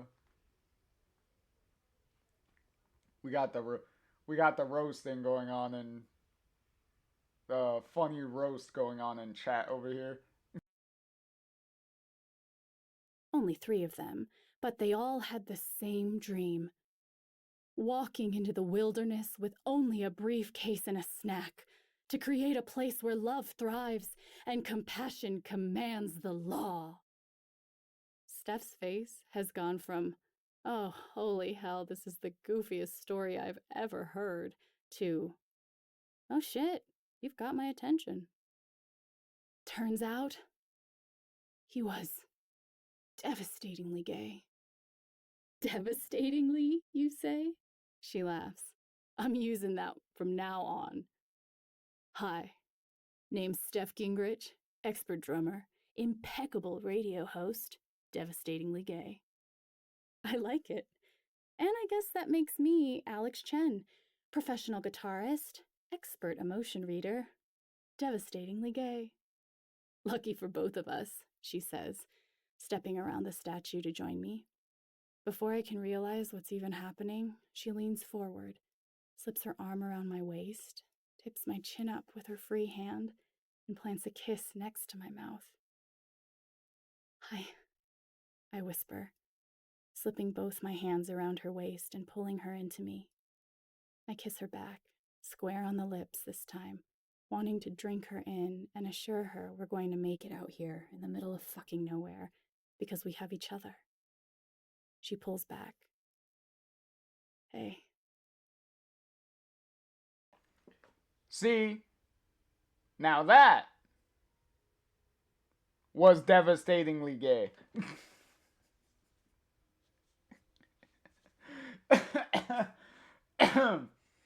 Sorry. I had to do it. They set me up for that one. They set me up for that joke right there. I had to take it.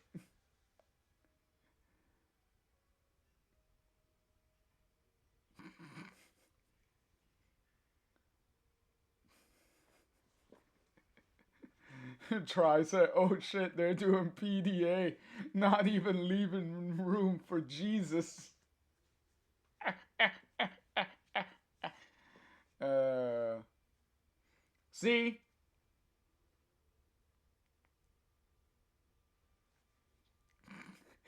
Charlie said it's okay though, because we all know he's watching. Yes, we know Jesus is watching, and you know what Jesus is saying? That was devastatingly gay.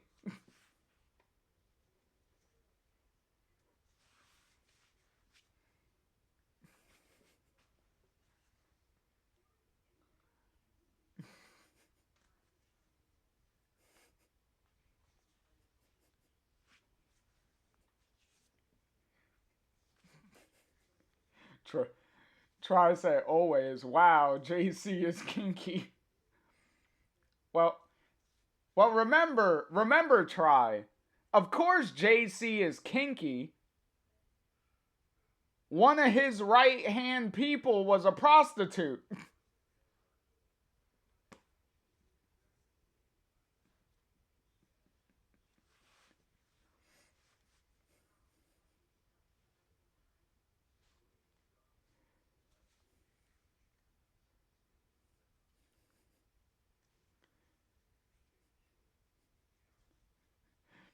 Try to say Jesus upstairs like, hell yeah, this is what I died for, brother.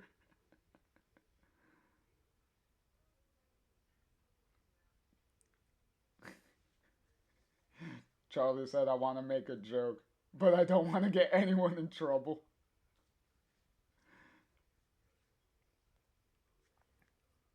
Try said he only died on that cross because he forgot the safe word. Wow. Oh, that's a spicy one.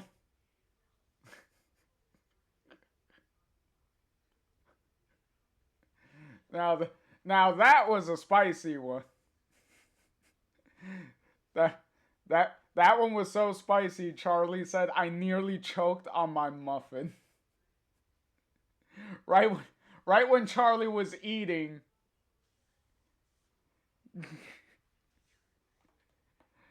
They had to read the joke and almost choke.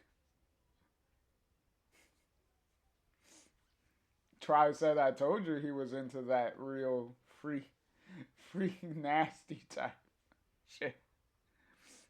Well, as I said, remember, one of his right hand people was a prostitute.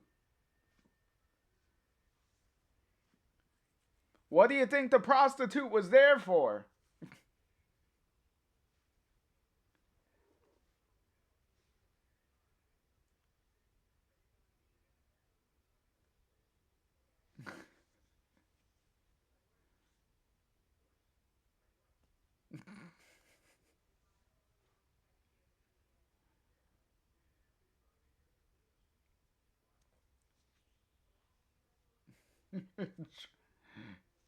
Try said, wow, in front of your muffin? I'm so sorry. Charlie said, Charlie said, I always have to be careful eating and drinking when you're around Try. That is true. Because Try does have those rapid fire jokes. You never know what funny joke you're gonna get when you least expect it. So you gotta be careful not to be eating or drinking anything.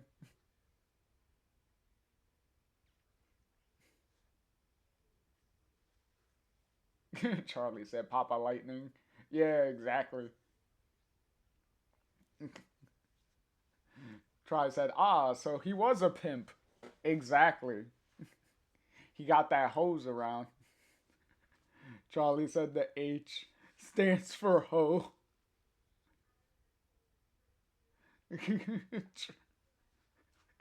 Try said, in Jesus H Christ? Yes, it does stand for hoe.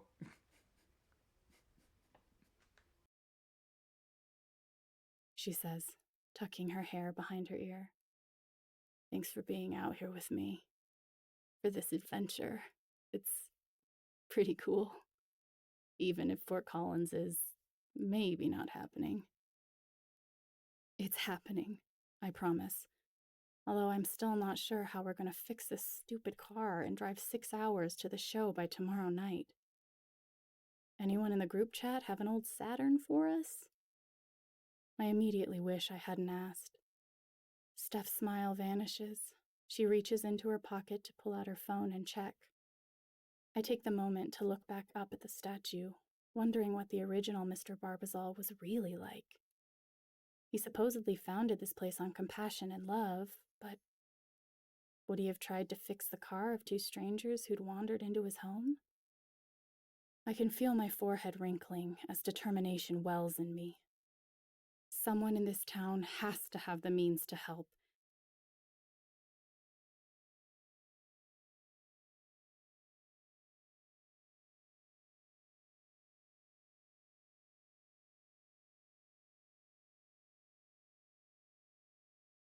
Alex is talking about the statue, but at least Barbazal still has a statue, because after the events of True Colors, I don't think Haven is going to be having that statue of Jed sitting in front of the park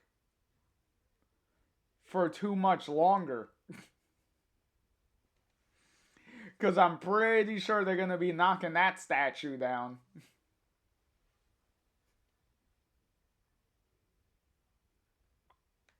And I intend to find out who, even if I have to start busting down some doors. Okay, whoa, she says, hands up like she's calming a racehorse. No need to get violent on these people. Violent on who? Comes a voice from nearby, so close it startles both of us into oblivion. As I focus on slowing my heart rate back down to a survivable pace, a figure emerges from around the other side of the statue. A tall man, white cowboy hat, gray t-shirt, dark jeans. Ah, cool. You finished your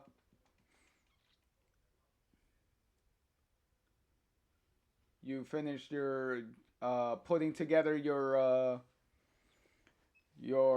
Teenage Mutant Ninja Turtles magic cards.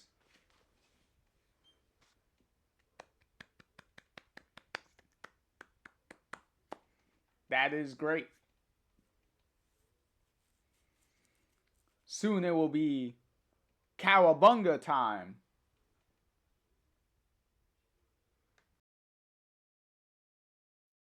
He has a big gray handlebar mustache. Looks like a country singer from like the 80s maybe? Mornin', he grins warmly. Warmth radiates from him. His smile is genuine, like the kind of smile you see on a parent's face at their kid's wedding. Is he always this bubbly? In a way, he reminds me of Gabe. I somehow trust him immediately. Morning, I reply. Nice to meet both of you. I'm Mayor Griffin Biggs. I heard you two broke down just down the road. Hope you don't mind that I arranged a tow for you. Mayor? Asked Steph. A tow? I ask. Course, he says, as if the idea of just leaving the car out there was absolutely preposterous. Can't have vehicles broken down on the highway. It's a hazard to drivers. Not to mention, who knows what could happen to it out there. You can find it at Elias's shop. It's just up the road that way. Walkable distance, maybe half a mile. Get your exercise. I smile at him, then look at Steph. Sounds like the car will be safer now. That gets her to crack a smile. Thanks, Mayor Biggs, she says. Don't mention it. City's covering the cost of the tow. Can't rightfully tow a car and then charge the owners, seeing as y'all are so young. Oh, well. Um. Yeah, that'll definitely be fun. Talking about the new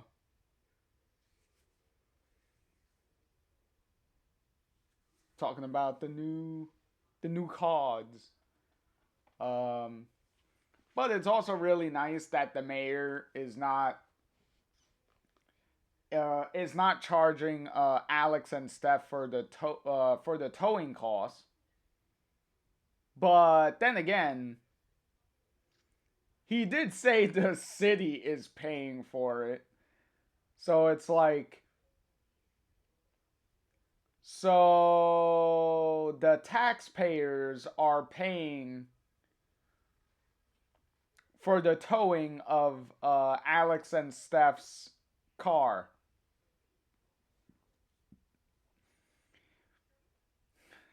At the very least, Mayor, if you were gonna. At the very least, Mayor, if you were going to pay to have Alex and Steph's car towed, you could have at least used your own money instead of taxpayer money to pay it. Just saying.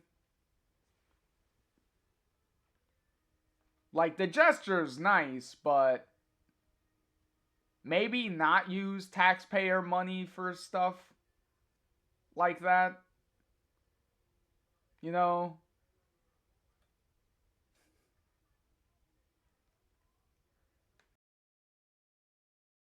How'd you end up here anyway? We're supposed to play a show in Fort Collins tomorrow night. Steph explains. I nod. Oh, you're musicians. He grins hugely. That's delightful.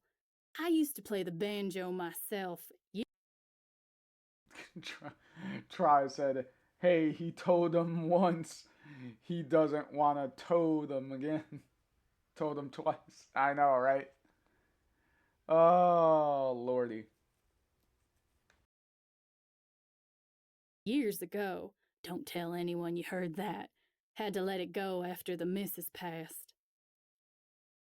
Oh, I'm sorry to hear that. And I really am. Why, why did you give it up when she passed? A blue aura glows over his head, and Steph looks at me like, why the hell are you asking this poor man such invasive questions? He answers, though. She loved the banjo. She's the one who taught me to play. My Wisteria Aveline. We used to be a whole family of musicians. Me, Wisteria, and our 12. You're 12? Asks Steph. Children. Most are grown now. Holy shit, this man has 12 kids. Clover, Ethel, Heather, Clementine, Blossom, Rosemary, Primrose, Juniper, Opal, Daisy, Laurel, and Iris. All girls. Okay, there is a lot to unpack with everything that was just revealed there. First of all, having 12 fucking kids. Holy fucking shit. Also, amazing that all of those kids just so happen to be girls. What are the fucking odds that you would father 12 girls in a row? That is fucking crazy. Also, kudos to you, sir, for being able to pump out those kids that quickly. And a very, very Godspeed to your wife's fucking vagina because that vagina probably is fucking destroyed after giving birth to fucking 12 kids. Holy fucking shit.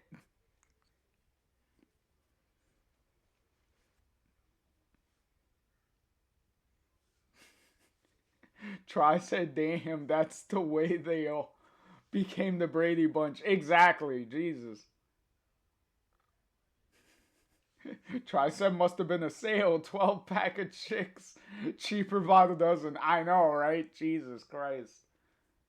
Also, also, if any of y'all are wondering, we are not going to be meeting all 12 of those kids. Realistically speaking, as far as this story goes,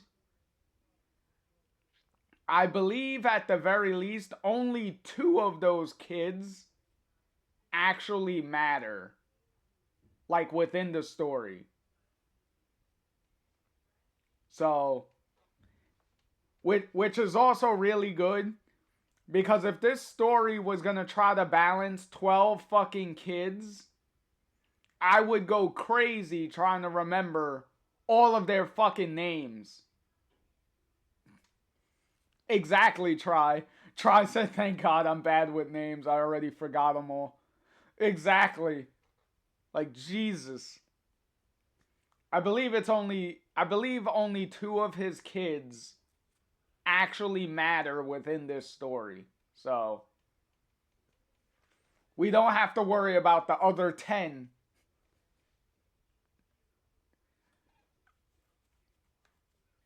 His aura fades from blue to a brilliant gold at the mention of his daughters, and my heart lifts.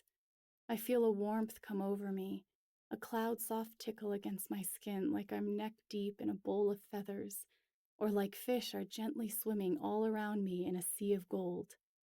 It makes me wonder when, if ever, I would have seen Dad glowing gold. It's hard to imagine. If I'd had my powers then, I can only dream of what he would have looked like. Definitely purple. All the time. Especially right before he walked out. When we visited Mom in the hospital, he might have been blue, perpetually, until Gabe couldn't understand what Mom was asking for enough to get her a cup of water. Then he would have been red. But mostly, when all was quiet, when nothing was happening, when Gabe wasn't pissing him off and I didn't have to jump into the middle to mediate, he would have been purple. Worried. Anxious. Terrified. That was Dad. And what, may I ask, are your names? He asks, adjusting his weight to one foot and looking from Steph to me and then back. Steph, she offers, although I sense hesitation in her voice. And this is Alex. Our car broke down because we ran out of oil and blew out the engine. Do you happen to know anyone with an open afternoon tomorrow? Or a Saturn with pistons they don't need? Well, I might, replies Mayor Biggs with a beaming smile. Know someone? Steph and I both ask in unison, as all attempts to hide our desperation fade quickly at the prospect of some kind of rescue. Have a Saturn with pistons I don't need, he elaborates. Steph and I look at each other, and her smile matches mine. Finally, we're getting somewhere. My daughter Clover has been fixing up a Saturn way in the back of our barn. I'm sure she's given up on the project. Maybe it's a match. I live right up there, he says, looking behind him and pointing up to the hill just beyond the town, where there's a clear view through the trees of a house. Not a large one, or at least not a house the size you'd expect from someone named Mayor Griffin Biggs. A white house, average size, looks like a rancher, single story, modest. I won't be able to join you, unfortunately. Too much election business to handle in town. His voice drops a bit at that last part, and I get the feeling this whole election is weighing him down. I mean, it's to be expected, right? It's a lot of pressure for a mayor of thousands of people, dealing with the paparazzi and political entourages and fancy cars and parades and welcome processions. I can't imagine Mayor Biggs has ever dealt with anything of this magnitude before. Although, I guess Mayor Biggs is a politician himself, so maybe he has. A thought crosses my mind that tightens my chest like little else has lately. Gabe would have made a great, great mayor for Haven Springs. I could totally see it. Mayor Gabriel Chen, although he would have insisted on just Gabe, because that's the kind of guy he was. The kind of guy to risk his life, to give his life, to save someone. Hey, comes Steph's voice, and I feel her arm around mine, snapping me back into the moment. I think that sounds like a great idea, don't you? Yeah, I reply, assuming whatever part of the conversation I missed was related to Mayor Biggs inviting us over to his house. Hey, before we go, I pause, resting my hands on Steph's, which is still resting on my arm. How are things with the drought? I heard Barbazal is really going through it. Yes, sighs Mayor Biggs, shoving his hands in his pockets and gazing up at the statue. We, the people of Barbazal, have weathered storm after storm through the years. You don't get to be 100-year-old town of 20,053. Hey, Mayor, don't don't get us started on storm conversations, okay? Especially considering Steph is there. I don't think talking about storms is really appropriate in Steph's company right now, okay? So let's be mindful of the people around us. All right, Mayor? Obviously, he wouldn't know that, but just saying. I smirk inside because I was damn close with my population guess. Without a fair share of hardships. But we'll figure it out. We've got resources in the meantime, you know? Water bottles were flown in from Denver just last week, so we can save Barbazalians the drive. You know, most stores don't deliver out here. But I have to ask, is there a long-term solution? Alex, whispers Steph. No, it's a fair question, acknowledges Mayor Biggs. Long-term solutions are for long-term problems. We're in a bit of a dry spell because of a recent heat wave, but now that it's over, our climate should return to symbiosis as quickly as it left. No offense, but have you had experts out here to confirm that? Or are you hoping that's the case? We have made assessments. Mayor Biggs nods, even though that's not what I asked. And our assessments have concluded that this was a temporary event, a fluke in the weather, if you will. We've had lower temperatures here than we've had in weeks, you know. Oh God, it's the old global warming can't be happening because it's cold where I live argument. I like Mayor Biggs and all. I like his smile. I trust his heart. But if he believes climate change isn't a problem, if he thinks this recent heat wave that ripped through Barbazal isn't indicative of a larger problem, I have to side-eye his politics. Do you believe climate change is a real problem? I ask. No problem, Charlie. No problem. We'll probably still be here by the time you get back.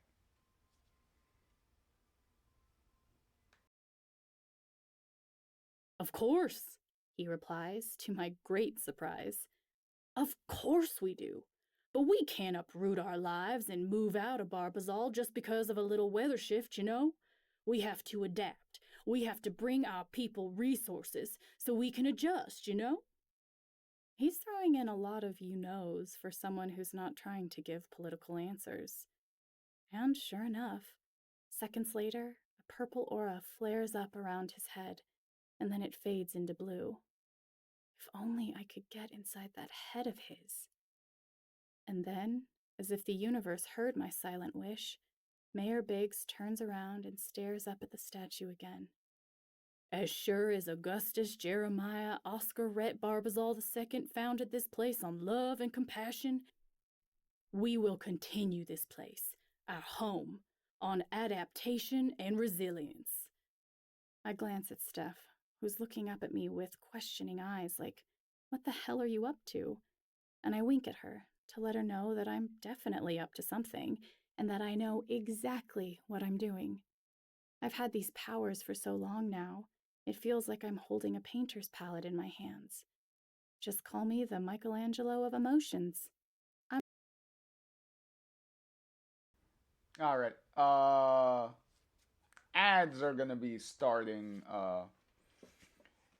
in a few, so we'll just take a quick little break while the ads start. So if anyone needs to take a little breaky for whatever reason, now's the time while the ads start up. And then we will continue once the ads are done.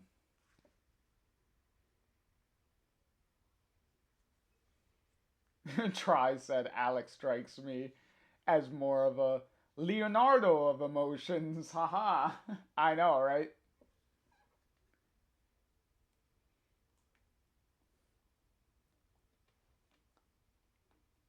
Especially since the cover of the book, especially since the cover of the book definitely has a lot more purple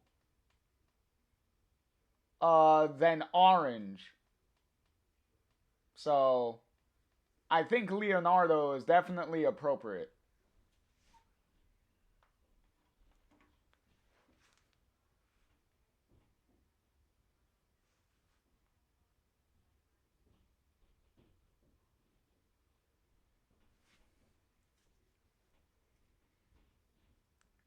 Try said Steph is much more of a Michelangelo. Um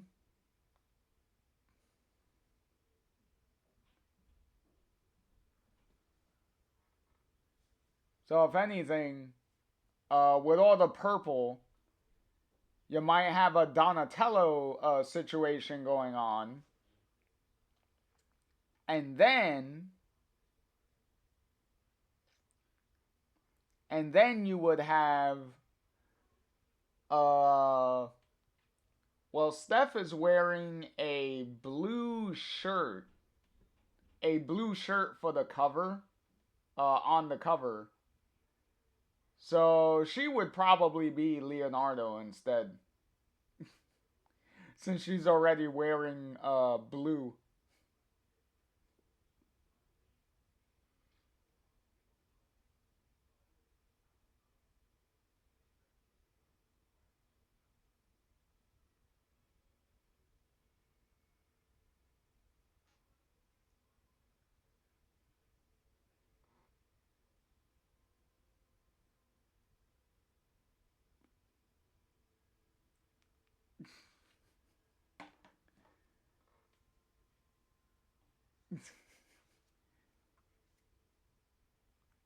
Try said, "Well, that settles it. Alex is Leo confirmed." While she is leading, she is the lead of this story.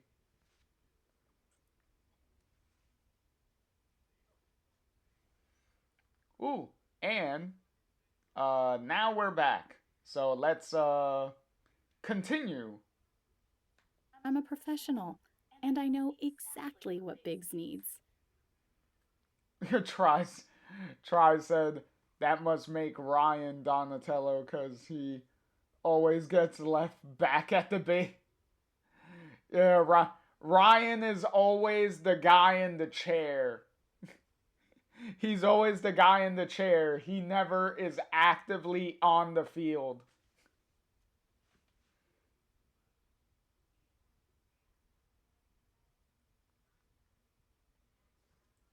Try said, and the dude that punched Gabe is Raph. Oh yeah, Mac. Oh yeah, Mac is definitely Raph. Cause Mac is definitely that always angry guy.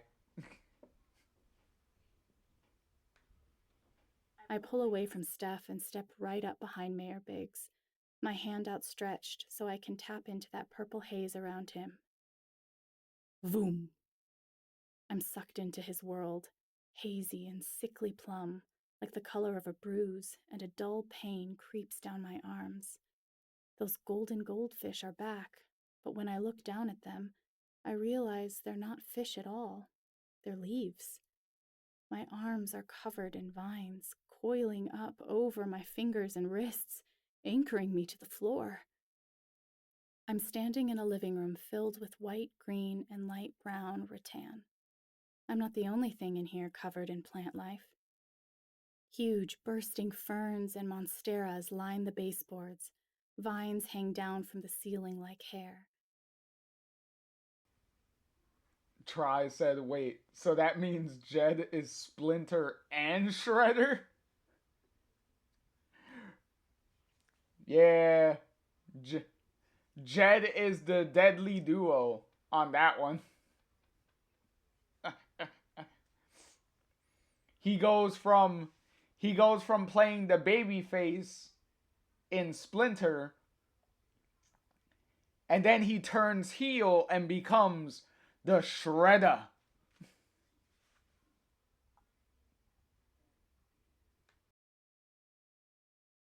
A hazy mist covers the room. I'm in a literal jungle, which I guess is what living in a house with 12 kids must feel like. By the vintage design of the furniture and the realization that the carpet itself is green, I guess I must be looking at a place that's been in the family for generations. And then I get my answer. Girls, coos a man's voice from the doorway. A young man, maybe in his 30s, stands there in jeans and a white t-shirt. Your mother and I have a surprise for you. He pulls his white cowboy hat, exactly like the one Mayor Biggs was just wearing, just far, far crisper looking, brand new. His big blue eyes go even huger, and he squats down, arms outstretched at the sight of about a dozen, no, I count exactly a dozen girls, ranging in age from 2 to teens, who sprint in from the kitchen, squealing for their father. A couple are dressed identically. Let me guess, Alex. The mayor, well, the young mayor here, uh, in this emotional memory that you're witnessing here. Let me guess. The surprise that he's gonna give his daughters is another sister. Cause not for nothing, with 12 kids, either he either the mayor has a very strong sex drive, or his wife has a very strong sex drive, or both of them have very strong sex drives. Cause holy shit, how do you have 12 fucking kids? Especially that close together. Cause Alex literally just described them being all relatively close in like ages. So it's like Jesus was the wife popping them out of her twat like nobody's business? Like what the hell? And yet again, all of the respect and love to that wife. Cause holy shit, to give birth to 12 fucking kids.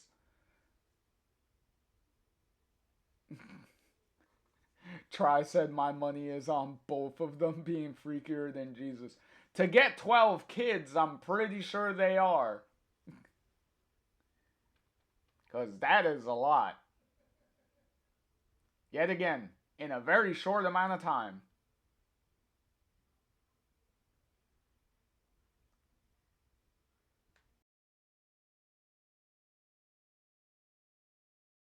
Which makes me think they might be twins. But they all run in with unbridled enthusiasm. They rush him right there in the living room, tackling him and covering his face in kisses. And I'm sure I've never seen so much love in one room. What is it, Daddy? Screams one. Are we getting a puppy? Are we going to the park? Uh,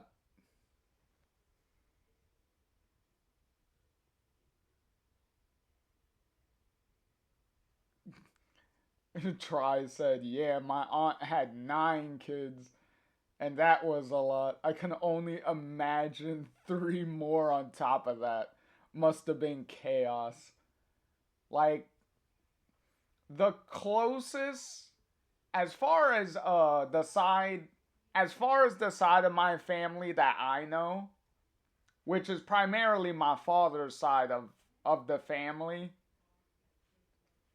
is the family that I'm the most familiar with.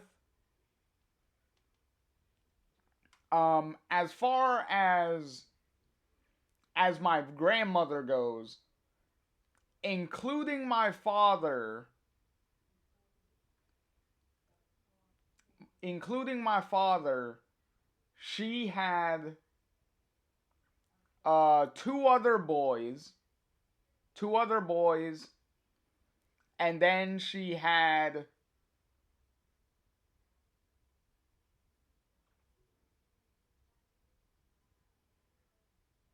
four girls. So my grandmother had 7 kids.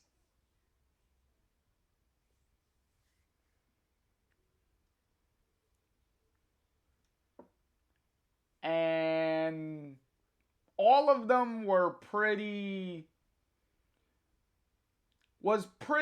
all of them were pretty reasonably apart in ages.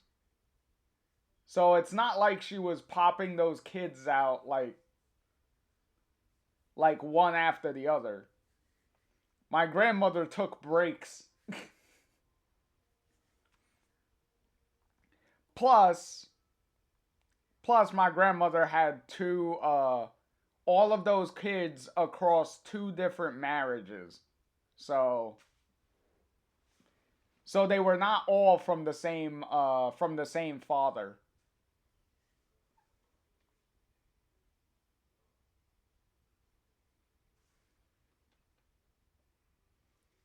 Try said, "Damn, I had 3 siblings, and even at that, the house wasn't quiet until we all moved out." Yeah, with my grandmother, most of the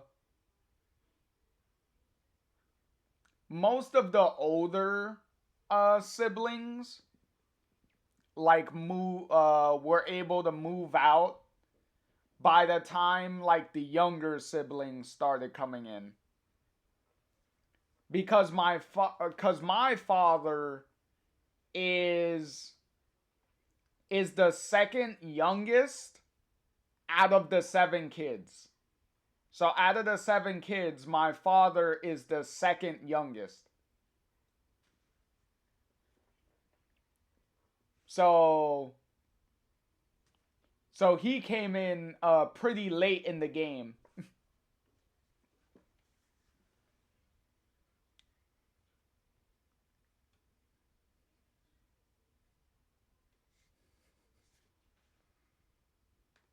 Is a storm rolling in? And can we watch it on the veranda?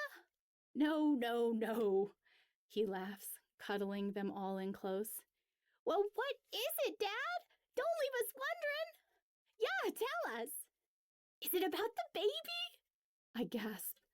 A baby? Why, yes, he grins. It is about the baby. I told you the gift was another sister. Jeez, this guy can't, this guy cannot stop pumping babies into his wife. Jesus Christ.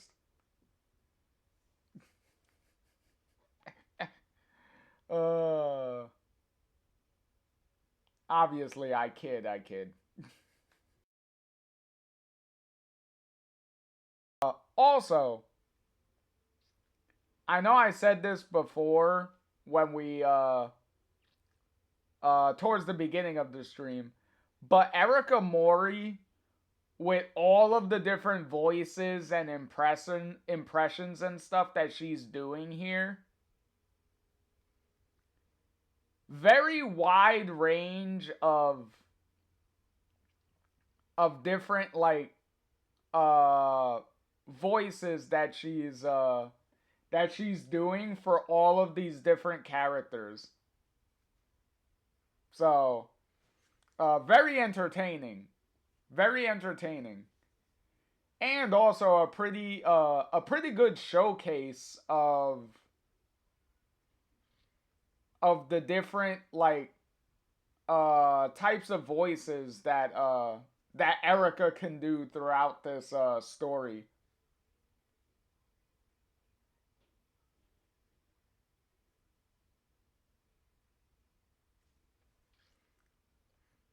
Hey, no problem, try. No problem. No problem. Enjoy a little lurky.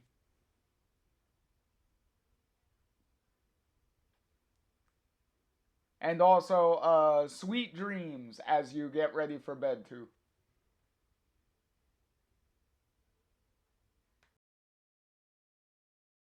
I hold my breath and wonder if I really want to be here. That aura I saw, an aching purple blotch, does not look like a father running in to meet his 12 daughters and talk to them about the 13th. Oh no. You're getting a little sister.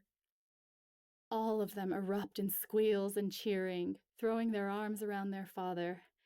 Yay, another girl! What should we name her?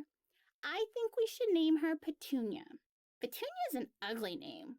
What about Peony? Peony isn't a name at all. I would be very against that name because that name is too close to penis.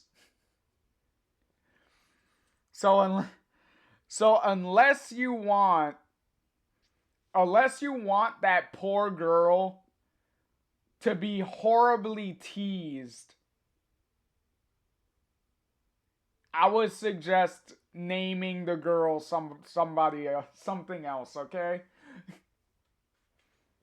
Let let's not give the girl a name that is prime bullying material, okay? Let's try not to do that.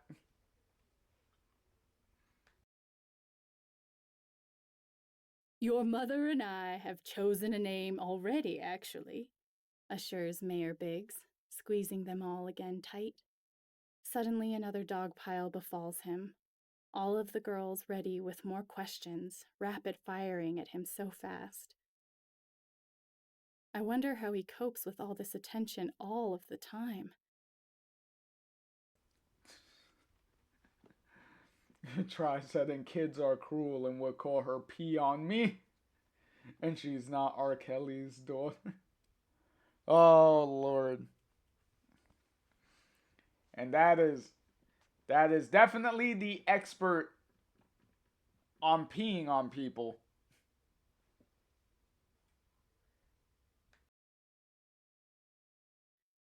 But I guess that's how his job is too, as mayor and all. What is it, Papa? Is it tulip, Daddy? Is it tulip? Petal. Orchid. He throws his head back in laughter at their curiosity. They seem like delightful kids. Magnolia May Biggs. The silence is palpable, and then the questions start anew. Magnolia? Asks one with utter confusion. But that's not even a flower name. Neither is laurel, blossom, or opal. But opal's at least a gemstone. Rosemary's just a plant. A yummy and useful plant. Thank you, Daisy. Girls, coos Mayor Biggs. There's a very good reason behind the name Magnolia. And do you know what that is? He looks up at the oldest, who can't be more than 15 years old, with long curly red hair. She leans in close, a few of the ceiling vines bending with her. Is it because magnolias are strong? His smile beams so brilliant, I would expect a golden aura, but instead, those little purple flickers dance through the air like tiny tetrafish do. A thin haze of anxious purple all over, with flecks of absolute terror sprinkled across it. His bottom lip trembles so subtly, I almost miss it. That's exactly right, Clover, he nods. Magnolias are strong, resilient. They'll weather the driest earth and the cruelest of storms. And right now, your sister needs to be strong, like a magnolia, and she needs us to be strong for her, okay? I try to swallow but can't, and all 12 girls nod together, the oldest few exchanging glances like they know something's wrong. Horribly, horribly wrong. Vines shoot up from the ground, racing up my legs and torso and over my arms, yanking me down, threatening to swallow me whole. I shut my eyes, but before I can scream, the vines vanish, disintegrating against my skin like dandruff and flaking into the wind. I open my eyes again. I'm in a hospital. Mayor Biggs is holding a woman with long, red, curly hair, who is sobbing into his shoulder. Her knee-length floral dress looks like a hospital gown. It is a hospital gown. And he holds her so close, so tight as she cries, that I feel tears spring to my own eyes at the realization of what's happened. The 13th daughter of Griffin and Wisteria Biggs is gone. Grass sprouts up through the tile and up around my shoes. I'm standing on lush green grass, and when I look up, I find Mayor Biggs standing to my right, and exactly a dozen women, many of them around my age, some in floral dresses, some in shorts, standing in a circle across the yard. It's blazing hot out here, and some of them fan their faces against the scorching sun. But all of them, every single one, is staring up at a tree as tall as the single-story ranch house behind them. A tree with big green leaves, bursting with pillowy white flowers as big as my head. One of the women reaches up and dabs at her eye with a napkin, and the next woman pulls her close against her. I leave Biggs's side and approach, the sounds growing fainter as I walk. I look up at the tree. A magnolia. One of the girls, the tallest, with long curly red hair pulled back in a braid halfway down her back, breaks from the group and steps forward, slowly. Her face is tear-stained.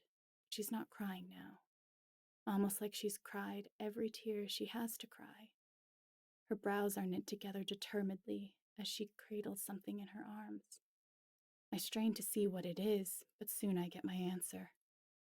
She kneels at the foot of the tree and gently nestles a big glass fishbowl in the grass, as carefully as if it were a newborn baby. In the fishbowl, a huge orange goldfish flits from wall to wall, sucking at the water as it swishes its fins around playfully. She, I'm guessing this is the oldest, Clover, based on her hair, stands back up and rests her hand on the tree.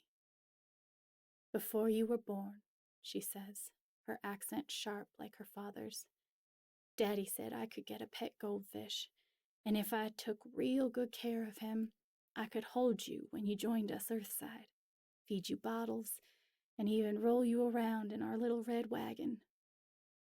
I feel my cheeks burning with more tears, and I glance down at my feet and take a deep breath before Clover continues. Well, she says, looking down at the fish, I took care of him. He's an old man now. His tank uses too much water to keep him. We're in a drought, you know. We've all got to do our part. She glances around at her sisters, all of whom nod before turning back to the magnolia. So, sighs Clover, shoving her hands in her pockets, I thought he'd make a good friend for you. Till his time is up, too. He'll keep you company out here. Her voice cracks now, and I hear her sniff. His name's Boy. Since he's the only boy among us. I'm not creative. Several sad laughs ring through the group, and even I can't help but crack a smile. You take good care of him out here for me, she says, wincing in pain. We won't forget you. She turns to leave suddenly, right toward me. A moment of panic grips me, and then I remember she can't see me. She steps right into me, walking through me like a cloud of smoke, and I feel a wave of cold come over my entire body. I begin to shiver, shutting my eyes and embracing the darkness until I hear a familiar voice. Steph's voice. Ha! Totally. I look up at the back of Mayor Big's head, at the statue before him, and then I look over at Steph, who's mid-sentence. You'd think those people up in Denver wouldn't mind not watering their lawn for a few weeks. Am I right? Steph sees my face, and a breeze rolls through, and I realize my face is wet. Just as Mayor Biggs begins to turn around to look at me, I wipe away my tears ferociously before he can see. But he does. That statue, I explain, my voice cracking. Something about it it's beautiful. Fuck. That's probably the most unbelievable thing I've ever said, and from the look on Steph's face, she knows it too. Isn't it lovely? Asked the mayor, sighing up at it.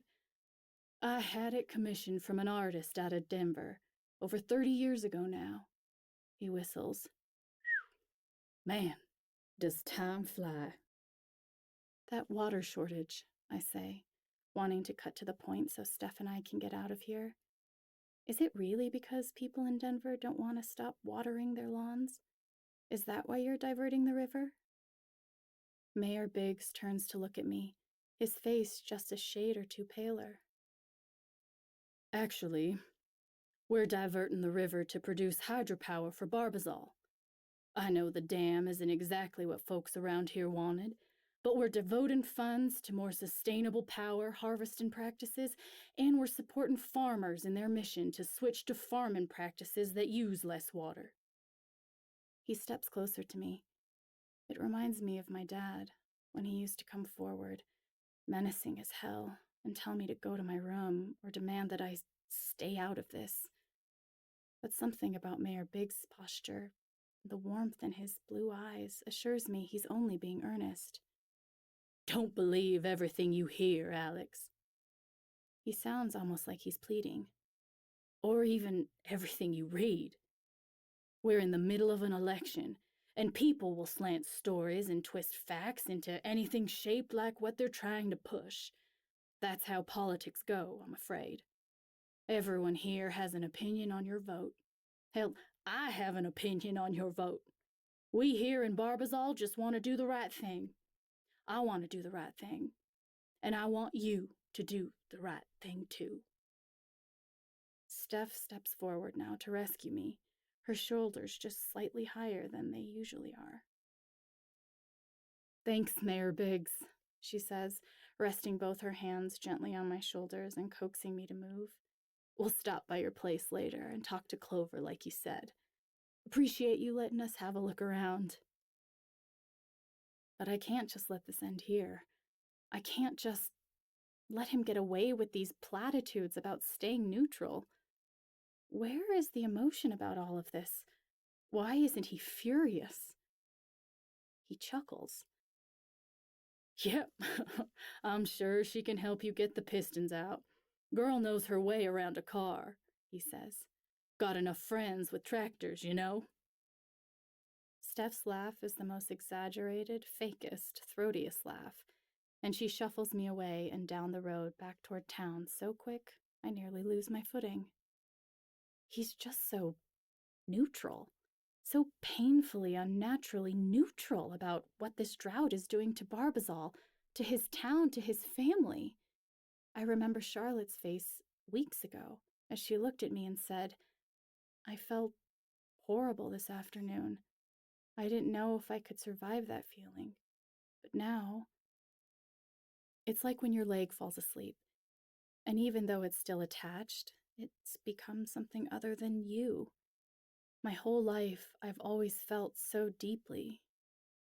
But maybe this is better? And the guilt hits me right in the chest. I shut my eyes against it. There's no shame in needing to feel numb for however long it lasts, I'd said. If it gets you through another day. I did that. I saw the rage she felt toward her own child, and I heaped confusion and ambiguity right on top.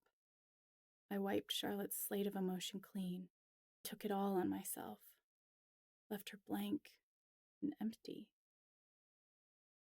I won't let Biggs numb himself to this. Also, thank you, Alex, for reinforcing what I said earlier about the consequences of taking Charlotte's anger away uh, during True Colors. Specifically, the at the end of episode 3, or chapter 3, I should say, of True Colors. So, thank you for the description there, Alex, with taking her emotions, having her like numb to emotions, being a little emotionless and stuff like that. Thank you for reinforcing my statement earlier.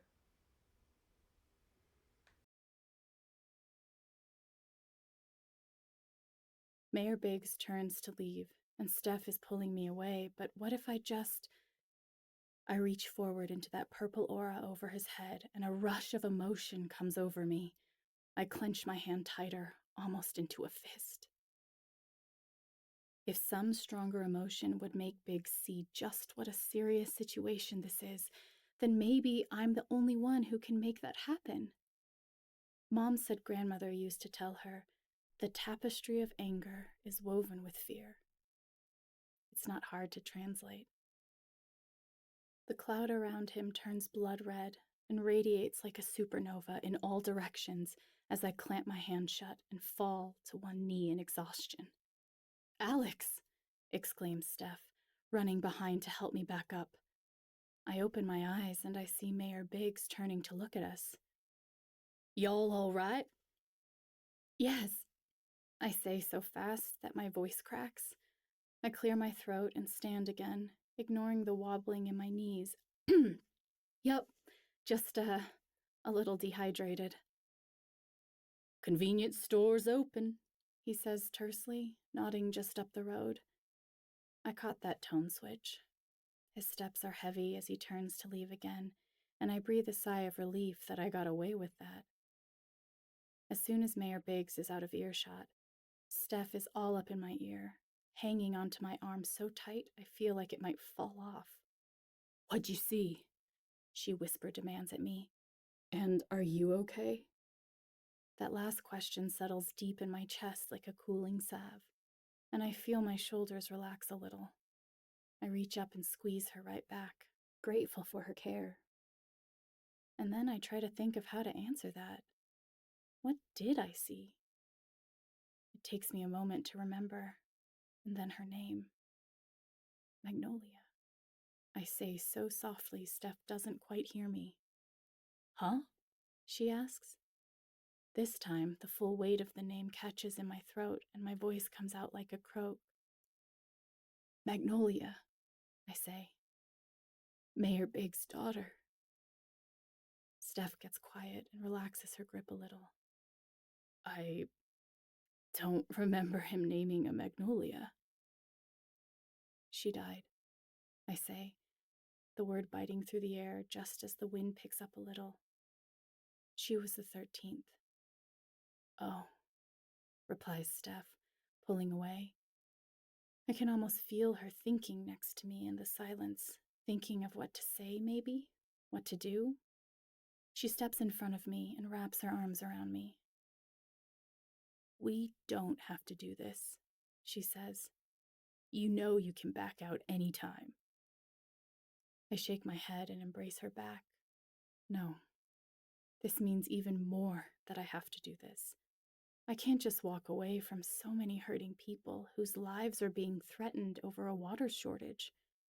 Barbazal citizens who have been here for decades are looking at uprooting their whole lives over this. I have to do something. For all of Barbazal. For Magnolia. I can't take away their emotions. I know that now. But maybe rearranging them a bit would help. Starting with making Biggs care. I look back up at Mayor Biggs' home, and Steph follows my gaze. Look, Alex, says Steph.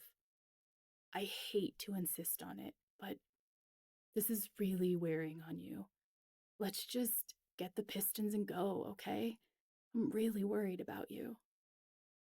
I keep staring at the house. Alex? Huh? I ask, snapped out of it.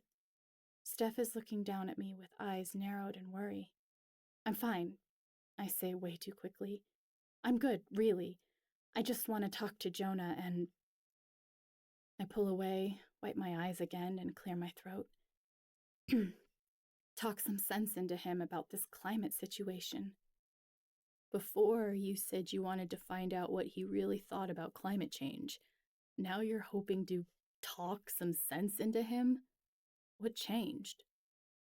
Nothing, I say. I mean, you didn't just see Magnolia, did you? She asks. There's more to it, isn't there? I sigh, unable to hide from Steph any longer. I saw all of Mayor Big's daughters.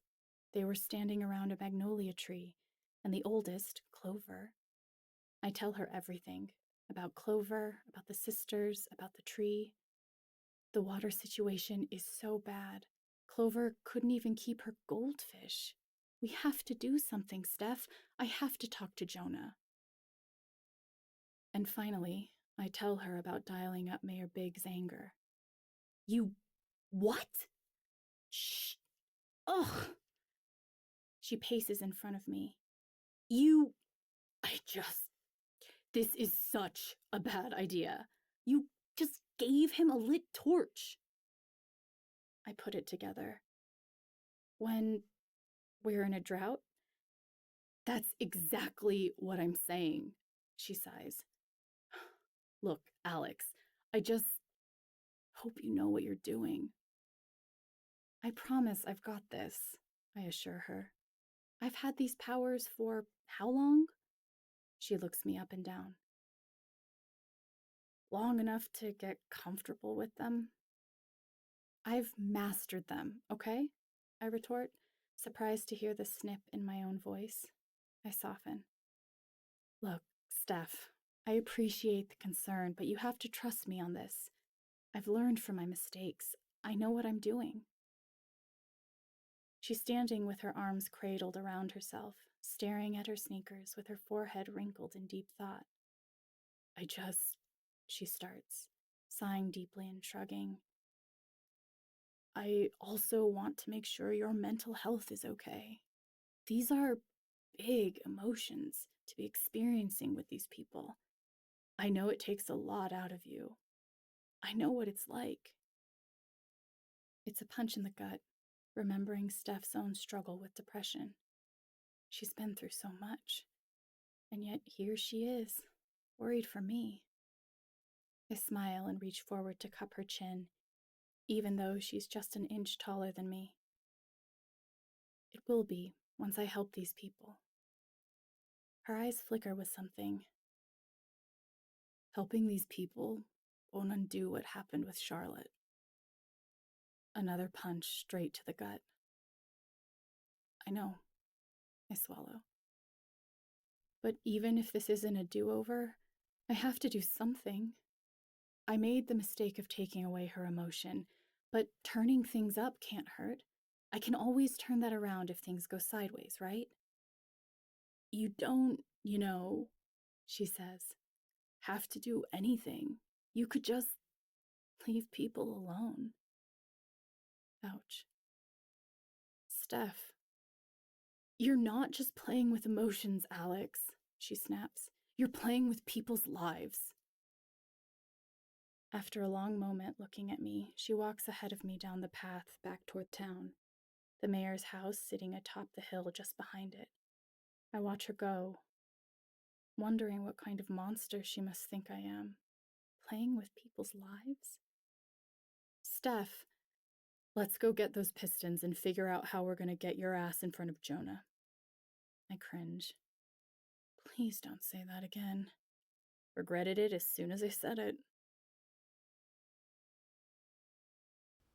Ooh, a lot of things are heating up over here with the whole uh dead dead child thing. Certainly no symbolism there with that child, with the child would have been number 13, would be the 13th kid that they had. So certainly nothing suspicious about the number 13 there. Uh, Talk about being unlucky. Depression City all over.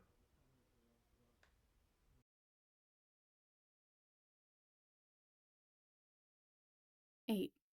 The house. If Owen's trailer is an average Barbazalian home, Mayor Biggs' rancher, which looks so small from the middle of the town square, is a palace. I didn't realize it from where we were standing earlier by the statue, but the 2 double front doors are white just like the rest of the house, so we couldn't see just how tall they were.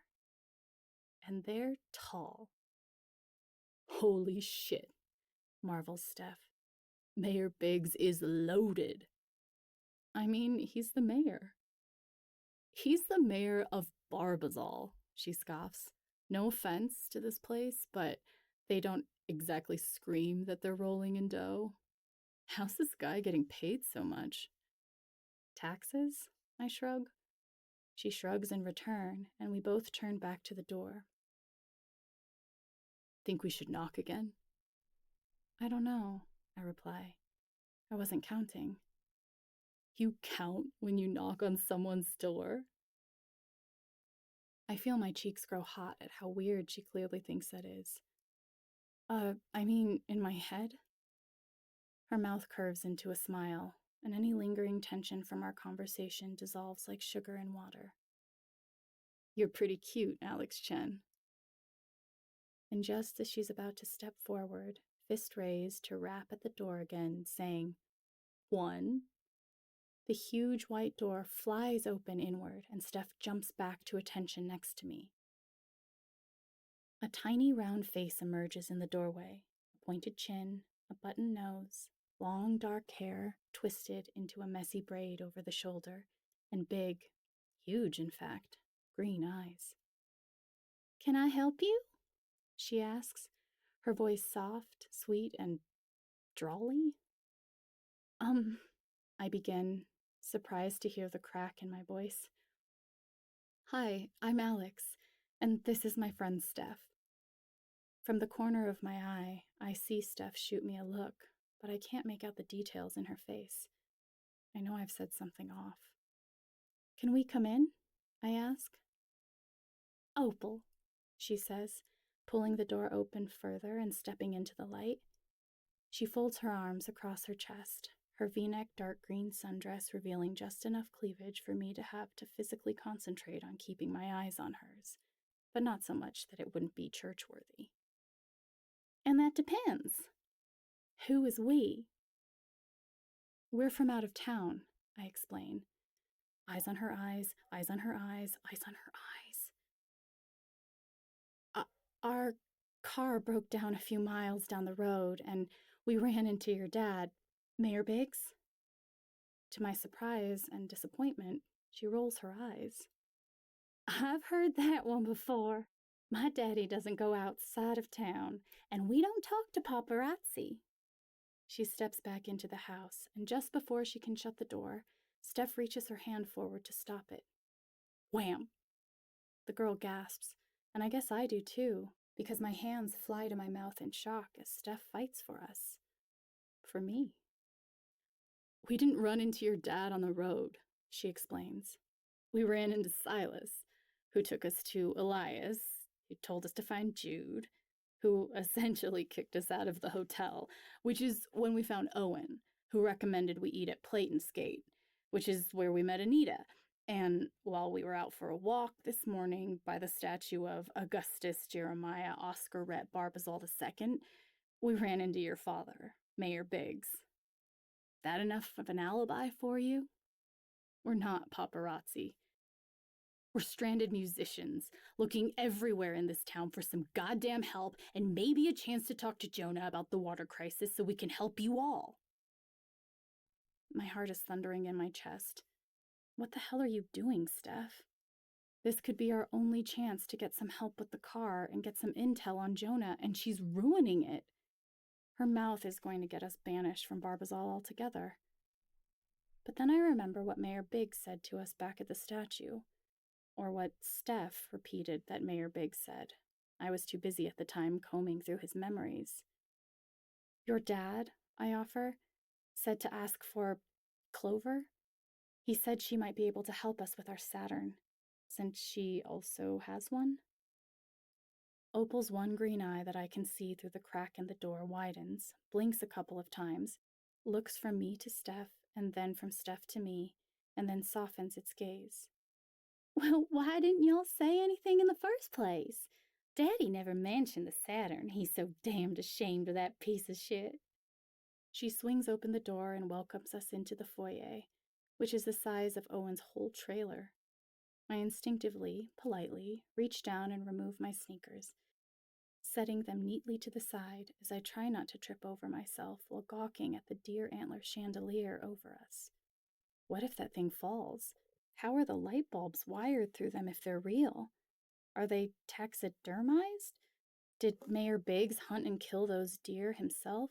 Or is this one of those synthetic $5,000 pieces of art that's been so overly processed you can't even tell if it once grew on an animal? Y'all drink sweet tea? Comes Opal's sing-song voice from the next room over.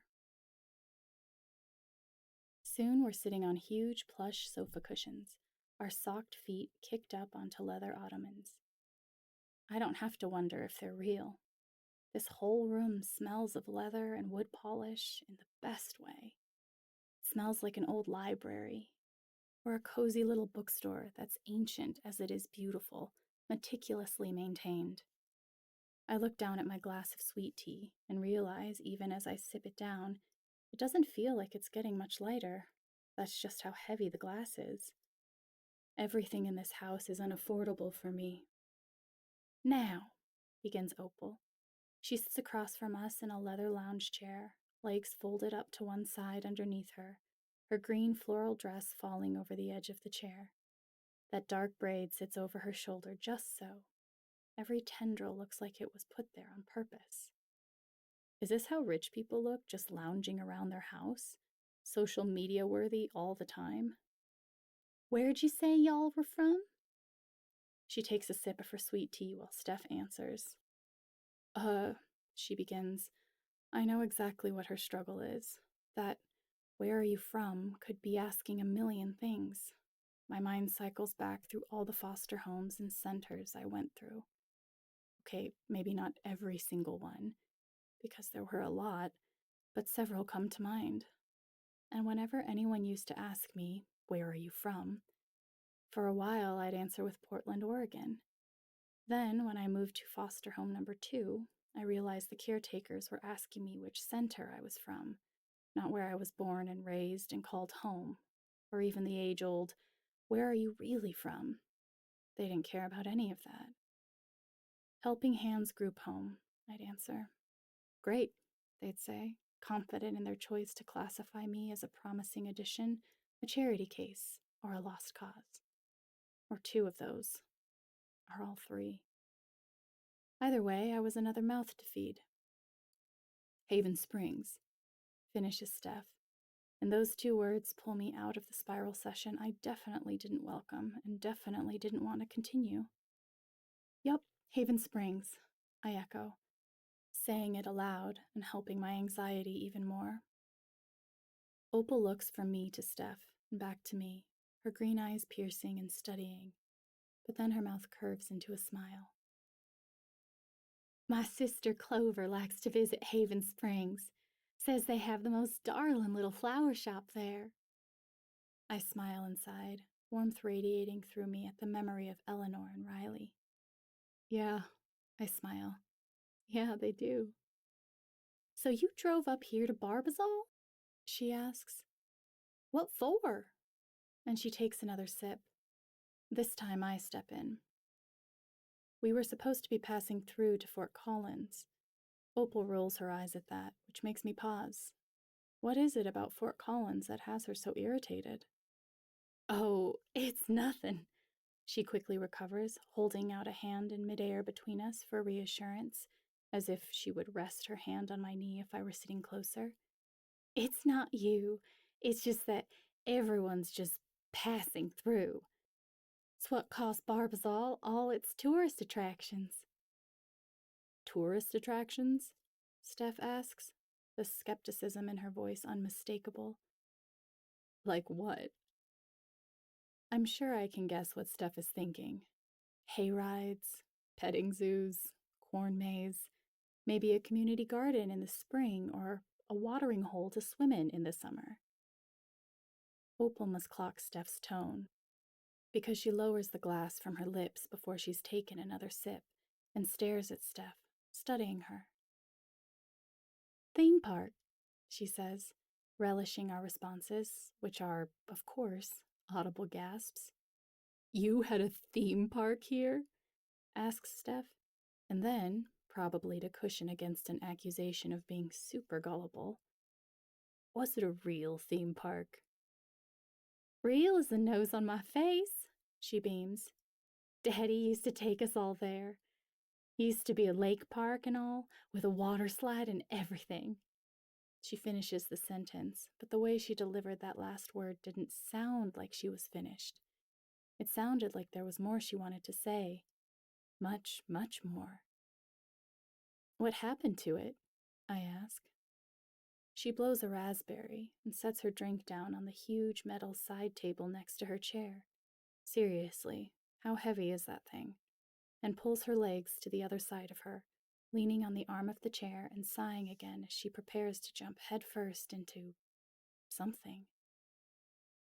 Like everything else around here, she hisses, it dried up. The water first, and then all the tourism. People stopped coming, and so we stopped going. My family used to be there every Saturday morning at 8 o'clock like, well, clockwork. Until we just weren't. I was only 6 then. I'd been a few times, but every Saturday I'd ask Daddy to let me jump off the high dive. I used to look up at that thing every time and wonder what it would feel like if I could jump and, for a moment, feel like I was flying. Opal staring at the wall behind Steph and me, and I follow her gaze up to a family photo of Mayor Biggs sitting in the very armchair in which Opal now lounges. A tall, blonde woman standing behind him, who I can only assume is his wife, Wisteria, and all 12 of their little girls gathered around their parents and sitting on the ground in front of them, all in beautiful little Sunday dresses, maybe even Easter, since all of the hair in the picture looks professionally curled. The sound of Opal sighing brings me back to reality, and when I turn back to her, she is now gazing toward the window at the far end of the room. I follow it and notice just how big this property is. The lush, sprawling grass keeps going for what seems like all the way up the hill behind it. Of course, I can't see all the way to the top. Far down the way, it turns into thick, verdant trees, but until then, it looks like a golf course. Just the backyard, not the front, where people can see. Wow, I marvel as I survey the property, which seems to have completely, suspiciously, escaped this drought, and then realize I've whispered it out loud. Steph glances at me and then back at Opal, just as Opal sniffs, and I realize she's crying. There's a brilliant blue aura over her head. Beautiful tree, isn't it? I look back out the window and spot a huge magnolia tree along the edge of the yard with huge green leaves, but no white flowers. I stare at it, strong and towering, the blue of Opal's aura reflecting off the window in front of me. And then, that's not a reflection. That's the tree. Blue light wanders over the leaves, flickering like flames, red and purple dancing among them. I suppress the urge to gasp at its beauty. How is this happening? Trees can't feel emotions. Can they? Is that the magnolia? I ask. Opal looks like my words were a knife. What do you mean, the magnolia? She asks. Oh shit, she's right. I wouldn't know there was a the in front of the magnolia unless I'd been here before. Or I'd been poking around in her father's memories. I start. Opal's eyes narrow in suspicion, and I realize I have to make some shit up. Quick. I heard your father mention it. He doesn't talk about the magnolia, she says, pushing herself up out of the chair and looming over the two of us, like she wishes she'd poisoned our tea. Shit. He said wisteria, exclaimed Steph, leaning closer to me. Not a magnolia. She dons what is, to me, the fakest smile of all time, even throws in a pff for good measure. Opal softens, her shoulders lower, her forehead relaxes, and she lets out a deep breath. Sorry, she offers, her voice suddenly mousy and fragile. She collapses, back down into the chair. That was rude of me. I know y'all don't mean no harm. The silence passes between the three of us, tight and agonizing. That blue aura lingers around Opal's head as she focuses her gaze on the rug beneath our chairs, swirling browns and greens and ivories, and I realize there are fish swimming around in the pattern. Steph ventures forward, gingerly. So, she begins, what is the significance of the magnolia tree? Thank God for Steph. I have to find out more about that tree. I have to see it, touch it, find out what it feels. Opal picks up her tea and looks at it, then pushes herself out of her chair and makes for the kitchen. We're gonna need something stronger, we hear her say. Steph and I look at each other. She shrugs like, why not? I smile. Just a couple hours later, Opal, Steph, and I have each had enough wine to tell our life stories, or at least the parts suitable for public consumption, and spill a little wine on the rug, only for Opal to reassure Steph that Daddy has the house deep cleaned once a month, and you needn't worry about it because it's old anyway. I look down at it, the fish looking like they're literally swimming around the rug now. I look at the wine glass in my hand, at the Moscato sloshing around inside, no matter how still I try to keep my hands. Opal and Steph erupt in laughter over something I haven't really been paying attention to, sounding hollow and muffled in my ears. Alex, Alex, calls Steph. I look up at her. Her own glass of Moscato is almost empty, and she tips back the last sip into her mouth and leans closer to me. Too close, in fact. Actually, what the hell? Steph, what are you? Let me look at you, she says, smiling comically huge. So pretty. What the hell? I laugh. Get off me. So, you two are, like, together, slurs Opal, taking another sip. I mean, you tell me, Alex. Hey, no slurs over here. Okay, Opal? Not gonna stop. But in any case, ads are gonna be starting in a few, so we'll take a little bit of a break, and then we will continue as we get a little closer uh, to the end of this video. We got we got the rest of this chapter, and we're gonna see if we do the next two chapters. Because at the very least, I want to get through chapter 9 and 10.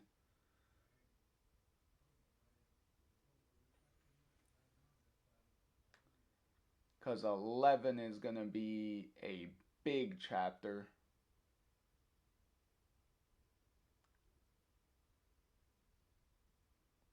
Because chapter 11 is going to be one of those long ones.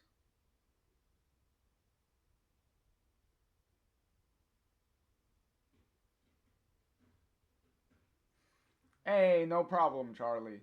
No problem. No problem, Charlie. Thank you. Thank you for the thank you for being here. As always, Charlie, it's always a pleasure having you around. So thank you.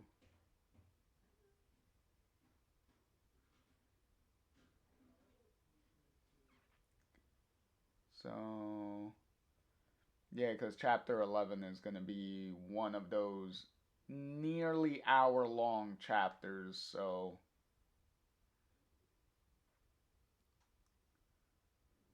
we definitely want to finish these two shorter chapters before uh that bigger chapter, and then we could start the bigger chapter in the next video. So that sounds about right and sounds good to me.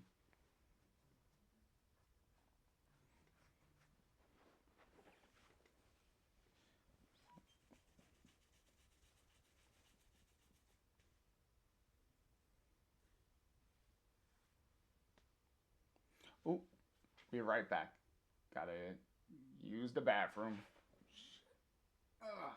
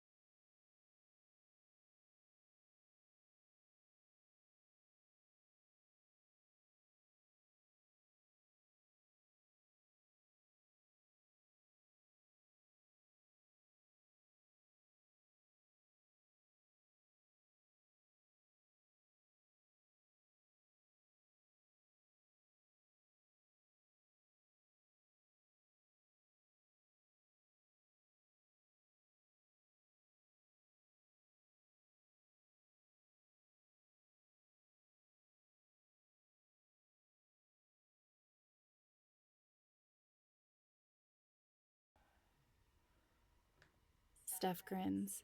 It takes me way too long to realize what's going on here. You used a word for me earlier at the door.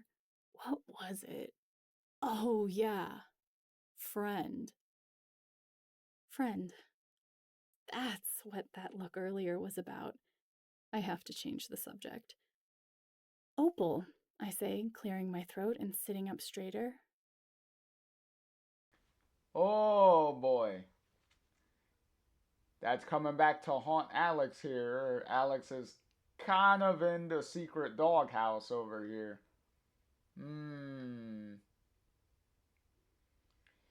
Oh boy. Not for nothing, Steph is taking it well for now. Because Steph is kind of teasing her about it. Hopefully, it doesn't become a big issue, but we'll see.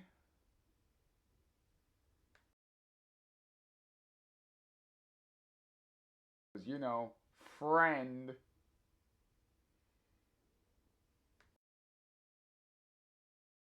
I set my wine glass down on the side table next to me. That's quite enough of that shit. Uh, so would Clover mind if we took a look at that Saturn so we can get to Fort Collins by tomorrow night?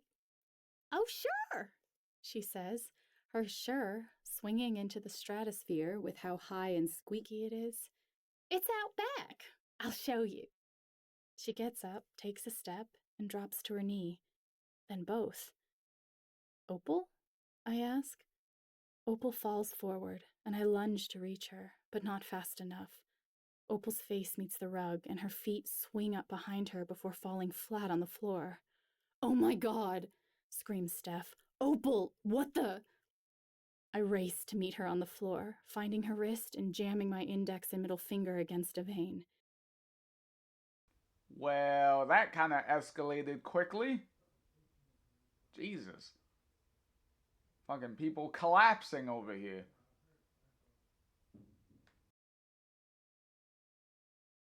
I feel the bump, bump, bump, bump, bump, and assure Steph she's alive, just unconscious, probably stood up too fast. Steph says nothing, so I look up at her to make sure she's okay. A crackling red corona flares around her forehead, then spits into a jagged crown of tight royal purple spines. She's not okay. Steph? She's glaring at me, eyes full of tears, her cheeks wet. What the hell are we gonna do, Alex? She demands.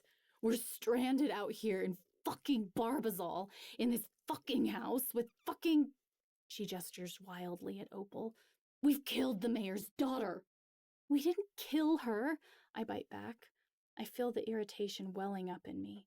Yeah, I don't want to be here in this mansion with an elected official's unconscious daughter, full of wine and likely no cell reception.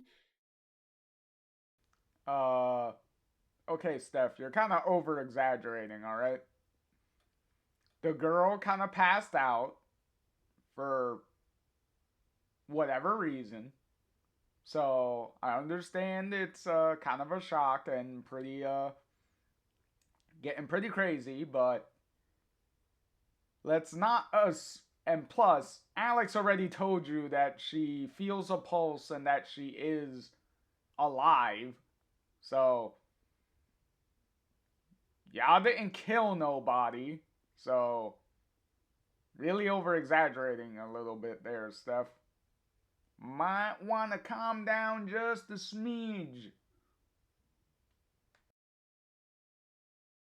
We need to call for help, or at least try. My drunken hands scramble for my phone and dial 911. Barbazal may be small, but they have to have a hospital, right? 911, what's your emergency? Asks the operator. She sounds completely flat, even, like she's prepared for anything.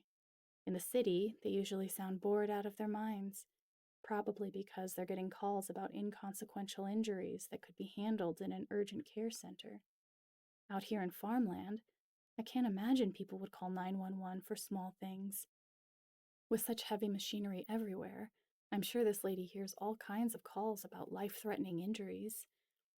Hi, I'm calling because my friend here is unconscious. There's that word again. Friend. The same word I used for Steph. My chest blooms with pain at the sound of it. I get it now. Friend is so basic. Even girlfriend doesn't sound like it has enough weight. It's so much less than what Steph and I have. She's so much more.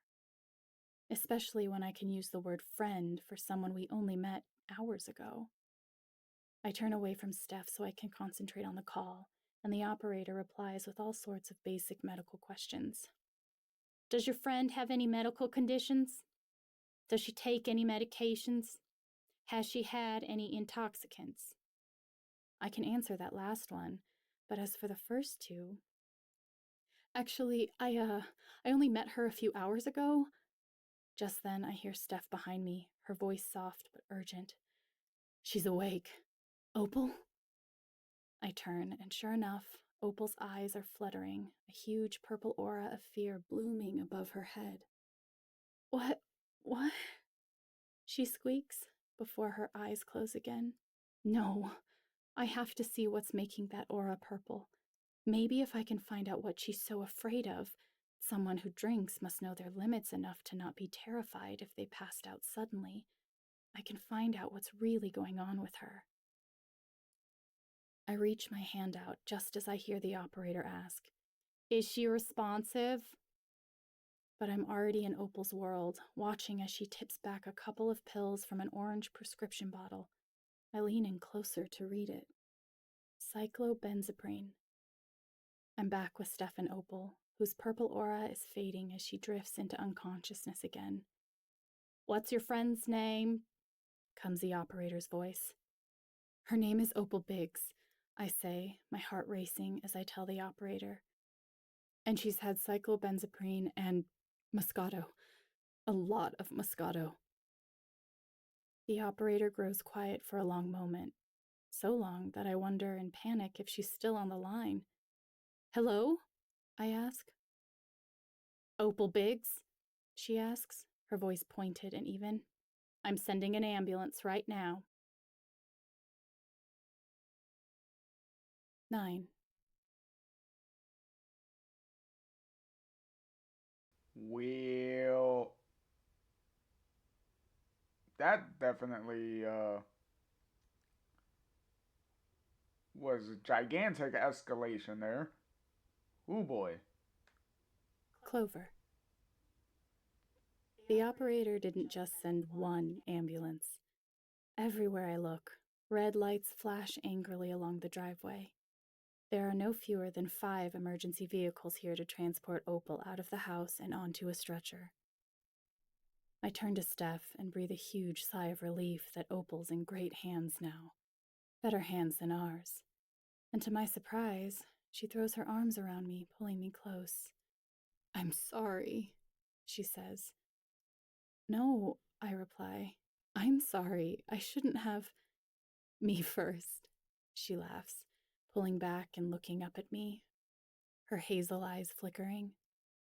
I got mad at you for calling me a friend, which is stupid. We are friends, best friends, and it's great.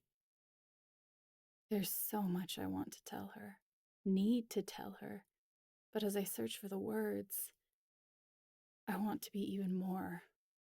Do you want to be more? Is there already something more? I mean, we've been making out on the regular, so I just assumed. But at this point, even friend with benefits sounds too light. Thank God, she continues. But new words cut through all the noise around us. What the hell happened up here? Snaps a woman as she climbs out of a big blue pickup truck, slamming the door behind her. Her curly red hair swings behind her in a braid. It's so long I can see it swaying past her hips on either side of her. She marches past every ambulance, all the lights, all the workers, and right up to the stretcher, which is only 10 feet or so away from Steph and me. Ma'am, if you could, begins an EMT with gentle hands outstretched to her. Don't you ma'am me, Curtis. I live here. Now you tell me what the hell happened to Opal. Clover, I can't. You can and you will. So this is Clover Biggs. Damn. Is she a totally different person than the woman I saw resting that fishbowl on the ground in front of that magnolia tree, with the kind words about the goldfish keeping her sister company? And who the hell are you? She snaps, staring Steph and me down like this is clearly our fault. Some friends of Opal's from the city? No, says Steph. We're from Haven Springs. We came up here to ask Opal for help with our car. There are plenty of folks in town without you coming all the way up here about car trouble. I know you're paparazzi. If you really needed help with a car, you'd go see Elias. He'll help you out. In the meantime, you leave me and my family alone. Clover, I begin gently, your father sent us up here. Oh, like I believe that, she scoffs.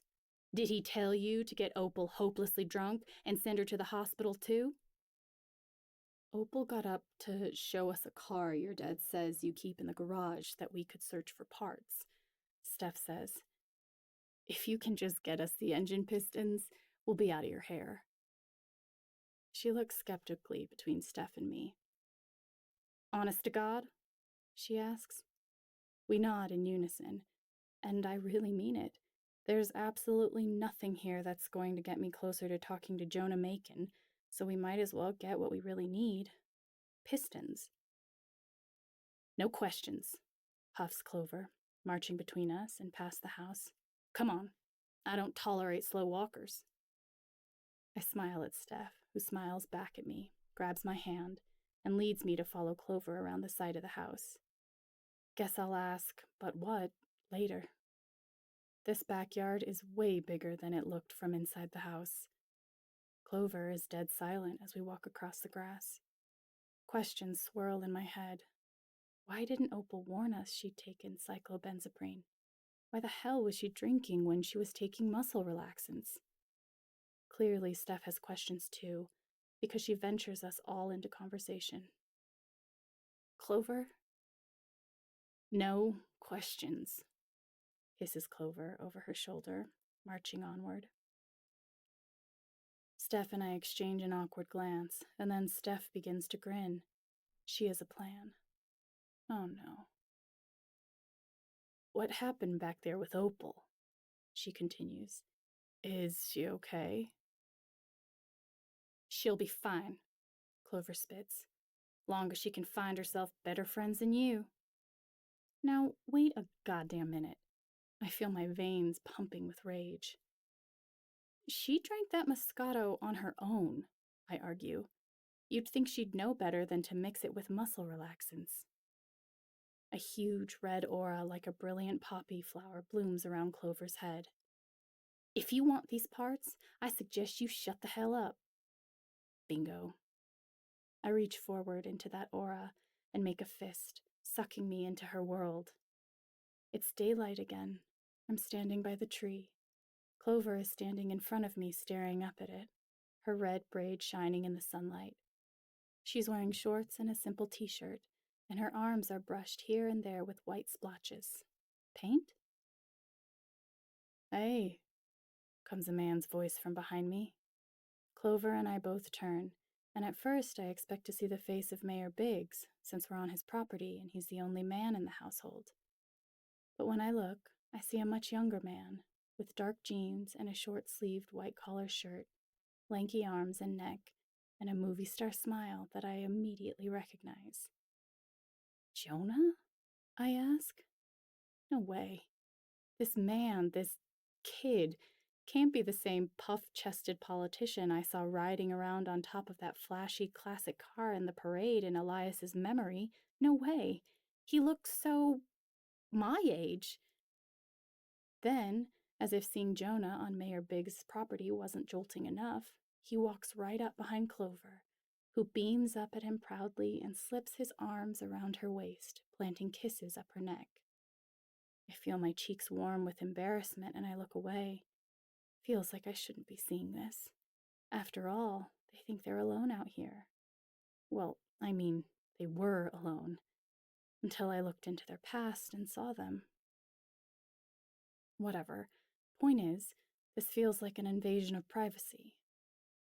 Actually, why is this scene such a happy one? I stepped into an angry memory. Where is that anger? Stop, giggles Clover. What if Daddy hears us? He won't, whispers Jonah. Where's Opal? She asks, her voice suddenly tense with worry. She's fine, he scoffs. She has the TV.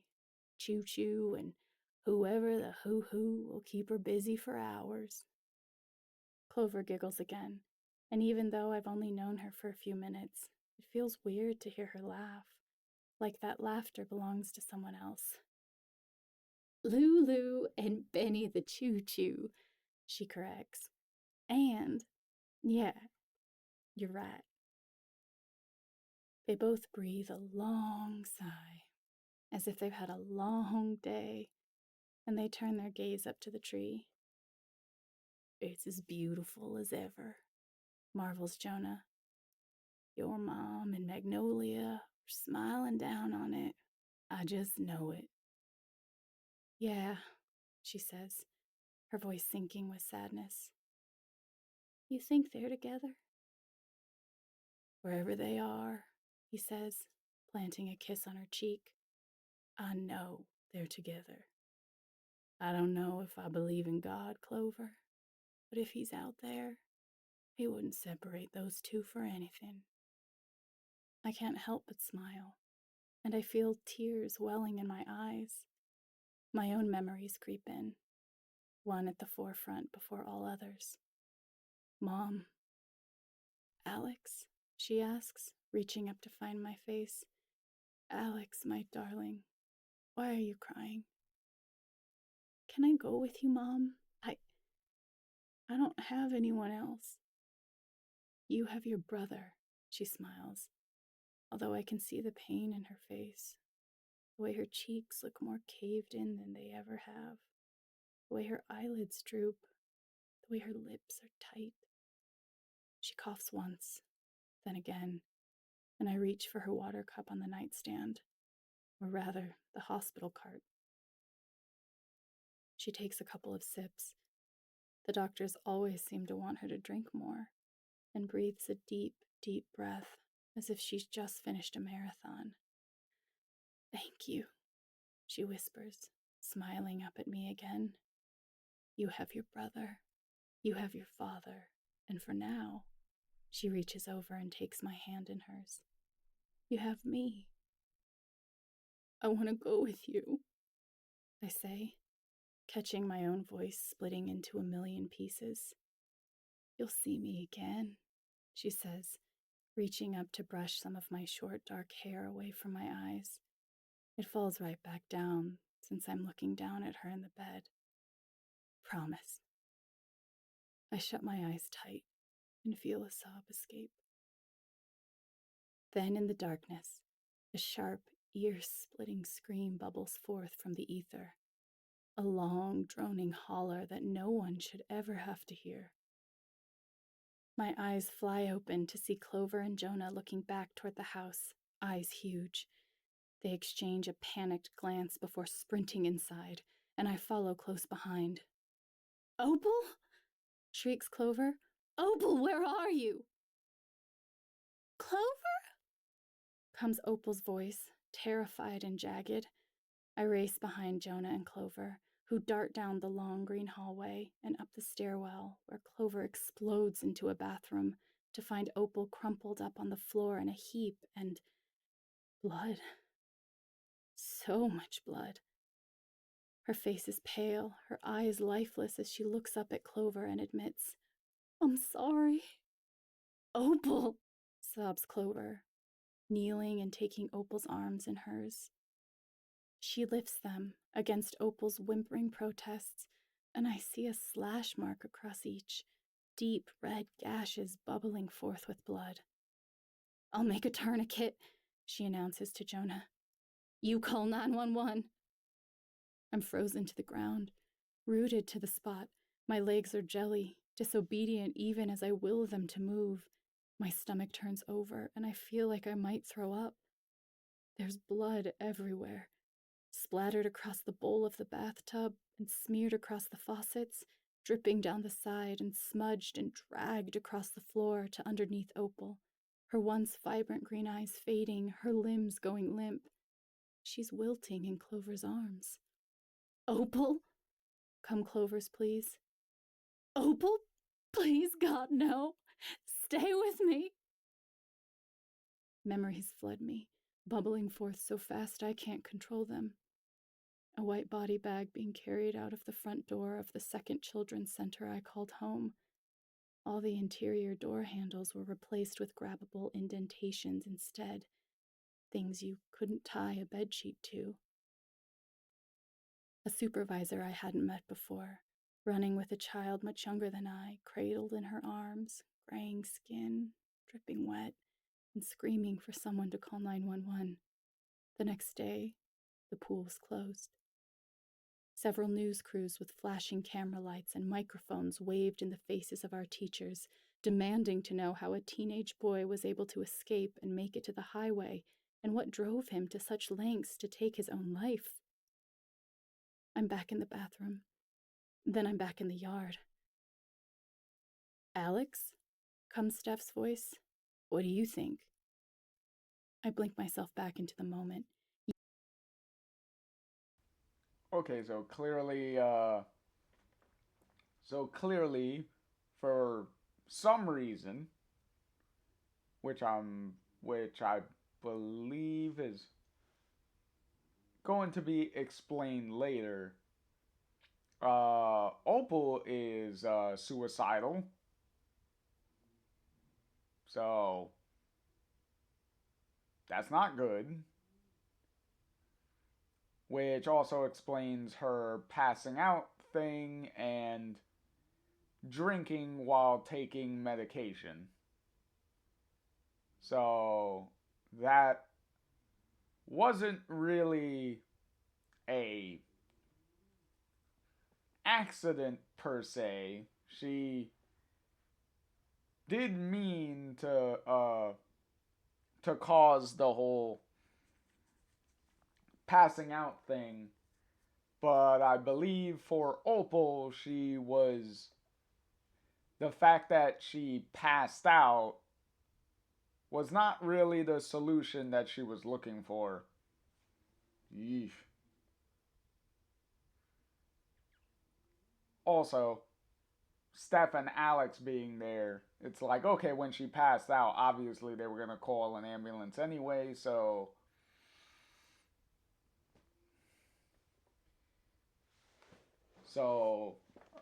her suicide attempt was not really gonna go the way that she presumably wanted.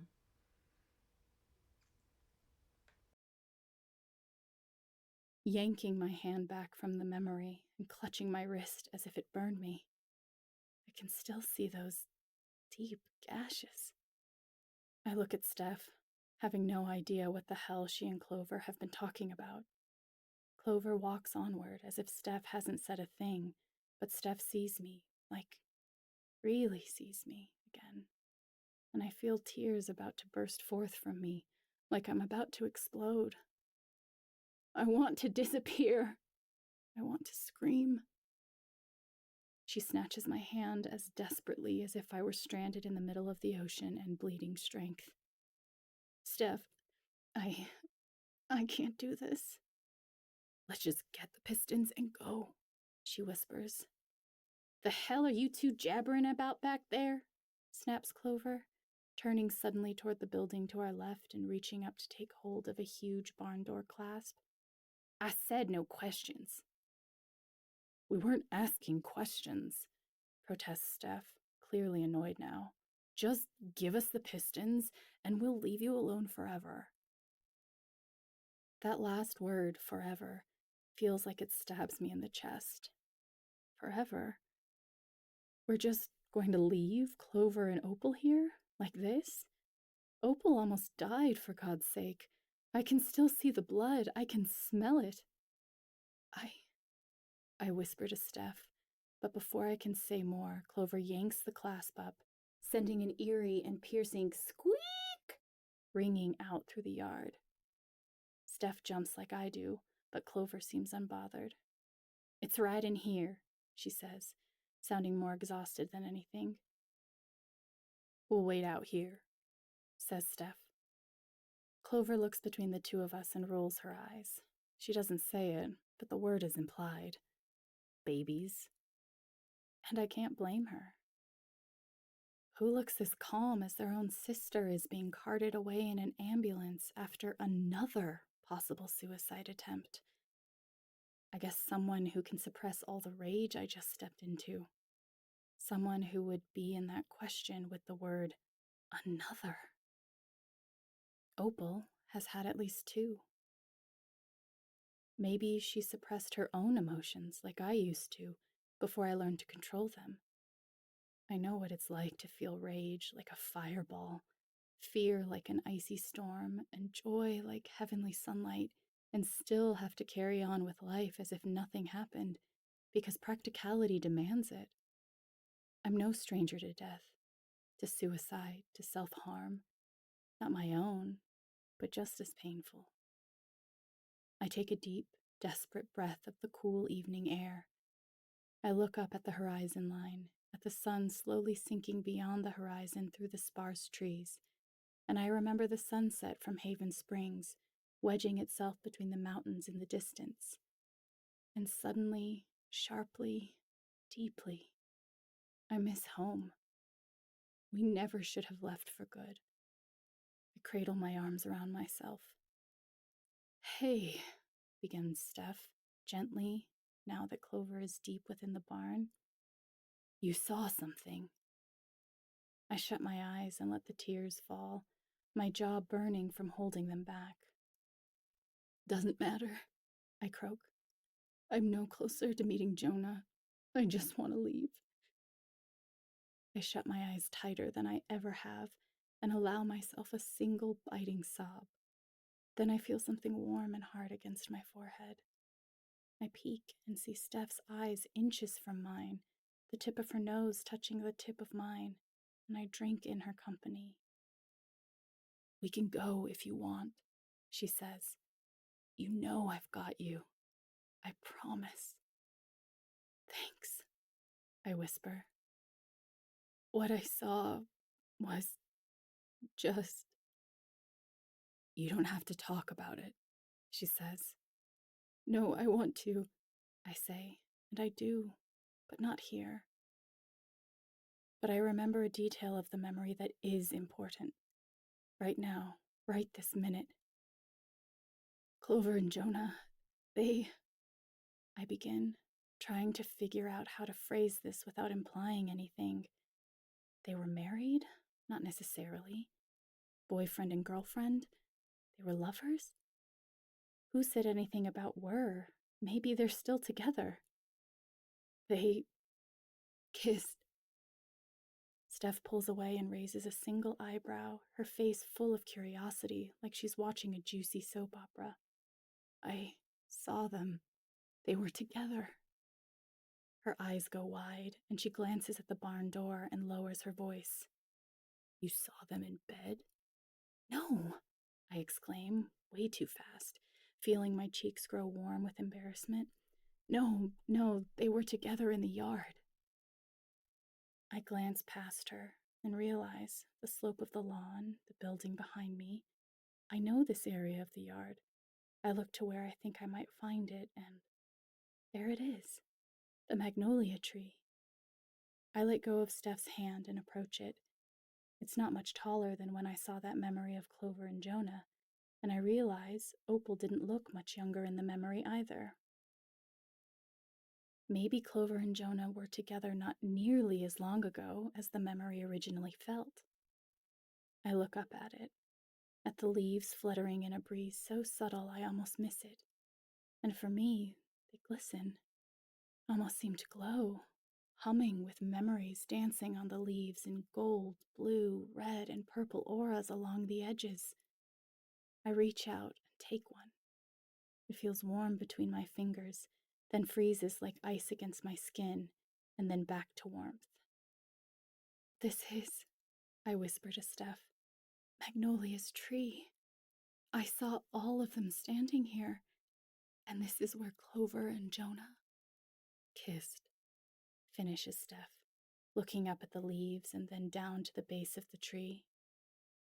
What's this? She asks, crouching down in the grass and inspecting a little wooden sign there. I kneel beside her, sinking to my knees on the hard, unforgiving earth, and read the inscription. Here lies Magnolia May Biggs. We will never forget you. Damn, whispers Steph. How old was she? I don't know. I remember what it felt like to say goodbye to my mom, knowing I would never see her again, after knowing her my whole life. I remember what it felt like to say goodbye to my dad when he walked out of our front door, not knowing if I'd ever see him again. That was almost worse. Believing he was somewhere out there, choosing to be dead to me and Gabe. And I remember Gabe. I remember standing on the mountainside with him as the rocks tumbled, catching him completely off guard. And I remember the sound of the rope between us snapping as Ryan cut it, freeing me from being dragged over the side with my brother. Believing I could save him until the last moment. I wonder if that's how Clover felt as she held Opal in her arms. Or how she felt as she watched Opal on the stretcher, wheeled out to an ambulance. Here's your pistons.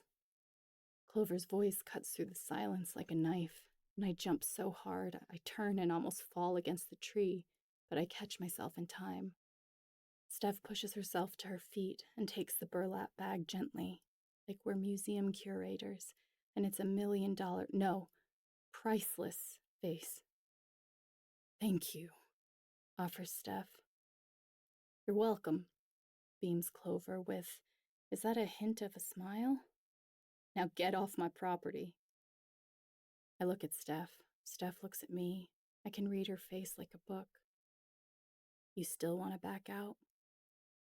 I guess it's now or never.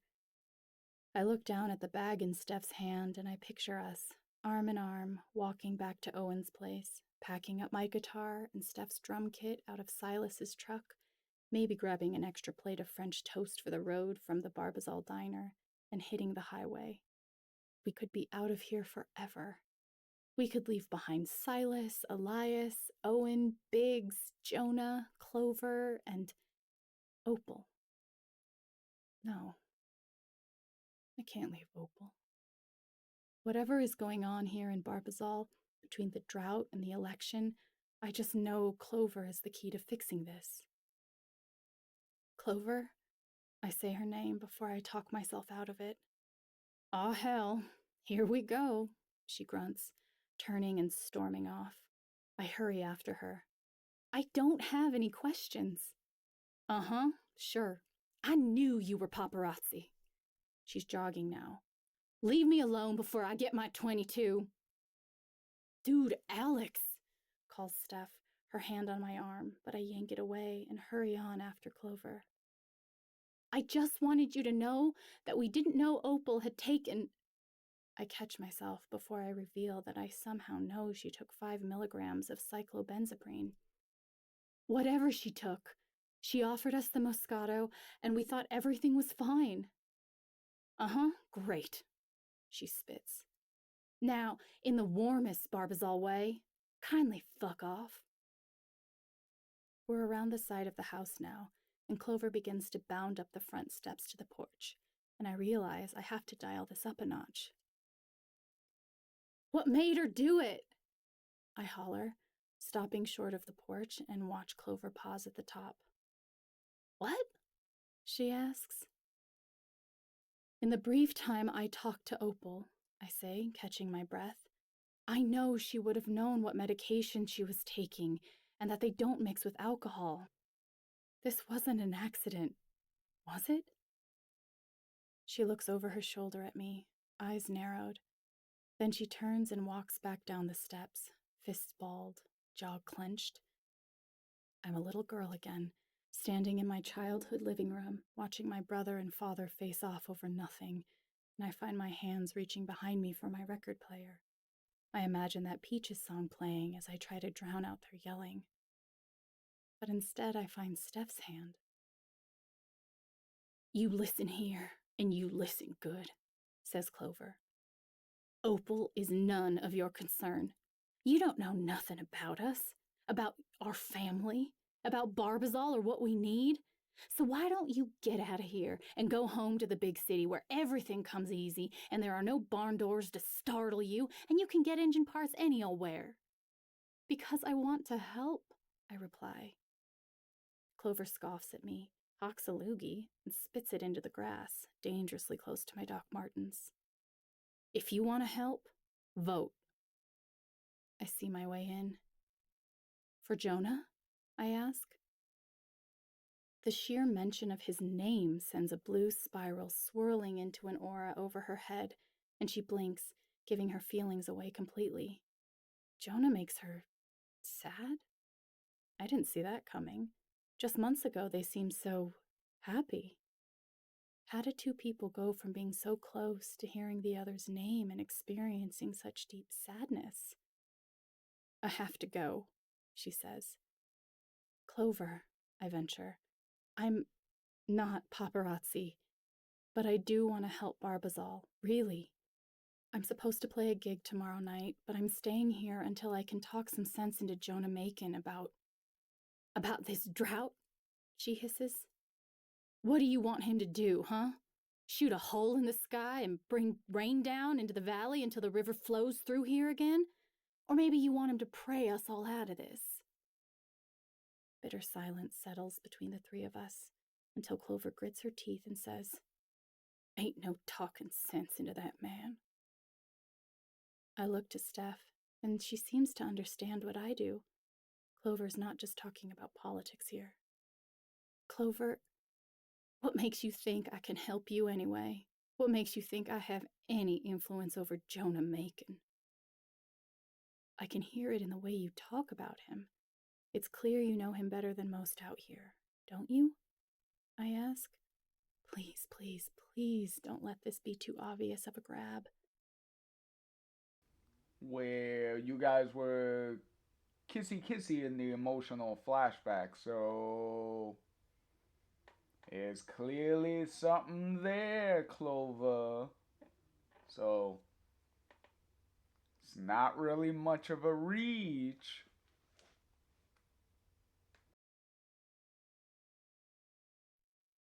I only know they were together because I reached into Clover's personal memories, her deepest secrets, things she's probably worked hard to repress for years, and saw them kissing under the magnolia tree. "I just need to talk to him," I plead, "just for a few minutes." "And what makes you so special?" she asks, taking another threatening step toward me. She's trying to intimidate me, but it won't work. "What makes you think he'll listen to you?"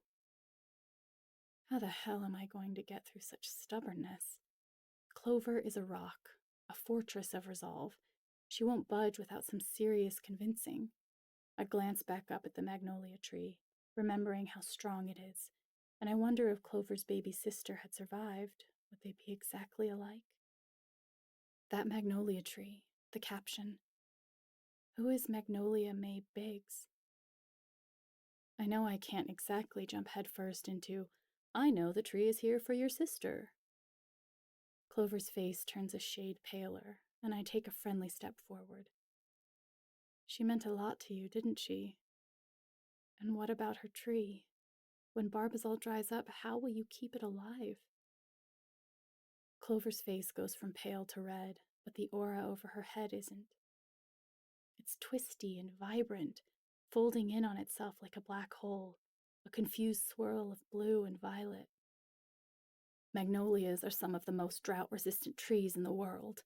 She'll be fine. Her memory will be fine. Not that it's any of your business. You have your parts? Now get out." "I won't let Barbazal die without a fight," I holler, surprised at the emotion in my own words. "I've met so many people here who need a bug in Jonah's ear. Silas barely has enough water for himself, let alone guests. Elias can't run his shop or restore cars without water. Anita's having to ration water at the plate and skate. Bobby and Paisley are trying to keep the bookstore and flower shop afloat. And Magnolia, whoever she was, her tree. That caption says, "We will never forget you." But if that tree dies, doesn't her legacy die with it? I can't let that happen. I won't let it happen to my mom, to my dad, or to Gabe, or to Magnolia May Biggs. I expect rage from Clover. I expect an explosion, but that purple aura remains. The truth is, Clover is scared to death of letting Magnolia's legacy die. Without Magnolia, once the 12 of them are gone, Magnolia will be too. She has to help me. She narrows her eyes at me in a way that says, "I know you're right, but I don't like it." 5 in the morning, she says simply. Huh? Asks Steph, thoroughly confused. Clover looks at her and then at me like we should have understood the clue and been grateful for it. Jonah Macon goes for a run every day at 5 in the morning. An odd fact, but I don't see how that helps us, until Clover continues. He takes the old path around the lake, or what used to be a lake. Start at the tree line, she says, pointing to the far end of the property, where the grass ends and the trees begin. Walk straight into the woods until you find the old stump. You can't miss it. Turn left until you reach the clothesline. Follow the birches until you find the lake. Turn right and follow the footpath till you reach the old bench. Jonah will meet you there. He'll be expecting me. She cuts her own sentence short. I study her as she cradles her arms around herself, turning her gaze to the grass. Clover, still taller than me by about a foot, now looks very, very small. And I put it together. Clover, is Jonah Macon? No questions, she snaps. Shutting her eyes tight, she turns suddenly and walks off. Take your bag and go. I watch Clover go, and I feel Steph's fingers interlace with mine. Holy shit, she whispers to me. So Clover and Jonah are still together.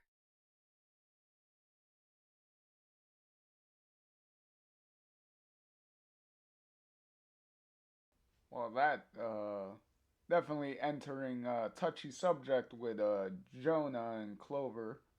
So clearly, there's a lot more to that story. So that's definitely something that's going to be touched upon later in the story. So let's get through this final chapter for the day for this video. 10. Gabe. I blink my eyes awake to find that Steph has wrapped her arms around my waist in the night. I can feel her behind me, making the perfect big spoon. I feel her squeeze me gently. Hey, she whispers. Uh-oh, we're spooning now. Spoon.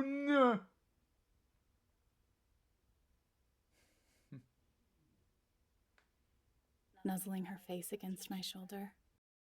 You ready to meet Mr. Big Shot Politician Man? No, I absolutely am not. But I have to be. I nod. You can still back out any time, you know. She yawns, resting her chin against my back. Don't think you're in too far to change your mind. You always have a choice.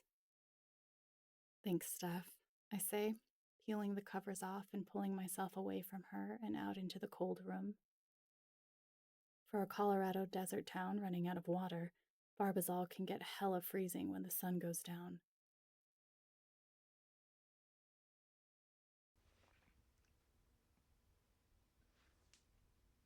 Alex just said hella in her inner thoughts. Really, Alex? We're gonna get another Chloe similarity from you? Uh oh. uh.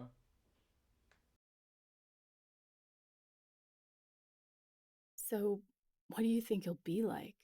Asked Steph, swinging her legs over the side of the bed and reaching for her hat. Especially since he's expecting Miss Magazine Ready Farmer Bombshell Clover, and he's getting us two lug nuts. Lug nuts? I chuckle. Speak for yourself. I'm feeling pretty magazine ready myself after that shower last night. Yeah, it was about time for both of us. She smiles. Can't believe the convincing it took for Owen to say yes to a shower. Even in a drought, humans gotta bathe.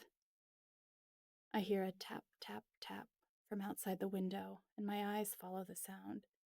Just outside, I see Owen, still in a robe and slippers, tapping his finger on a meter outside by the house. My smile falls as I realize what I have to tell her. Hey, Steph, I was thinking maybe I should go see Jonah, like, alone. Steph looks over her shoulder at me, eyebrows raised skeptically. Are you crazy? Yes, we've been over this, I grin. But Steph isn't smiling back. She pushes herself up from the bed and leans over it, leveling her eyes at me. You're asking me to let you go by yourself into the woods to meet a strange man? What if he kills you? What if he drowns you in that lake? There is no lake anymore, Steph, remember?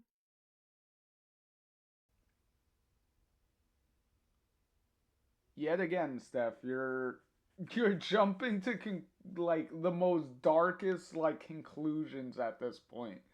Like what why does everything have to end with some murder of either one of you, both of you? Like what the hell? Can we at the very least be positive? Like come on. Ah.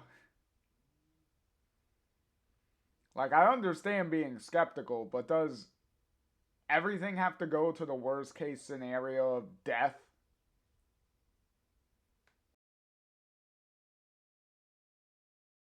Okay, so one murder method taken care of. I guess we're good to. Hell no! Steph, I stop myself, soften my voice, but stay firm. I'm not asking. The silence that settles into the room makes me so uncomfortable. I'll say anything to get out of it. Come on, think about it. Jonah's already expecting Clover. This bench is probably their secret hideout or something. They both grew up here. Maybe they used to sneak off to that bench to make out when they were teens? Yeah, exactly, she says. And if he gets irate about having his personal space invaded, you'll need someone with some city grit. Please let me go with you. I'll just climb a tree nearby or something and watch. Laughter bursts forth from somewhere deep in my gut. You want to stalk us like a panther or something? No, she laughs with me. Just, I don't know, easier than digging a hole and covering my head with leaves. Okay, that's probably the most city grit thing you've ever said. People only do that in movies. Okay, maybe don't make a habit out of meeting men in the woods and you won't have to know shit like that. We stand smiling at each other for a long, long time. Then she throws her arms around me in defeat. Ugh, be careful, okay? She insists. I'm serious. The last time you left to meet a man in the woods, you fell down a mine shaft. Her voice breaks at that last word, and I shut my eyes and squeeze her tighter. I remember when I hobbled back to the Black Lantern, all scraped up, concussed with 2 broken ribs, and Steph leapt out of her chair to run to me. When I told her, when I told all of Haven Springs what had happened, that Jed Lucan had shot me and let me fall 200 feet down a mine shaft, the first words out of her mouth were, I believe you. Yet again, Alex, falling 200 feet, you were still somehow able to get yourself up and walk, and still somehow your glasses remained intact during all of this. The most indestructible glasses like ever in existence. And also, somehow they were still able to stay on your face. Amazing. And yes, obviously, Steph being the only character that is uh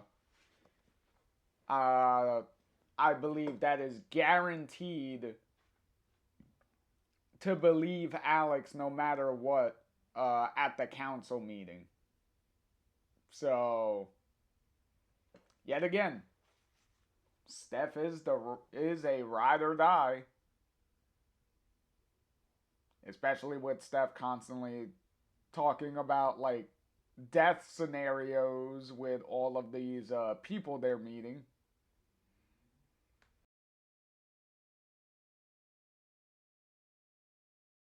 And I know that whatever happens in the woods this morning, she'll believe me again. I will, I say, and I mean it. Thanks, Steph. The trek back up to Clover Big's house is harder than it was yesterday, and I can't decide if it's because I was with Steph yesterday or because yesterday I didn't have soreness creeping into every muscle below my waist. If I'm going to be standing on stage for hours at a time rocking out on my guitar, I've got to get better stamina than this. Step after step, I feel the burn in my quads grow, and I wonder if I'm doing the right thing. Maybe Steph was right. Here I am, 2 days into my stay in a brand new town, waltzing up to the mayor's house, following a trail in the woods to an abandoned bench where I'm supposed to meet a stranger who's also a pretty famous candidate for the Colorado Senate seat. Yeah, this is crazy. I look up and see the house, larger now than when I first started my walk, of course, but still far off. I take a deep breath and remember Gabe. I think of what he would say to me. Something like, "You can't see injustice and do nothing about it." No, that's what I'd say to me. "Go where the wind takes you." No, that sounds like a version of Gabe from Wish.com. I stop and sigh. When I lost him, I swore I'd keep his memory alive, that even if it had been years since I'd last seen him, I'd never, ever, ever forget him. But here I am, losing his voice, losing his turns of phrase, losing his face. I remember him less and less vividly. Gabe Chen. "I'm sorry," I apologize into the wind.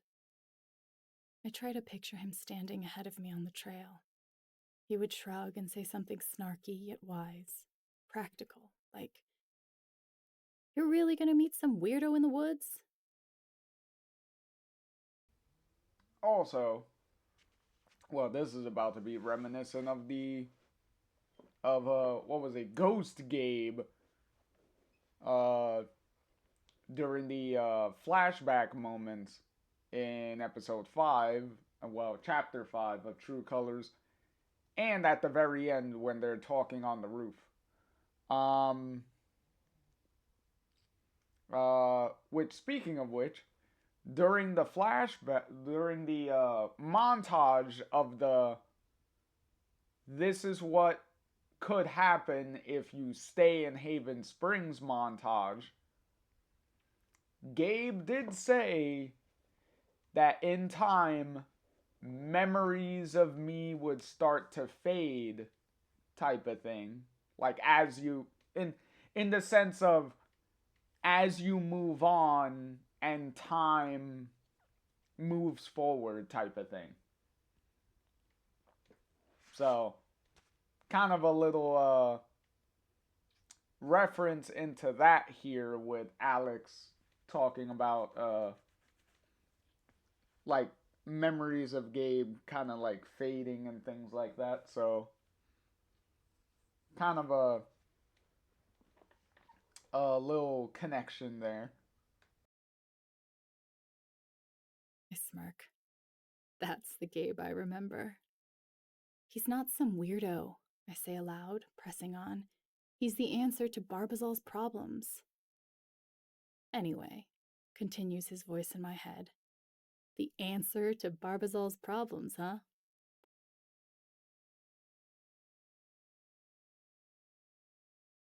Also, ads are about to start. Well, the final little bit of ads. So, so this will be the final little ad break, and then we'll finish this chapter off, and then we'll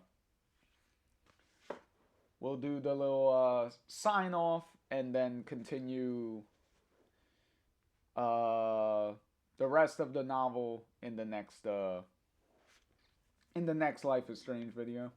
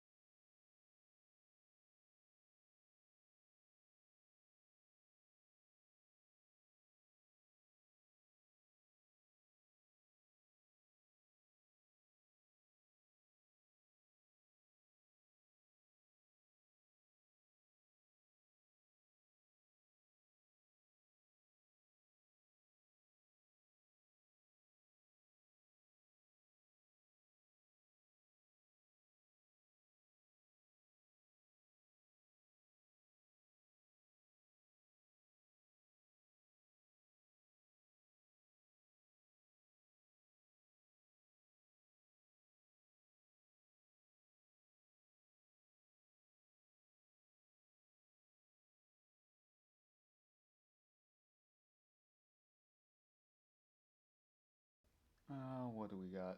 We got about 1 minute 25 seconds.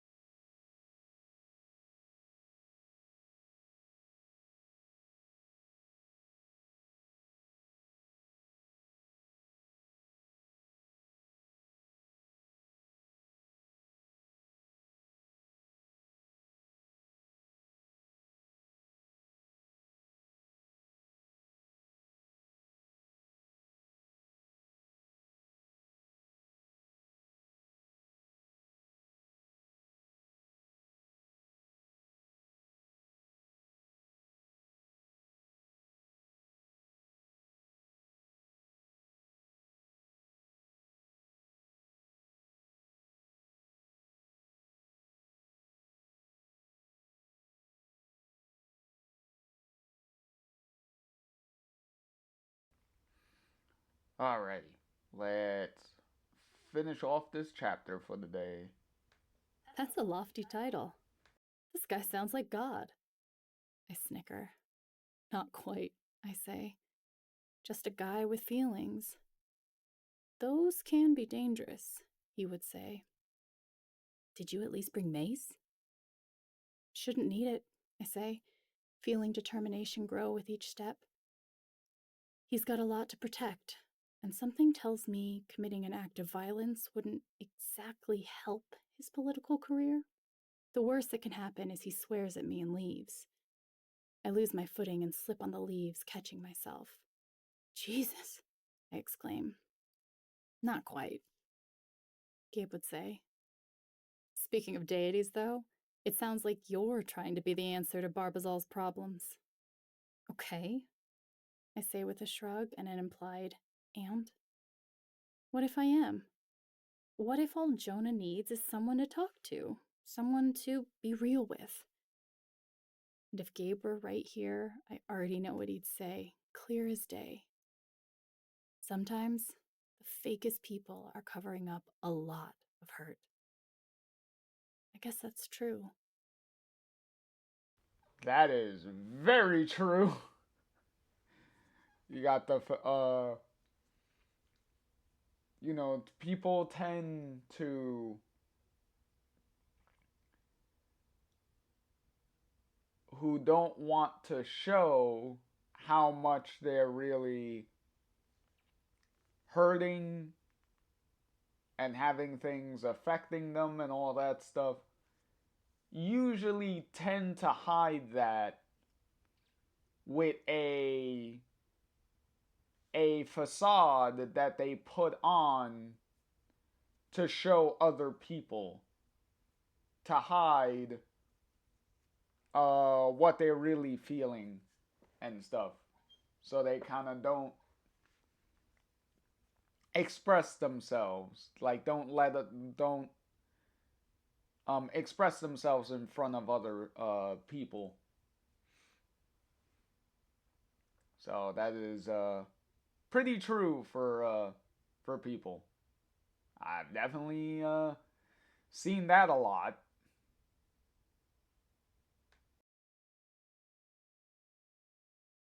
But whatever Jonah Macon might be hiding, I'm ready to see it. It can't be worse than watching someone cradle their sister as she bleeds out on the bathroom floor, can it? When you see that hurt, he would say, be ready to walk away. That sends a chill down my spine. But I set my brows in determination. I've made up my mind. If Jonah Macon won't talk to me, then so be it. If he will talk to me, I'll just toss out what he said, dump it into the bucket of trauma I've already been through, and push it down, down, deep in my mind until I can barely remember it. I march forward before I can let my imagined Gabe voice talk me out of it. Or, I guess, scare me out of it. I'll do what I have to do, I say, and suddenly I can't imagine what he would say to that. Probably nothing. He'd just let me go. I'm fighting tears as I make my way up the hill. I walk, and soon I arrive at the house. The tree line across the lawn is calling me. Through the trees until you reach the old stump, Clover said. The magnolia tree flickers with uncertain colors, and I get the overwhelming feeling that it's wishing me luck. Well, well, well, comes a voice from way too close. I jump so hard I nearly fall over, but it's only Opal, lounging in a lawn chair with a glass of something. I hope to God it isn't wine, especially since it's 5 in the morning. I look down at her wrists, both of which have deep scars I never noticed before. She follows my gaze to the one holding the glass. Stitches. Happened a while ago. She shrugs nonchalantly. I have to ask. Opal, was last night an accident? She looks genuinely confused. Which part? Us meeting? Probably. No, you mixing alcohol and muscle relaxants. What a definitely. Hey, kudos to her for being straightforward with it to try to get a straight answer. But woo, what a way uh to definitely confront somebody after a as far as we know, a second suicide attempt. Woo. Alex is definitely no nonsense at this point. Woo. At least she's trying to say it in a more respectful way as opposed to being an asshole about it. Oh, that. How does she sound so aloof? I'll let you decide, she says flippantly, taking another sip. Is that wine? You can also decide that. That is extremely nonchalant with, like, girl, you just did. You dragged these two, Alex and Steph, you dragged these two in your suicide attempt, and then you survive. They're very concerned at, like, what the hell? Like, did you literally, like, try to kill yourself mixing medicine with wine with alcohol? And then she's over here making jokes on, like, is that did you try to kill yourself when we were talking before? He's like, oh, you can decide that. Are you drinking alcohol? Well, you can decide that too. Like, girl, you're not making you're not really taking your suicide attempt very seriously here, especially making jokes about it, because that is not a joking manner. Opal. Hmm. I can feel my blood boiling, and it must show on my face because she rolls her eyes, sets the glass down, then pushes herself to her feet. It's just water, she says, but around here, it's even more valuable than wine. What are you doing back here anyway? Oh, hell. What do I say? I'm here to meet your sister's secret boyfriend in the woods, but it's okay because your sister told me to, but not for kinky reasons. It's to worm my way into his deepest, darkest secrets and memories and convince him to give a shit about his hometown drying up and wasting away. I can't say any of that.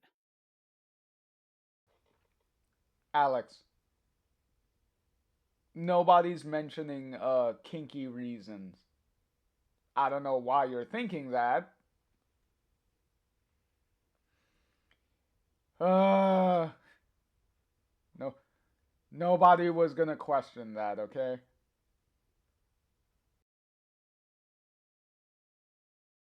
Wanted to make sure you were okay after yesterday. Great, Alex. How do I get into the woods after just checking on Opal? She'll suspect something immediately. Oh, she says. She looks surprised, bewildered. Well, I'm fine. Her head erupts in blue, and I realize she's very not fine. You sure about that? I ask. She looks affronted. Why are you asking anyway? You don't have your own business to mind, especially at such an ungodly hour. Oh, right. But I don't back down. I'm asking because I care. And it's true. The same reason why I'm talking to Jonah Macon. She narrows her eyes up at me, then pushes herself out of the chair. She nearly stumbles, and I go to catch her, but she knocks my hand away. Shouldn't she be on watch after what happened yesterday? Opal, you have to take care of yourself, I say. Why? She.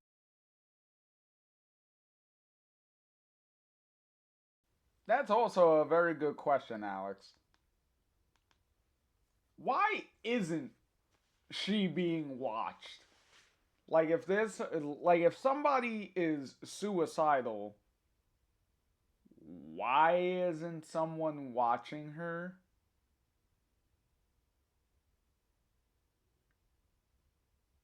Like,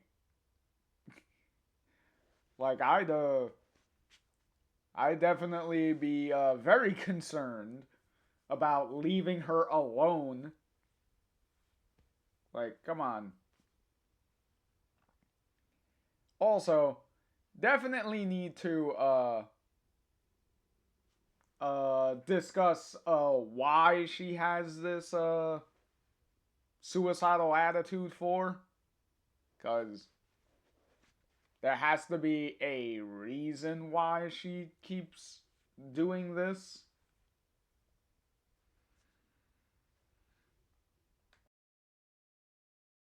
Hisses. Before. So I can keep living in this hellhole? The ground ain't the only thing drying up around here. Look at the businesses closing up shop. When's the last time old Elias down at the shop had any cars come through there? Clover said he's so deep in shit, he doesn't even keep the store stocked. He knows he's going under. He knows this whole damn town is going under. The only reason we haven't already is because Denver has everything we need. I stare at Opal for a long, long time, and while I wait for that blue aura to turn red, it doesn't. It stays bright blue. She loves Barbazal. It's clear in her voice, in her gestures, in her wide, terrified eyes. You don't want to leave, do you? I ask. I can't leave, she says, looking out over the lawn to that magnolia tree. Barbazal is all I know. Daddy won't leave because Mama's here. My sisters have all left with the loves of their lives because Daddy's here. What am I supposed to do? Go out on my own? Oh man, that's painfully relatable. I did, I reply. Not flippantly, not carelessly, determinedly.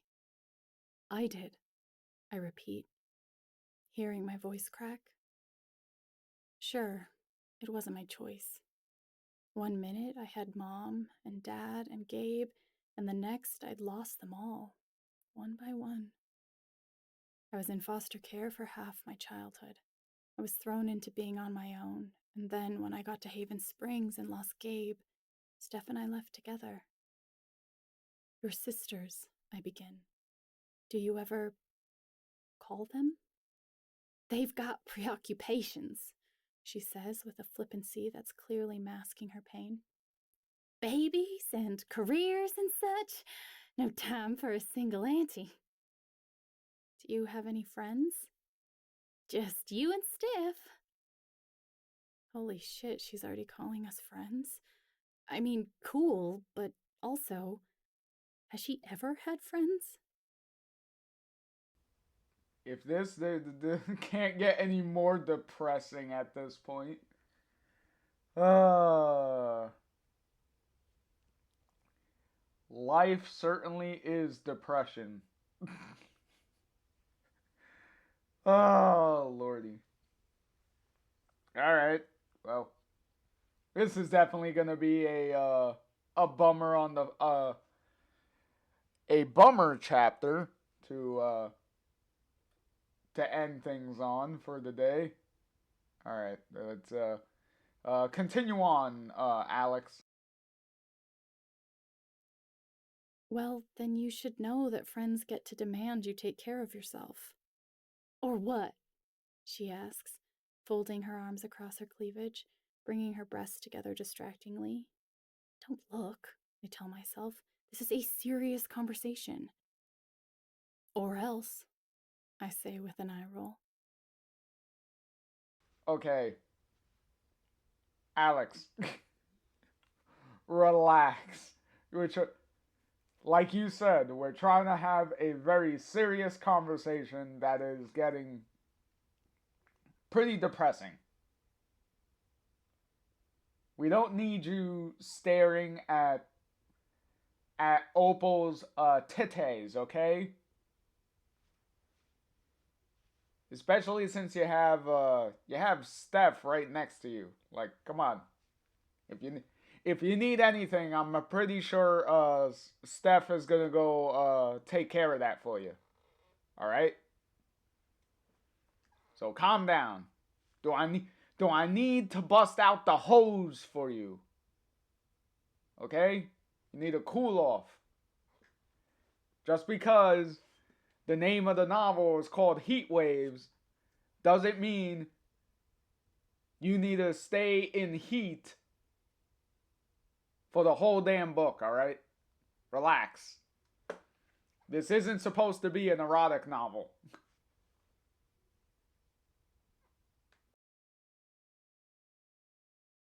And since Steph and I will be on the road in a couple of days, know that people outside Barbazal aren't that bad. People outside Colorado aren't that bad. And I mean, I haven't been out of the US, but I'm sure people all over the world aren't that bad. And if you're curious, I'm sure you can find someone to explore with you. She shakes her head. Why are you really up here? She asks. My heart sinks, and I try to think of another lie. Clover sent you, didn't she? What makes you think that? I ask, hoping my face doesn't betray the fact that I'm sweaty as fuck trying to lie my way out of this. That just sounded like something she'd say, is all. Oh, I say. Opal wraps her white shawl more snugly around her shoulders and shivers a little, even though it's decently hot out here. I'm going inside, she says, turning suddenly and heading back toward the house. Then she glances over her shoulder. If you're going to meet Jonah in the woods, you should bring him proof that Clover sent you. What the hell? Opal, Don't bother lying, she interrupts, looking me in the eyes and smiling. I know you came to see me too. Then she winks, slides the glass door open, and slips inside. I stand there for a moment watching the house. So Opal knows about Clover and Jonah. I get the feeling there are more secrets in this town than people are letting on. I adjust my shoulder bag, turn my gaze to the trees, and set off toward the woods to find the stump.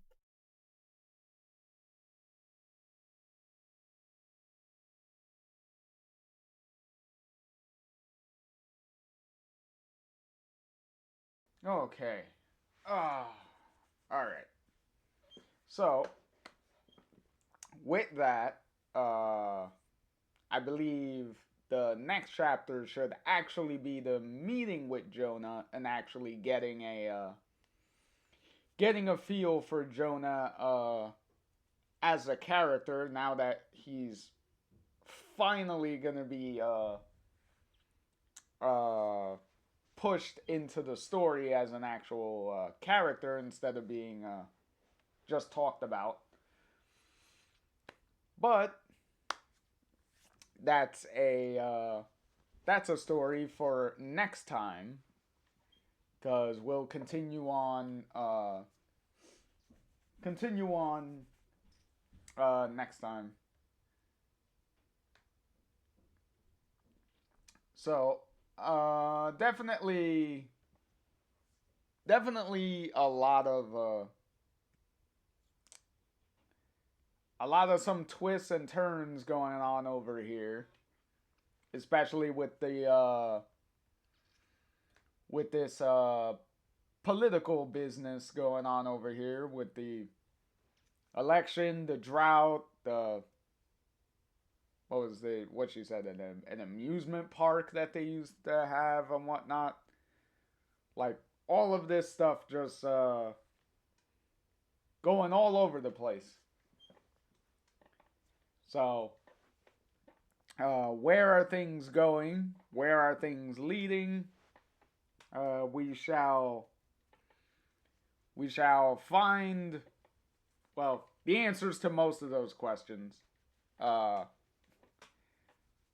Technically, the answers to all of those questions by the end. So it's not like there's gonna be a big uh thing. Like this story is definitely gonna have a resolution of some kind by the end of everything. So